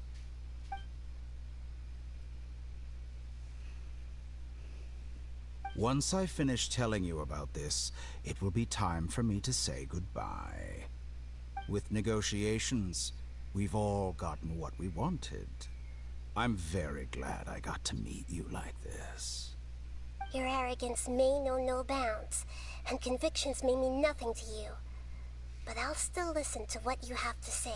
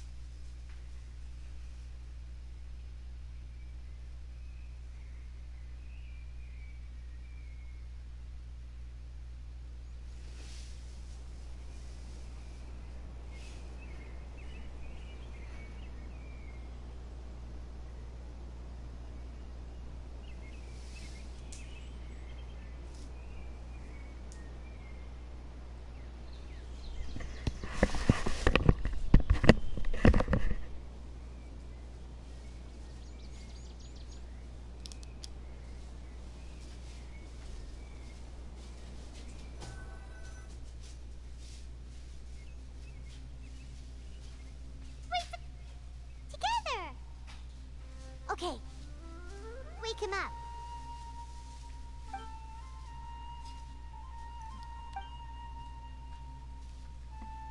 Are you awake? Kali says it's time for breakfast. Come on, get up! Good morning! How are you feeling today? Good to hear. It looks like we've recovered pretty well. Not even Tainari could stop us from going out now, right?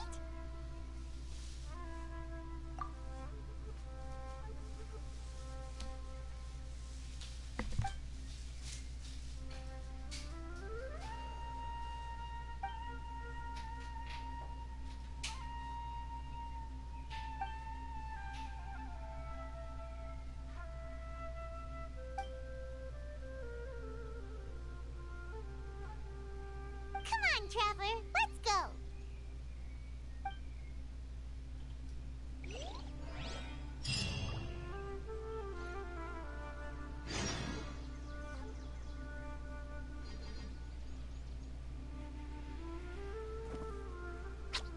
Huh?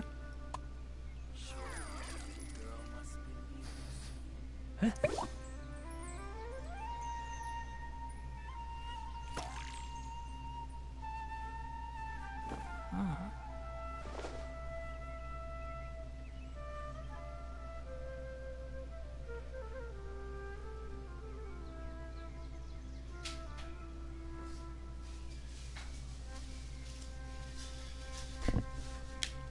The value of knowledge cannot simply be quantified in monetary terms. Good morning. Looks like you're awake. Yep, yep. I prepared some breakfast today. Please have a taste. I hope you'll like it. It's nice to have you here so we can eat something yummy. Well, now that I've recovered from Alizar, I'm feeling better than ever. I can even prepare 4 or 5 meals a day now. And Paimon bets they're all delicious.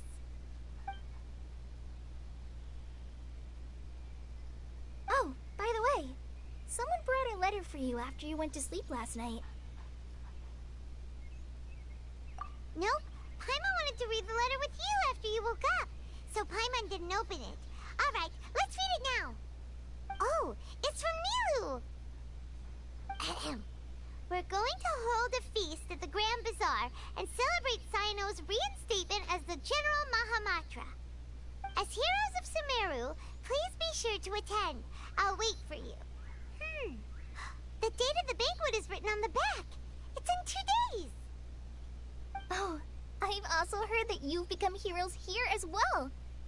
That's amazing. Sometimes I'm really envious of strong and confident people like you. Oh, you're embarrassing me. Anyway, let's go to the Grand Bazaar to have a look. Oh, before you leave, be sure to inform Master Tighnari.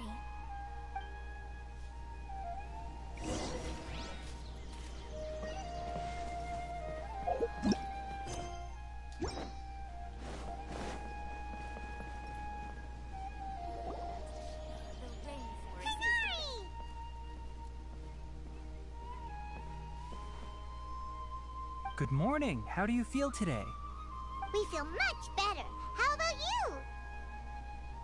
I'm recovering well. Thanks for asking.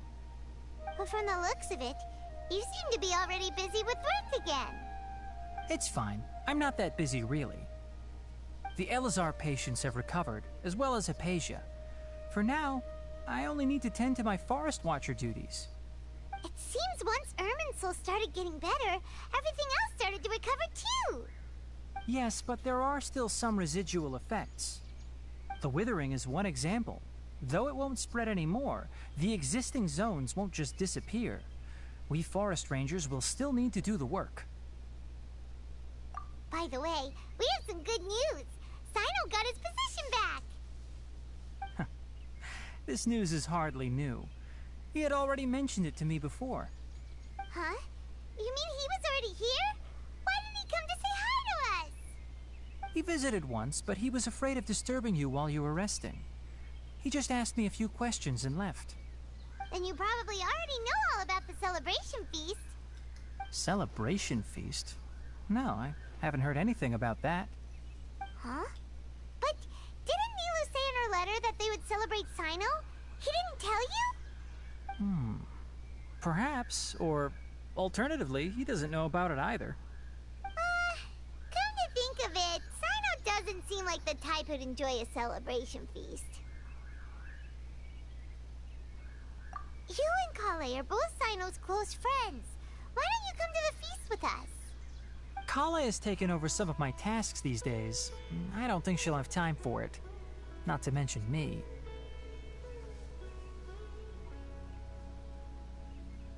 You see, some VIPs have come to the forest recently. Huh? VIPs? Very important Paimons? Well, technically speaking, they are former VIPs. The sages involved in recent incidents have begun their training in the Avidya forest, and the people they had previously imprisoned have all been released. Huh? Yes, he's a little weak, but he isn't injured and his condition is stable. Lesser Lord Kusanali, in her boundless mercy, has decided to spare Azar and the other wrongdoers. Supposedly, they were ashamed of their shallow ideologies and have decided to dedicate the rest of their lives to cultivating wisdom in the Avidya forest. When they learned that Lesser Lord Kusanali had defeated the Balladeer and saved Irminsul, they were shocked at first, but also became happy, feeling that the sacred light guiding them on the path of discovering wisdom had begun to shine. As a result, work has increased for the forest rangers. That sounds really exhausting. There's nothing we can do, really. But that's another topic. Back to the matter at hand. Are you two planning to head out? Ah, right! We're here to request permission to head out. Would that be okay? You've recovered well. You may go, but be careful. Yay! Will do!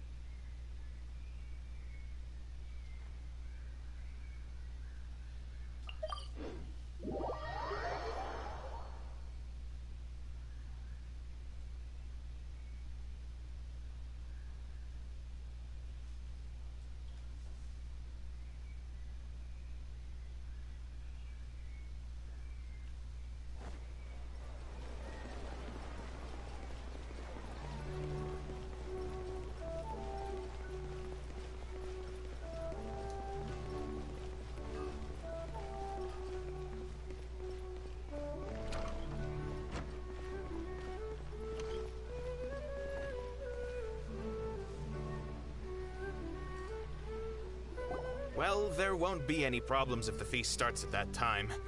Everything has already been prepared. Mr. Zubair, I finished telling things up here. Well, except for the guests. Is a simple reply really that much to ask of our guests? It's affecting our arrangements. Oh, it'll be fine. Besides, it never hurts to get things ready in advance. I was thinking the same thing. The feast will be held sooner or later, right? Hey, Nilu! Traveler, Paimon! We got your letter, so here we are! You're the best! The other guests haven't even replied yet. Huh? Are we the only ones that have arrived? Yeah. I had someone deliver letters to all of our guests. But maybe everyone is still busy with other things. Look, I get it. Sumeru is in an extremely important period of transition right now, but even if your friends are important figures, they shouldn't just ignore your request like this. Nilu is Sumeru's #1 celebrity, after all.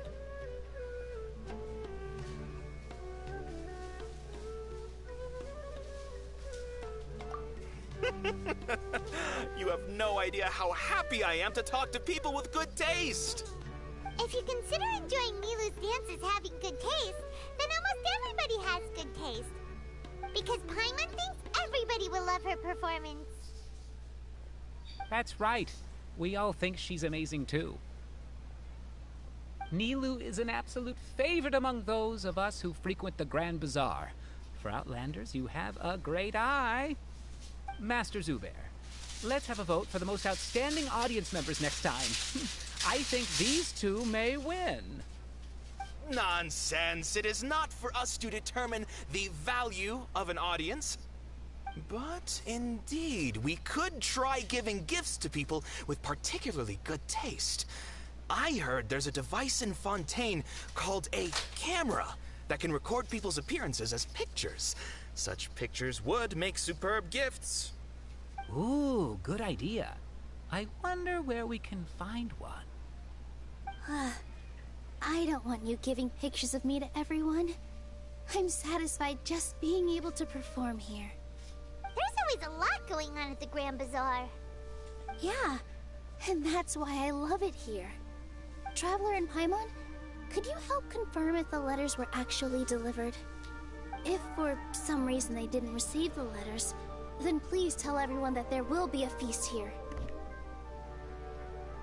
Yeah, we can also check out how everything in Sumeru is going now.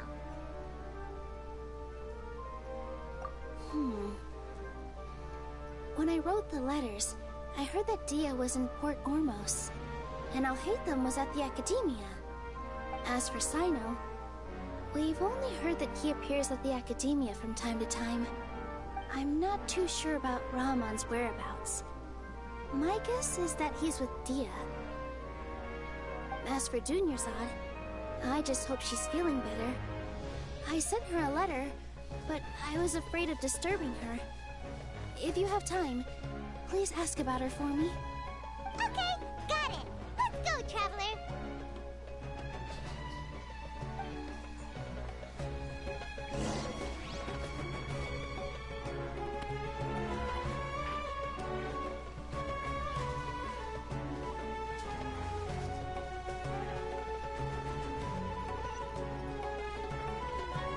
Keep up.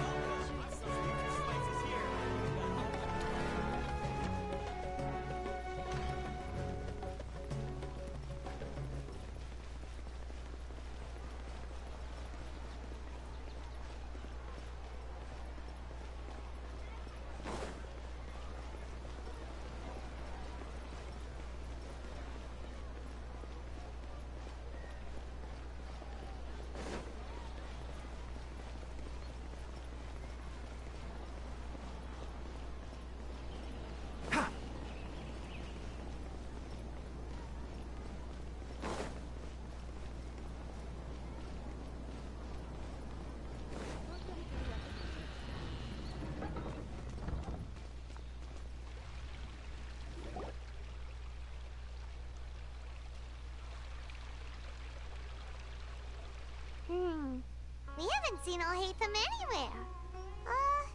Let's ask that person over there.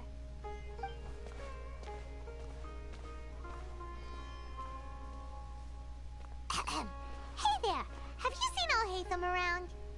Yes, it seems Scribe Alhaitham has gone to the House of Dana. You should be able to find him there. But you're already the second group of people I've seen looking for him today. He must be quite the busy man. Oh? Who else was looking for him? Mr. Cave was just here asking about him. You wouldn't believe how terrible their relationship is. And now you two are here. Don't tell me everyone's here looking for gossip about the sages. No way! We're strictly here on business. Ah, I see. Sorry, I thought maybe everyone's as interested in rumors about the sages as I am.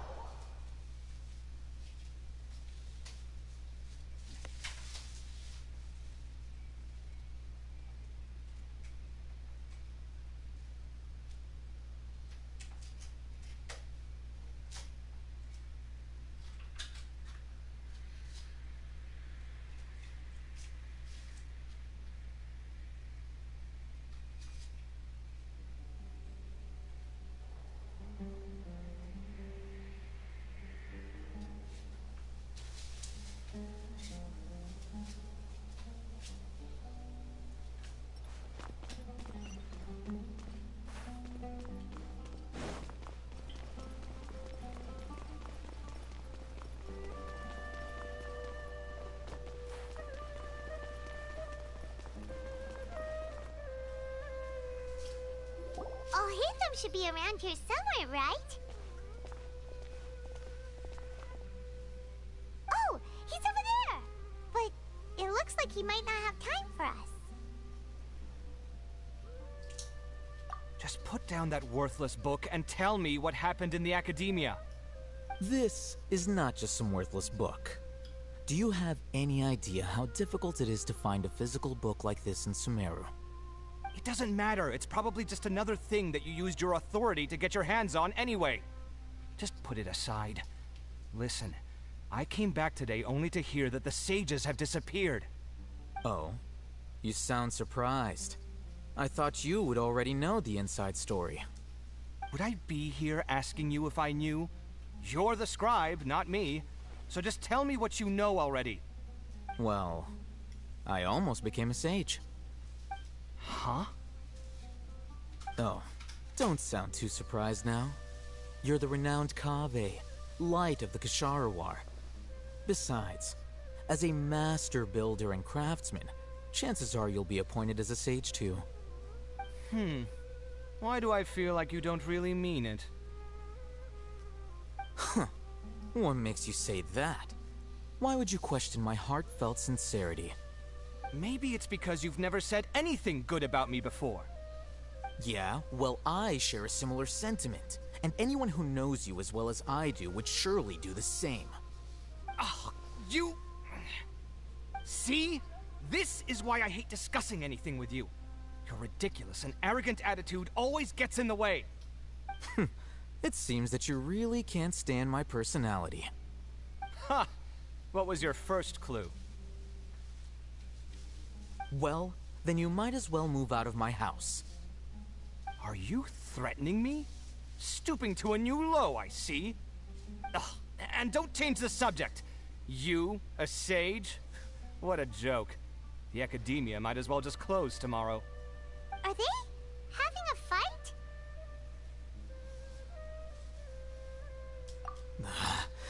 Forget what's going on with the academia. Haven't you been busy with your construction project? Tell me, when are you going to build yourself a mansion? Don't get me started. I get angry just thinking about it. So, what great building did our master architect work on this time? Like I need to tell you. Keep your nose out of my business. No, I think we deserve to know. Where were you when Sumeru needed you most? I was in the desert for a large project, but considering Haravatat's utter ignorance of architectural and aesthetic matters, you probably wouldn't understand. Oh, which is truly unfortunate. I can only pity the man who doesn't understand the first thing about beauty and romance. Unlike a true... hold on, wait a second. What do you mean by when Sumeru needed me most? Well, while you were out fiddling around in the desert, many people came together to save Sumeru from a crisis. Ha! And you think I'd believe that? Look, all you really need to know is that Azar and all his accomplices have all been overthrown. Huh? What nonsense are you talking about? It's no skin off my nose if you don't believe me. It's not like my Darshan was the one trying to apply for funding from the Grand Sage. Yours, though, on the other hand... You know what? I'll ask around. I'm sure someone knows what's going on here. You're dead if I find out you're lying to me.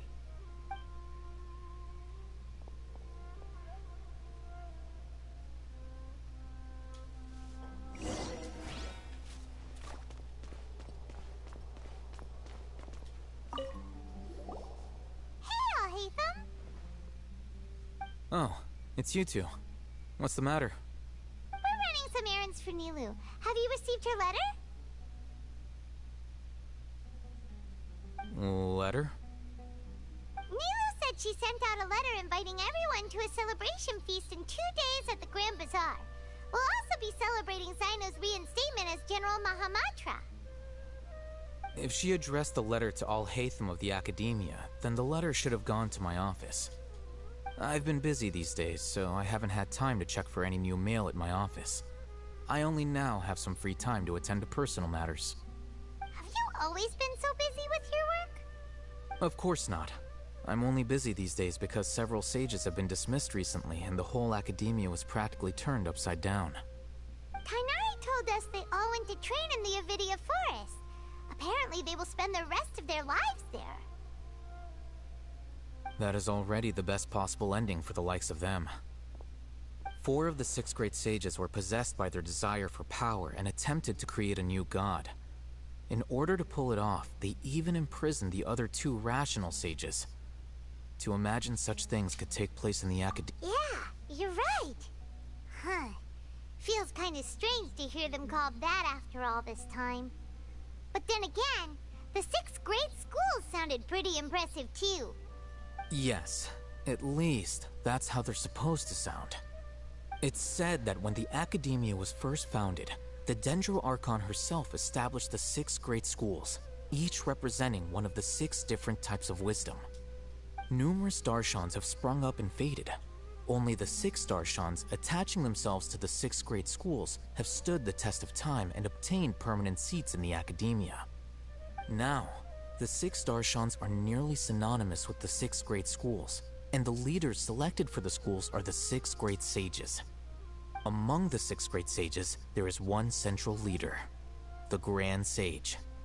Unfortunately, only the sages from Vahumana and Amorta remain now. They were imprisoned for opposing Azar, and were only rescued after Azar's downfall. So who's managing things in the other 4 schools now? Do they need to find someone new? Yes. Normally, new sages are selected based on a strict set of criteria. Oh, didn't you just say something about becoming a sage? If they pick you, then we'd have a huge connection in Sumeru. Yes, about that. You didn't let me finish my sentence. The person in charge of personnel affairs nominated me to be the Grand Sage in place of Azar and help Lesser Lord Kusanali manage the Academia. But I refused. Huh? But why? Can't you be a little more ambitious? I'm not even interested in being one of the 6 great sages. Like I said before, I don't like being a leader. Oh, all right. So are you busy these days trying to find others to take the job? That's not my job either. I'm only responsible for handling important affairs within the Academia before the new sages take office. And the first thing I'll do is reject Kasharawar's application for funding. By the way, who was that other person just now? Is he your friend? Do we look like friends? Paimon doesn't know. That's why Paimon's asking. His name is Kaveh, my roommate. You could say he's the representative for Ksharawar scholars. Which is exactly why he always has so many problems. So everything that's happened recently must be a huge change for the people of Sumeru. Such is the work of the Academia Scribe. Well, anyway, no matter how busy you are, since you are our planner, remember to attend the celebration feast in 2 days. Alright, I'll see you there.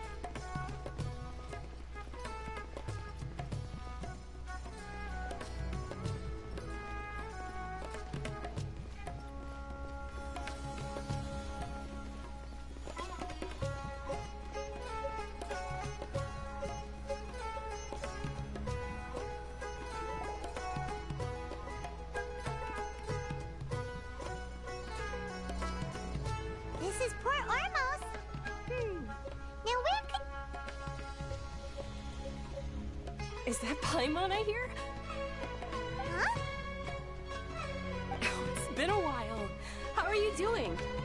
Junior-san! It's been so long since we've seen you! I'm doing well.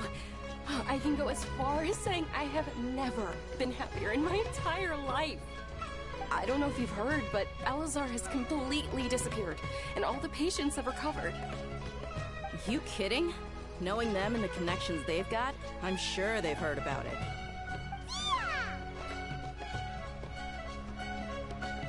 That's right. My lady is feeling better now, so I'm accompanying her for a walk. Why do you still call me that, Dia? You've already informed my father of your resignation. I guess I'm just used to calling you my lady. Old habits die hard. Resignation? You mean you're quitting?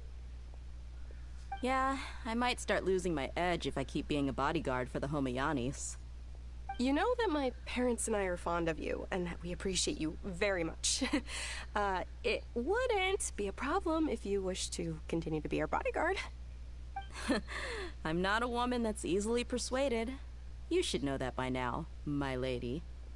When I took this job, I had already decided that I'd quit as soon as you recovered. It's time for me to get back out there and chase that horizon. So what are you gonna do now if you're not gonna be a bodyguard anymore? I want to take a risky job and put my body to the test again. Huh? But we literally just finished one of the most dangerous jobs ever! Are you getting bored already? I know. If I hadn't joined in that plan with you, I wouldn't have come up with this idea. I guess I still get fired up by that feeling of going all out in a fight. It made me realize that I'm still a mercenary through and through. Life is short, and I'm happy that I got to be a part of that operation.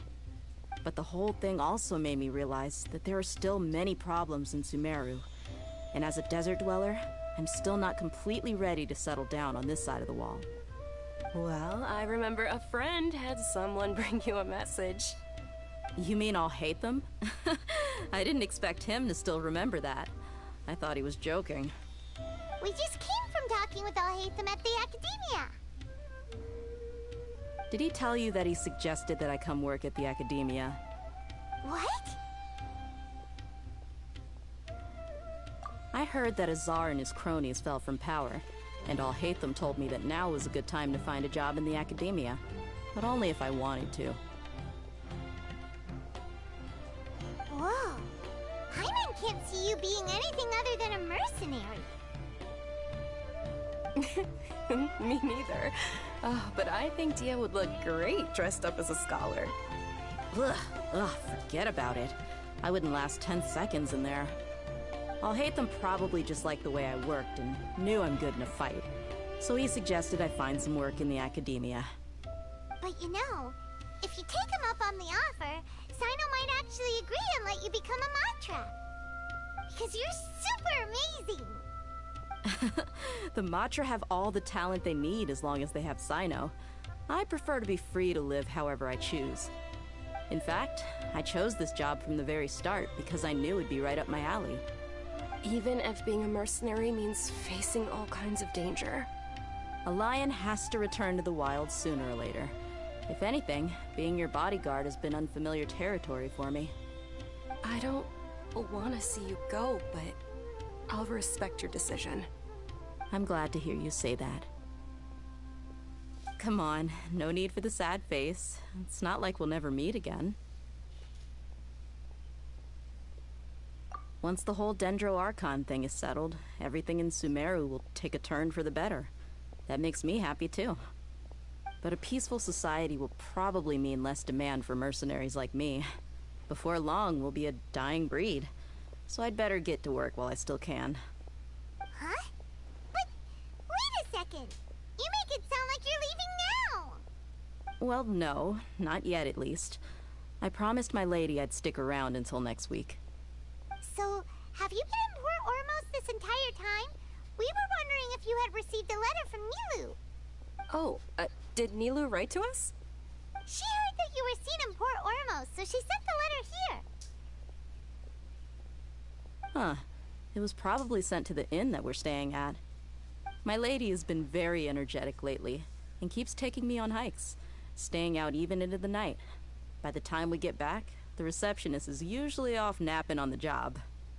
Right, and we tend to leave quite early in the morning, so the old man on duty is also usually dozing off.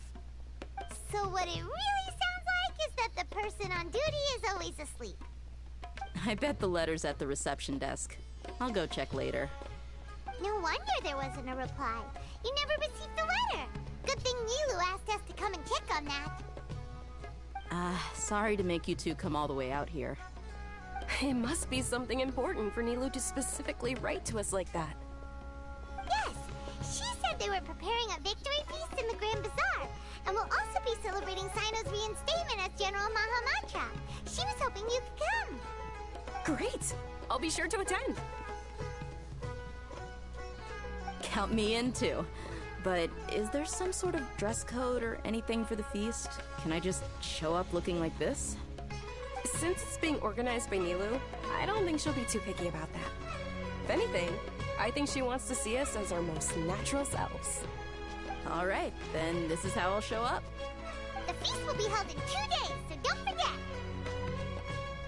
Sure. Thank you so much for letting us know. We'll see you there. Oh, by the way, do you happen to know where Sino and Raman are? The General Mahamatra always comes and goes without a trace. Normally no one knows his whereabouts. Oh. But last time we met, he mentioned that he had something to do in Aru village. You can try your luck there. As for Raman, your guess is as good as mine. I only remember he said that he had something to discuss with Sino. You can ask Sino when you meet him. Don't mention it. You'd better get going. All right, on to our next stop.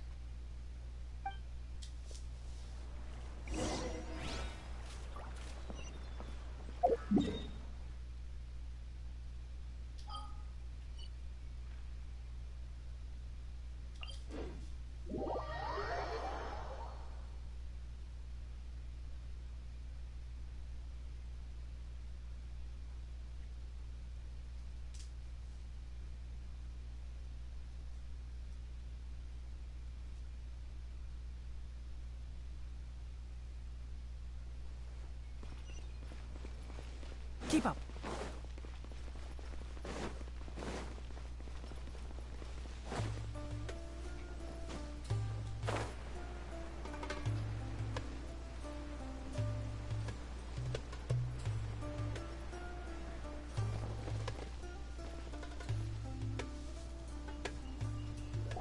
It's been a while since we last visited Aru village.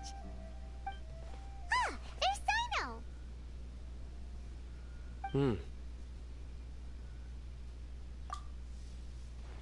What brings you here?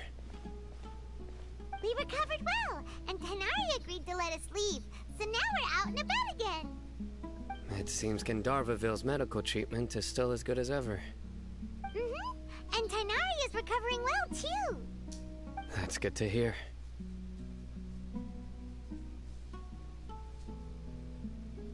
Yeah, you're the one who brought us to him when we lost consciousness, right? Thanks for that. You're welcome. Tainari has excellent medical skills, and Kale is quite attentive. It was the best place for you. But why are you just standing here like a dead tree? I'm meeting some people. Oh, you mean Candace? I've already talked with Candace and the village chief. They're still at the usual place. You can go there if you'd like to see them. But you know one of the people I'm meeting as well.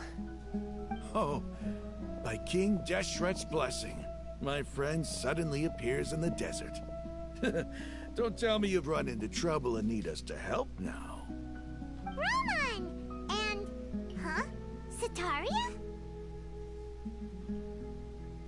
Oh, you know me? Oh, well, you're pretty famous in the academia. Don't worry, these are our friends. No need to be so guarded. I see. I'm doing well. Many good things have happened recently.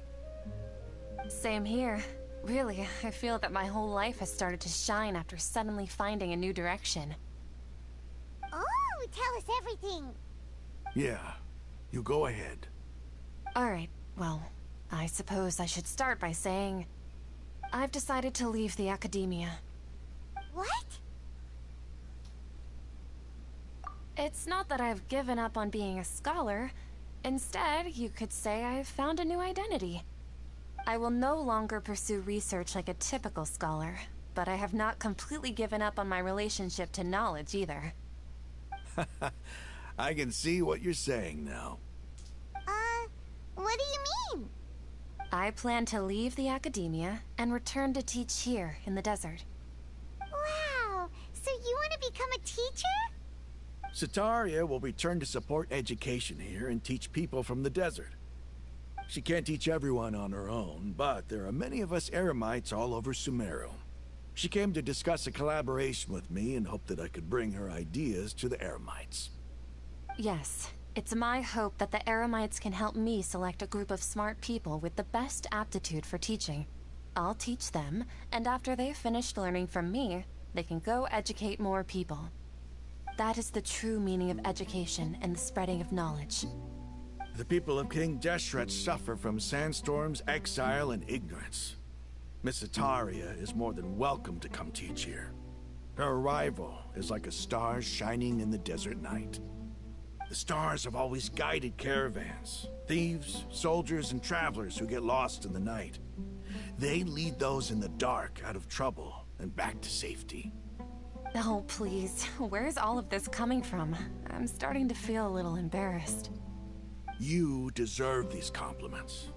Mercenaries are accustomed to danger and don't fear death, which is why we recognize extraordinary actions that common people would easily overlook. Setaria's idea will bring much good to many people. At first, I feared it was destined to fail. Everyone knows that the academia doesn't allow scholars to teach in the desert without permission. As you know, all knowledge is under their surveillance and control, and very few desert dwellers are as lucky as me. But what I heard at that time has been haunting my heart, as if there were lightning bolts constantly bombarding my soul. Setaria, you tread a treacherous path, and the longer you ignore it, the tighter the academia's grasp on you will become. Setaria, why haven't you gone home? Never forget that the desert that belongs to you lies elsewhere. Miss. These words sparked something in me, and I knew that I had to bring something back to my people after going home.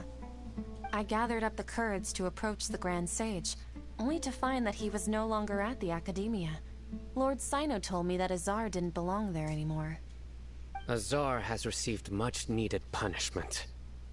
Though, if you ask me, it may have been too light. Lord Sino helped me obtain permission to leave the academia for the desert, and accompanied me here to discuss collaboration with members of the Eremites. My plan was able to go smoothly thanks to him and Rahman.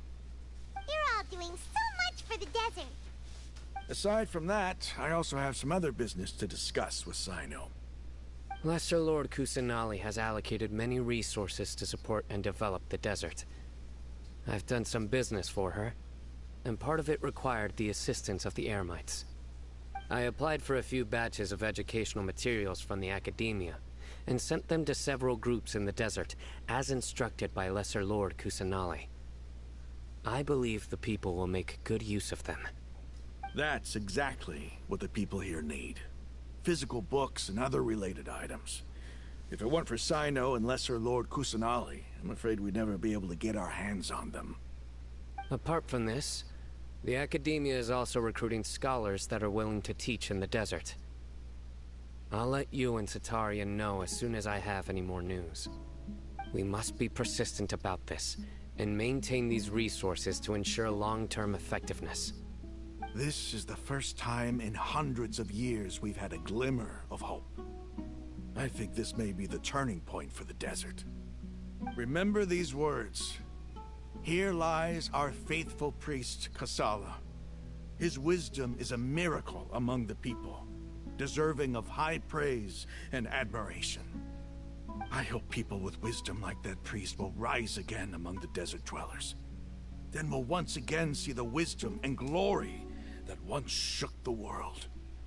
Enough about us. Are you here to discuss some business too? No, not at all. We're actually here on behalf of Nilu. Nilu wanted to write to everyone, but she wasn't sure where the letters should be sent, so she asked us to come find everyone personally. A celebration feast will be held in 2 days at the Grand Bazaar. She hopes that all of you will be able to attend. At the feast, we'll also be celebrating Sino's reinstatement as General Mahamatra. Although, judging from your appearance, it seems you've already been reinstated. Paimon thought you would only start working for the Academia after the feast. Celebration? Feast?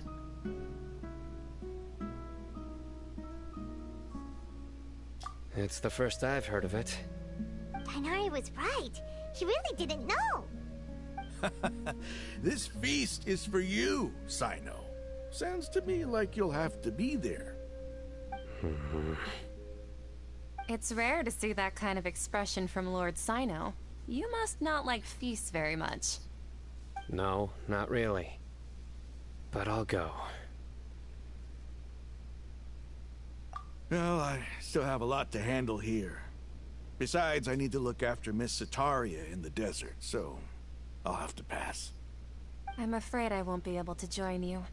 Although, if you'd be so kind, please give a message to Miss Nilu for me.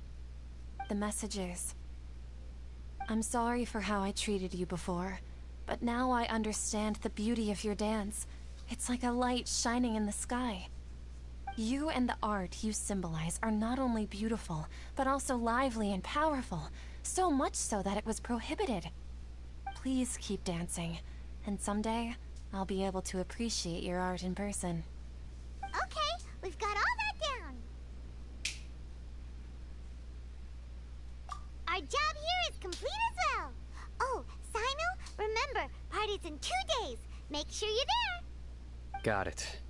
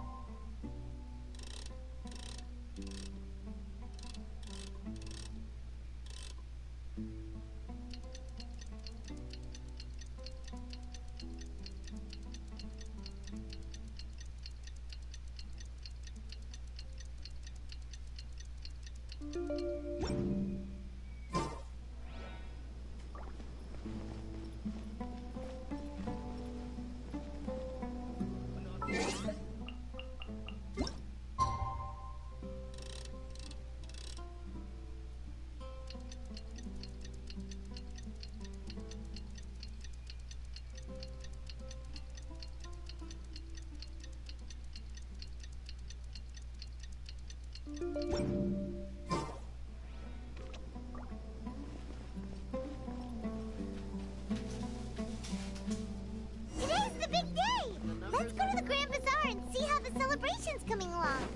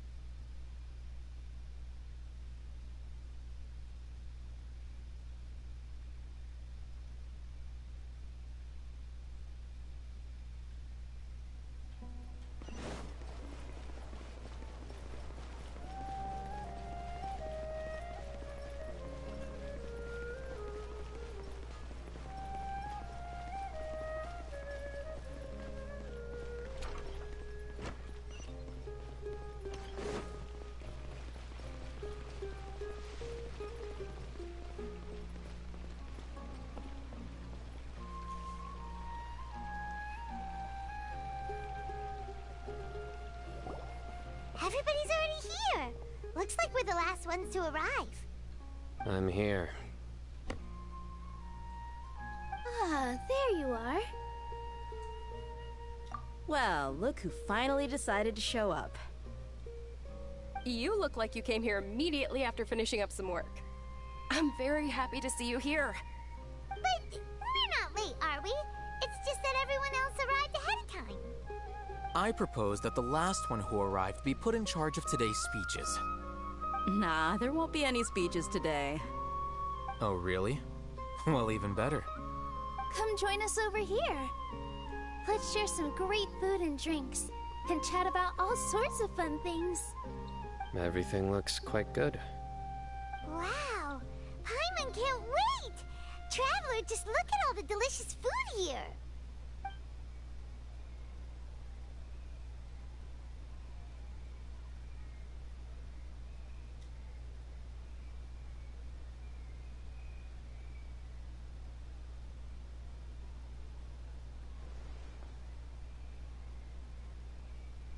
Whoa!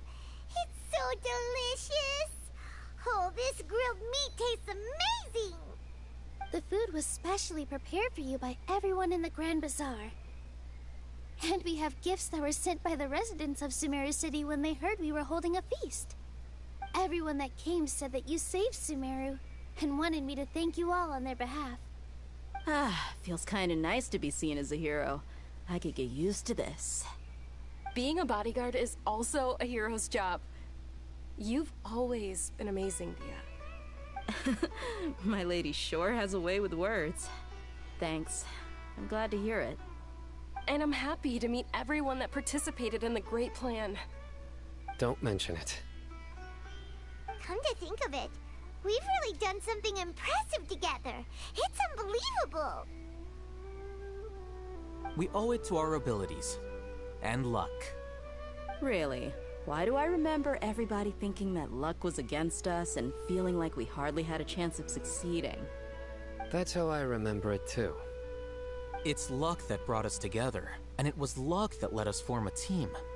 Then, it took even more luck for us to formulate a plan and implement it successfully. Moreover, judging from the results, everything worked out well. Yeah, everyone gave it their all when it mattered most. It was almost like a performance.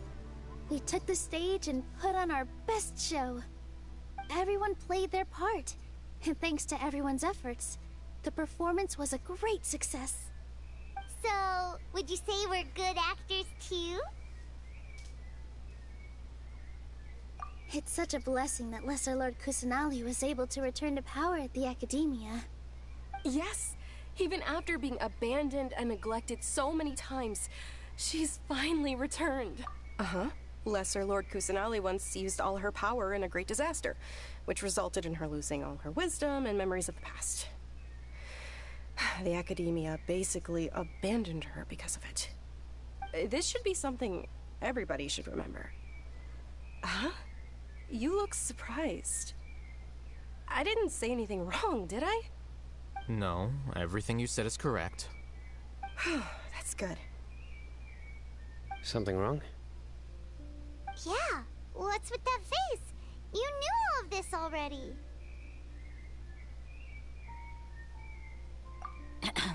Even if those two giants of the Academia are here, I still have to say it. Those sages really have some nerve. 500 years ago, Lesser Lord Kusanali used all her power for the people of Sumeru, and what did they do in return?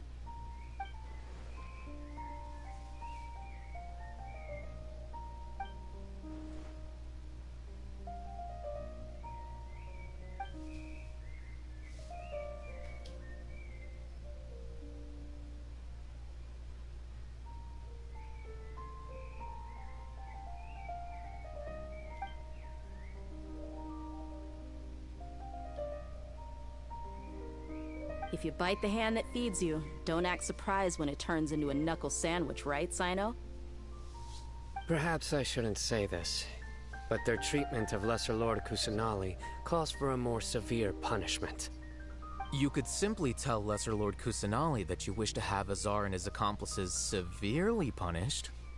I respect our deity's decision, and won't interfere in any way. While we're on this topic, why didn't you accept the Academia's invitation to become the Grand Sage? Are you trying to say that I'm fit to be a sage? Not at all. But every person handling the selection process has said that you are the most suitable candidate to lead the academia right now. Why? Because he dethroned Azar from power? Could you try to put it another way? This is a good thing, yet you're making it sound like I overthrew Azar for my own personal gain. But seriously though, I always wondered if you had some personal motives behind it.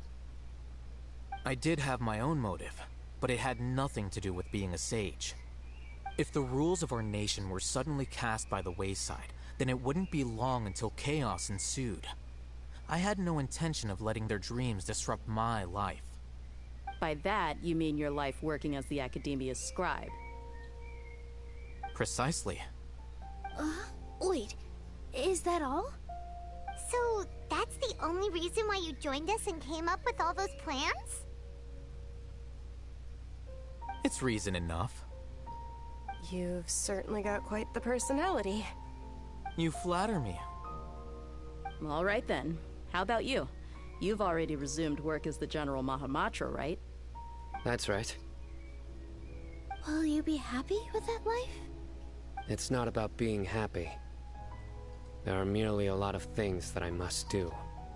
Even so, keep your spirits up and try to be happy, okay? And try to smile more every day, just like I'm doing now. Thank you. I'll keep that in mind.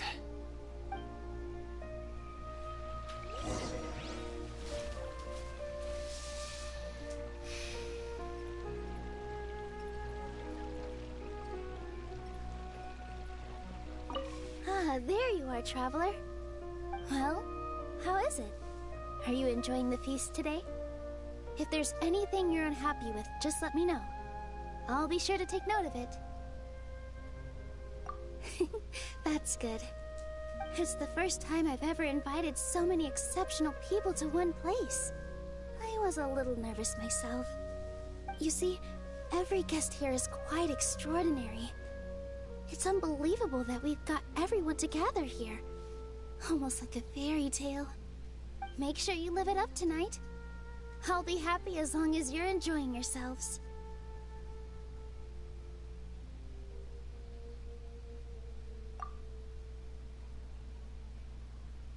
I'm honored to have her think of me this way. If I have a chance in the future, I would really like to invite her to one of my performances. I can't explain why, but I just feel elated right now. Thank you.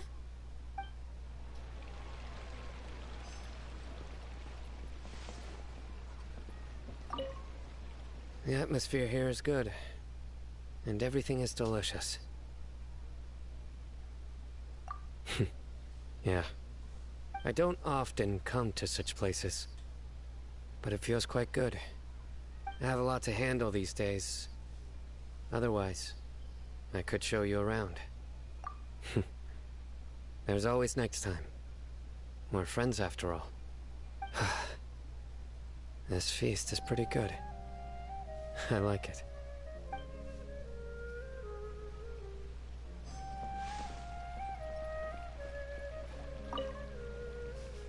I seldom participate in such lively gatherings, but the atmosphere here is quite good. No, this gathering today has a unique meaning. The Grand Bazaar is lively because the people here feel happiness from the bottom of their hearts, unlike the farces at the Academia. That happiness is an emotion that'll be forever alien to those bookworms who have driven themselves insane by studying. I seem to have taken both keys when I left the house. Oh well.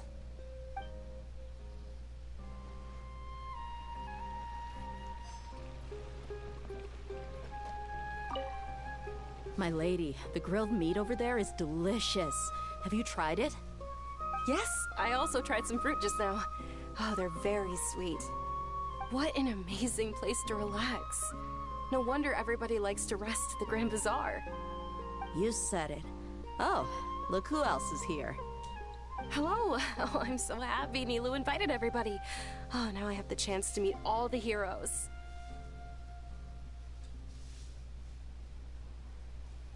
Hey, less of that polite chit-chat and more eating and drinking. The feast is about having fun, not stuffy formalities.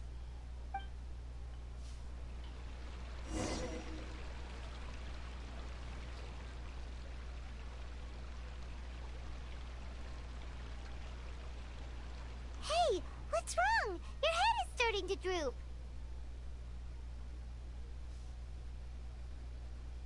Hey, you can't just fall asleep here. Paimon will go find something delicious for you to eat. You'll wake up once you've put something yummy in your tummy. Of course, just wait here for Paimon.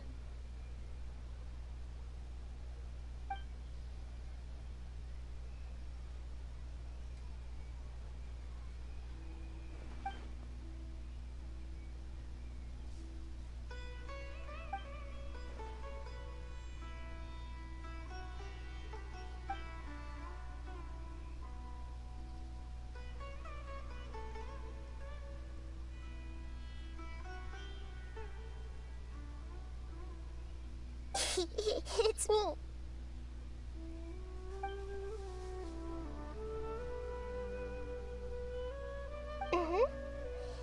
You may blame me for being a bit too self-indulgent. I was thinking about talking with you, and the next thing I knew, I had made a connection with you. The connection between us is amazing. It's like flora and the fence it grows upon.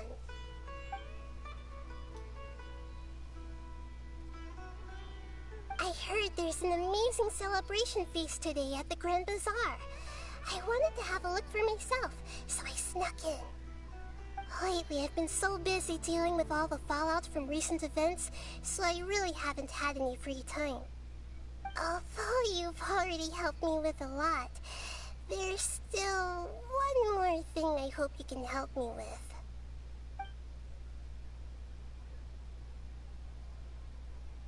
Please say thank you to everyone for me.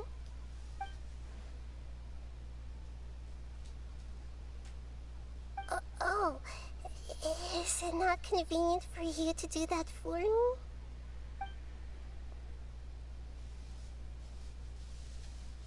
But if I just show up all of a sudden, people will become all quiet and stiff, won't they? What if I end up scaring them and ruining this wonderful feast? That'd be the last thing I want.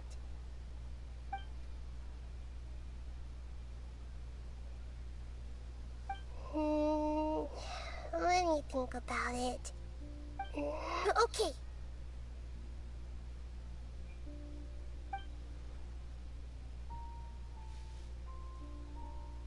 Yes, I have.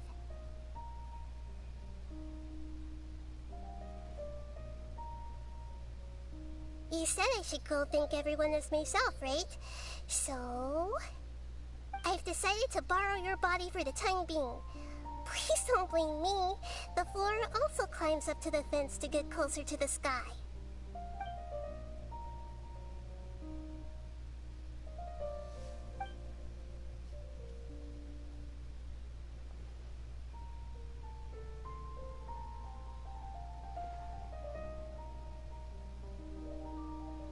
Everyone! Are you awake now? Paimon was just about to bring you the food. It's me. Huh? That voice. Nahida? Hold up. What's going on? I didn't expect to have a conversation with the consciousness of Lesser Lord Kusanali in the Grand Bazaar. Interesting. Is this also a part of the feast? No, of course not. Are you... Lesser Lord Kusanali? Hello, Nilu. You know who I am? Yes, I already know every one of you. Nilu, Alhaitham, Sino, Dia, Paimon, and Dunyarzad.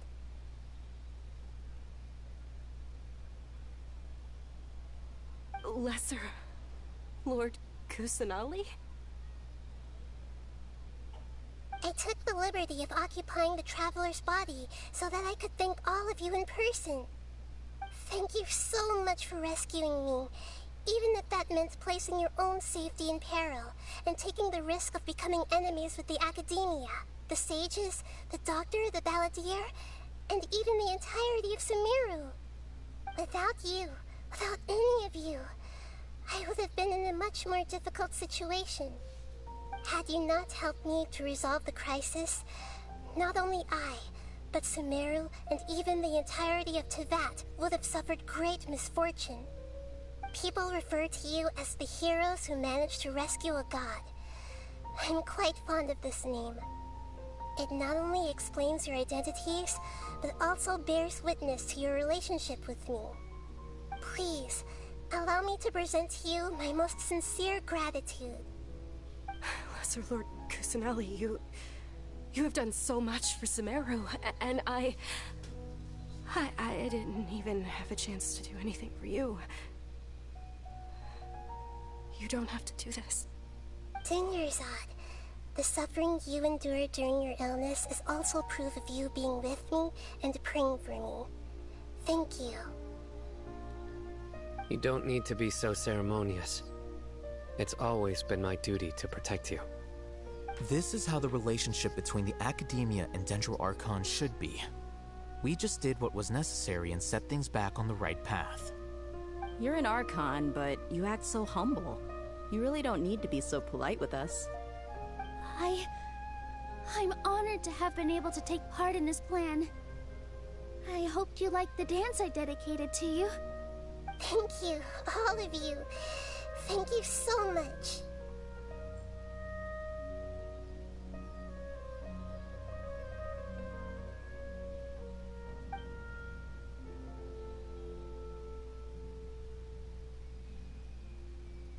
Yeah.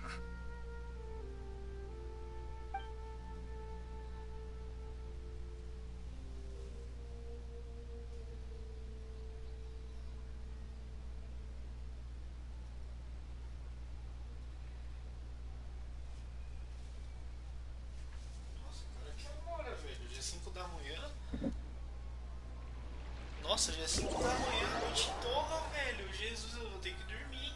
Já tá amanhecendo o dia, eu virei à noite nesse jogo. Acaba mal o negócio. Jesus amado, 5 horas de live. Are you awake? Did you rest well?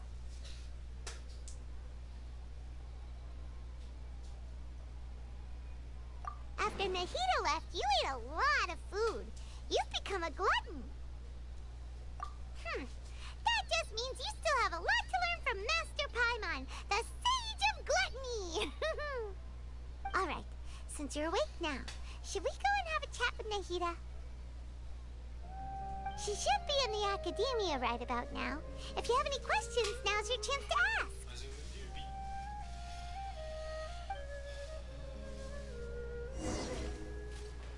Meu Deus, não acaba mais, velho. Essa desgraça não acaba mais, cara. Chega disso aqui. Arconte agradeceu já, pelo amor de Deus, jogo, não aguento mais. Mano do céu, o bagulho não acabou mais, cara. 5 horas de live já. Olha essa live absurda, velho. Os caras querem fazer a gente sofrer. Pelo amor de Deus, olha esse jogo, mano. Isso é triste. Pelo amor de Deus, acaba essa missão, não acaba mais, mano. Pelo amor de Deus, a missão mais nova do mundo.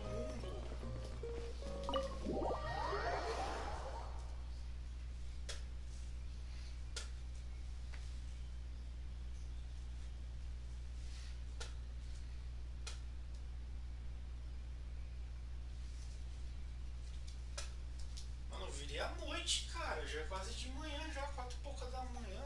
Eu quero dormir, velho. Meu Deus, o moço não acaba mais, mano. Tá louco.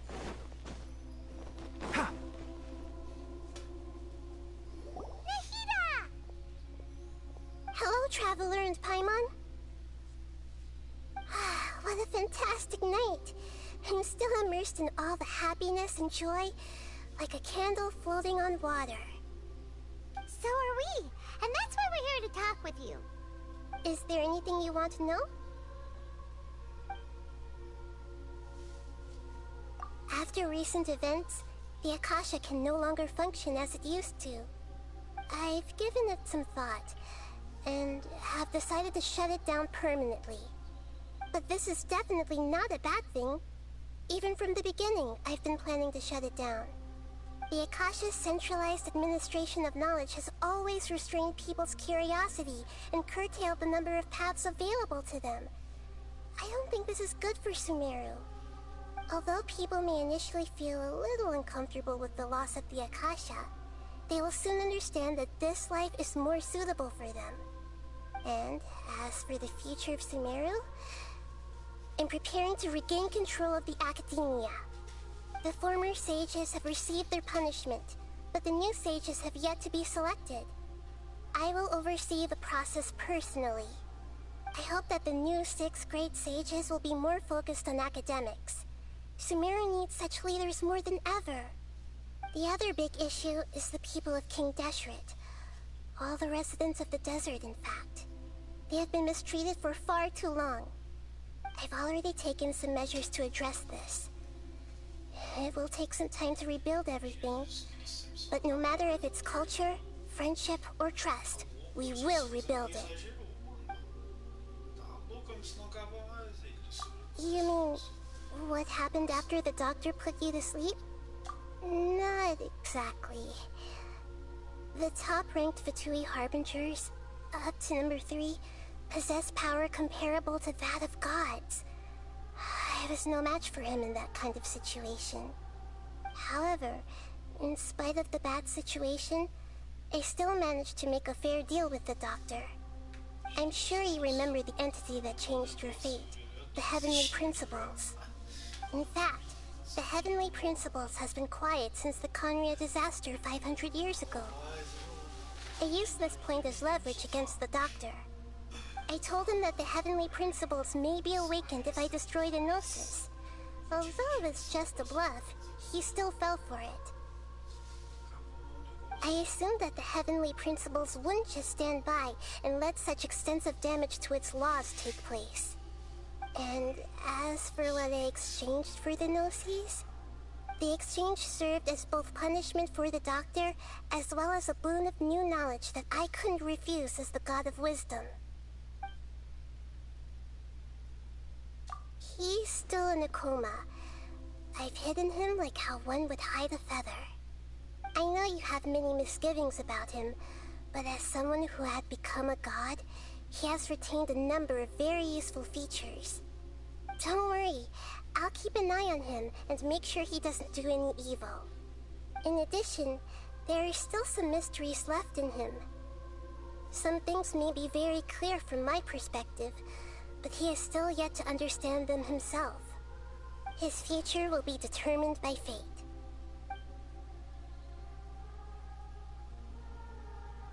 Is that where you're headed next? Fontaine, the nation of justice? As far as I know, that nation operates in a judicial system. Does their Archon personally judge people? No, there's a Chief Justice in Fontaine. Generally speaking, the Hydra Archon, Focalor, won't preside over individual trials. However, even then, Focalor will still make herself present at just about every trial. It seems that she just likes to immerse herself in that sort of atmosphere. As Archon, she still reserves the right to influence the final verdict. Anyway, let's just say she's got, a very unique personality.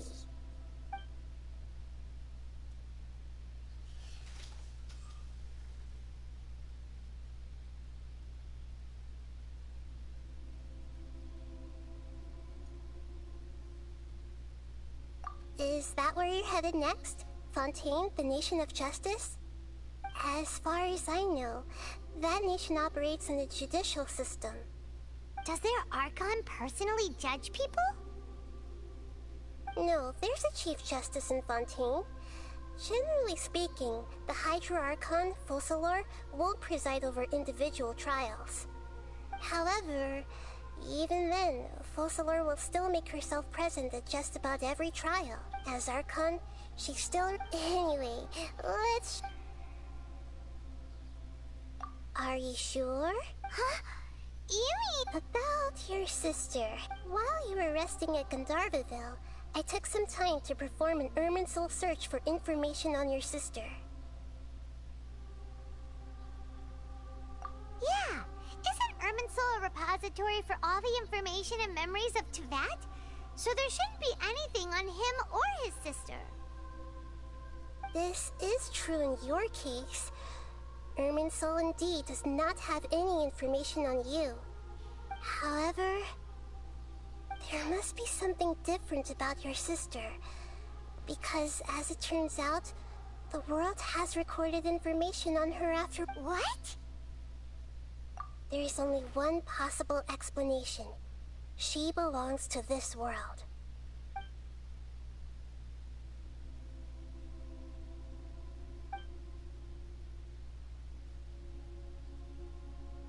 But nothing about this makes any sense! Wasn't this your first trip to Teyvat? According to the records I was able to access, your sibling suddenly appeared in Conria. After the Conria disaster, she began her journey through the 7 nations of Teyvat. But just as her journey was about to reach its conclusion, the Irminsul records on her suddenly become fuzzy. What do you mean, fuzzy? Did something happen to her? All I know for sure is that somebody, for reasons only they can know, is deliberately obfuscating her fate. And whoever it is, if they can do that, who knows what else they're capable of. But even that wouldn't explain how she somehow comes from this world. Something else I noticed was that according to these records— What's a descender? Paimon's never heard of it. Look, I'm sure you must be curious about the information I received from the Fatui in return for my gnosis, right? A very important part of the intel was about this world's descenders. External beings, ones that don't belong to this world. Traveler, you are Teyvat's 4th descender. Huh? So the Fatui count 3 other descenders before the Traveler, and his sister isn't even one of them? That's right. My current hypothesis is that the first descender was likely what we now call the Heavenly Principles. As for the other descenders, I still need to verify their existence. It could take me some time. Paimon's head's about to burst from all this crazy new information. And yet, even knowing all this, I'm sure you must still have a lot of unanswered questions. I must say, there are many questions in my heart as well. I will need some time to go, and soon, you'll also begin your journey anew and depart from Sumeru. I'm very interested in your future. It's a journey that can't be observed or if fate is the ultimate knowledge, then your future will be the ultimate fate. Paimon's sure glad we got to meet you, Nahid. The pleasure is all mine. I can't thank you enough. Alright, that's enough talk for today. If you ever miss me, just close your eyes.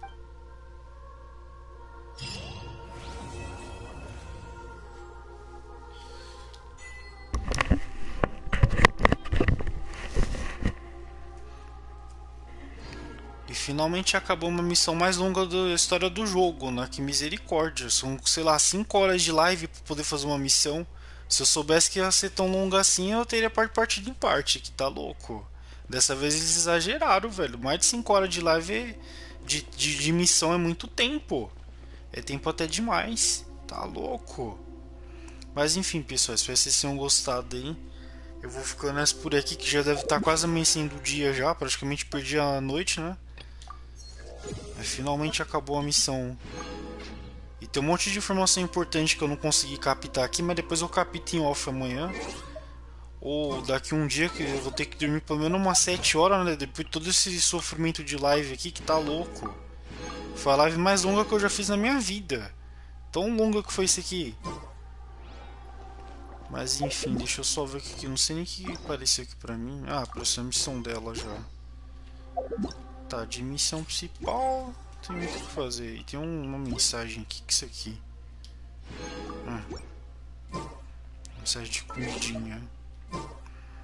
Deixa eu ir lá. Falou, pessoal. Tchau, tchau. Perdeu tudo pelo sal aí, mas dessa vez a Miho exagerou. A Royal Versa exagerou no tempo do negócio, tá louco?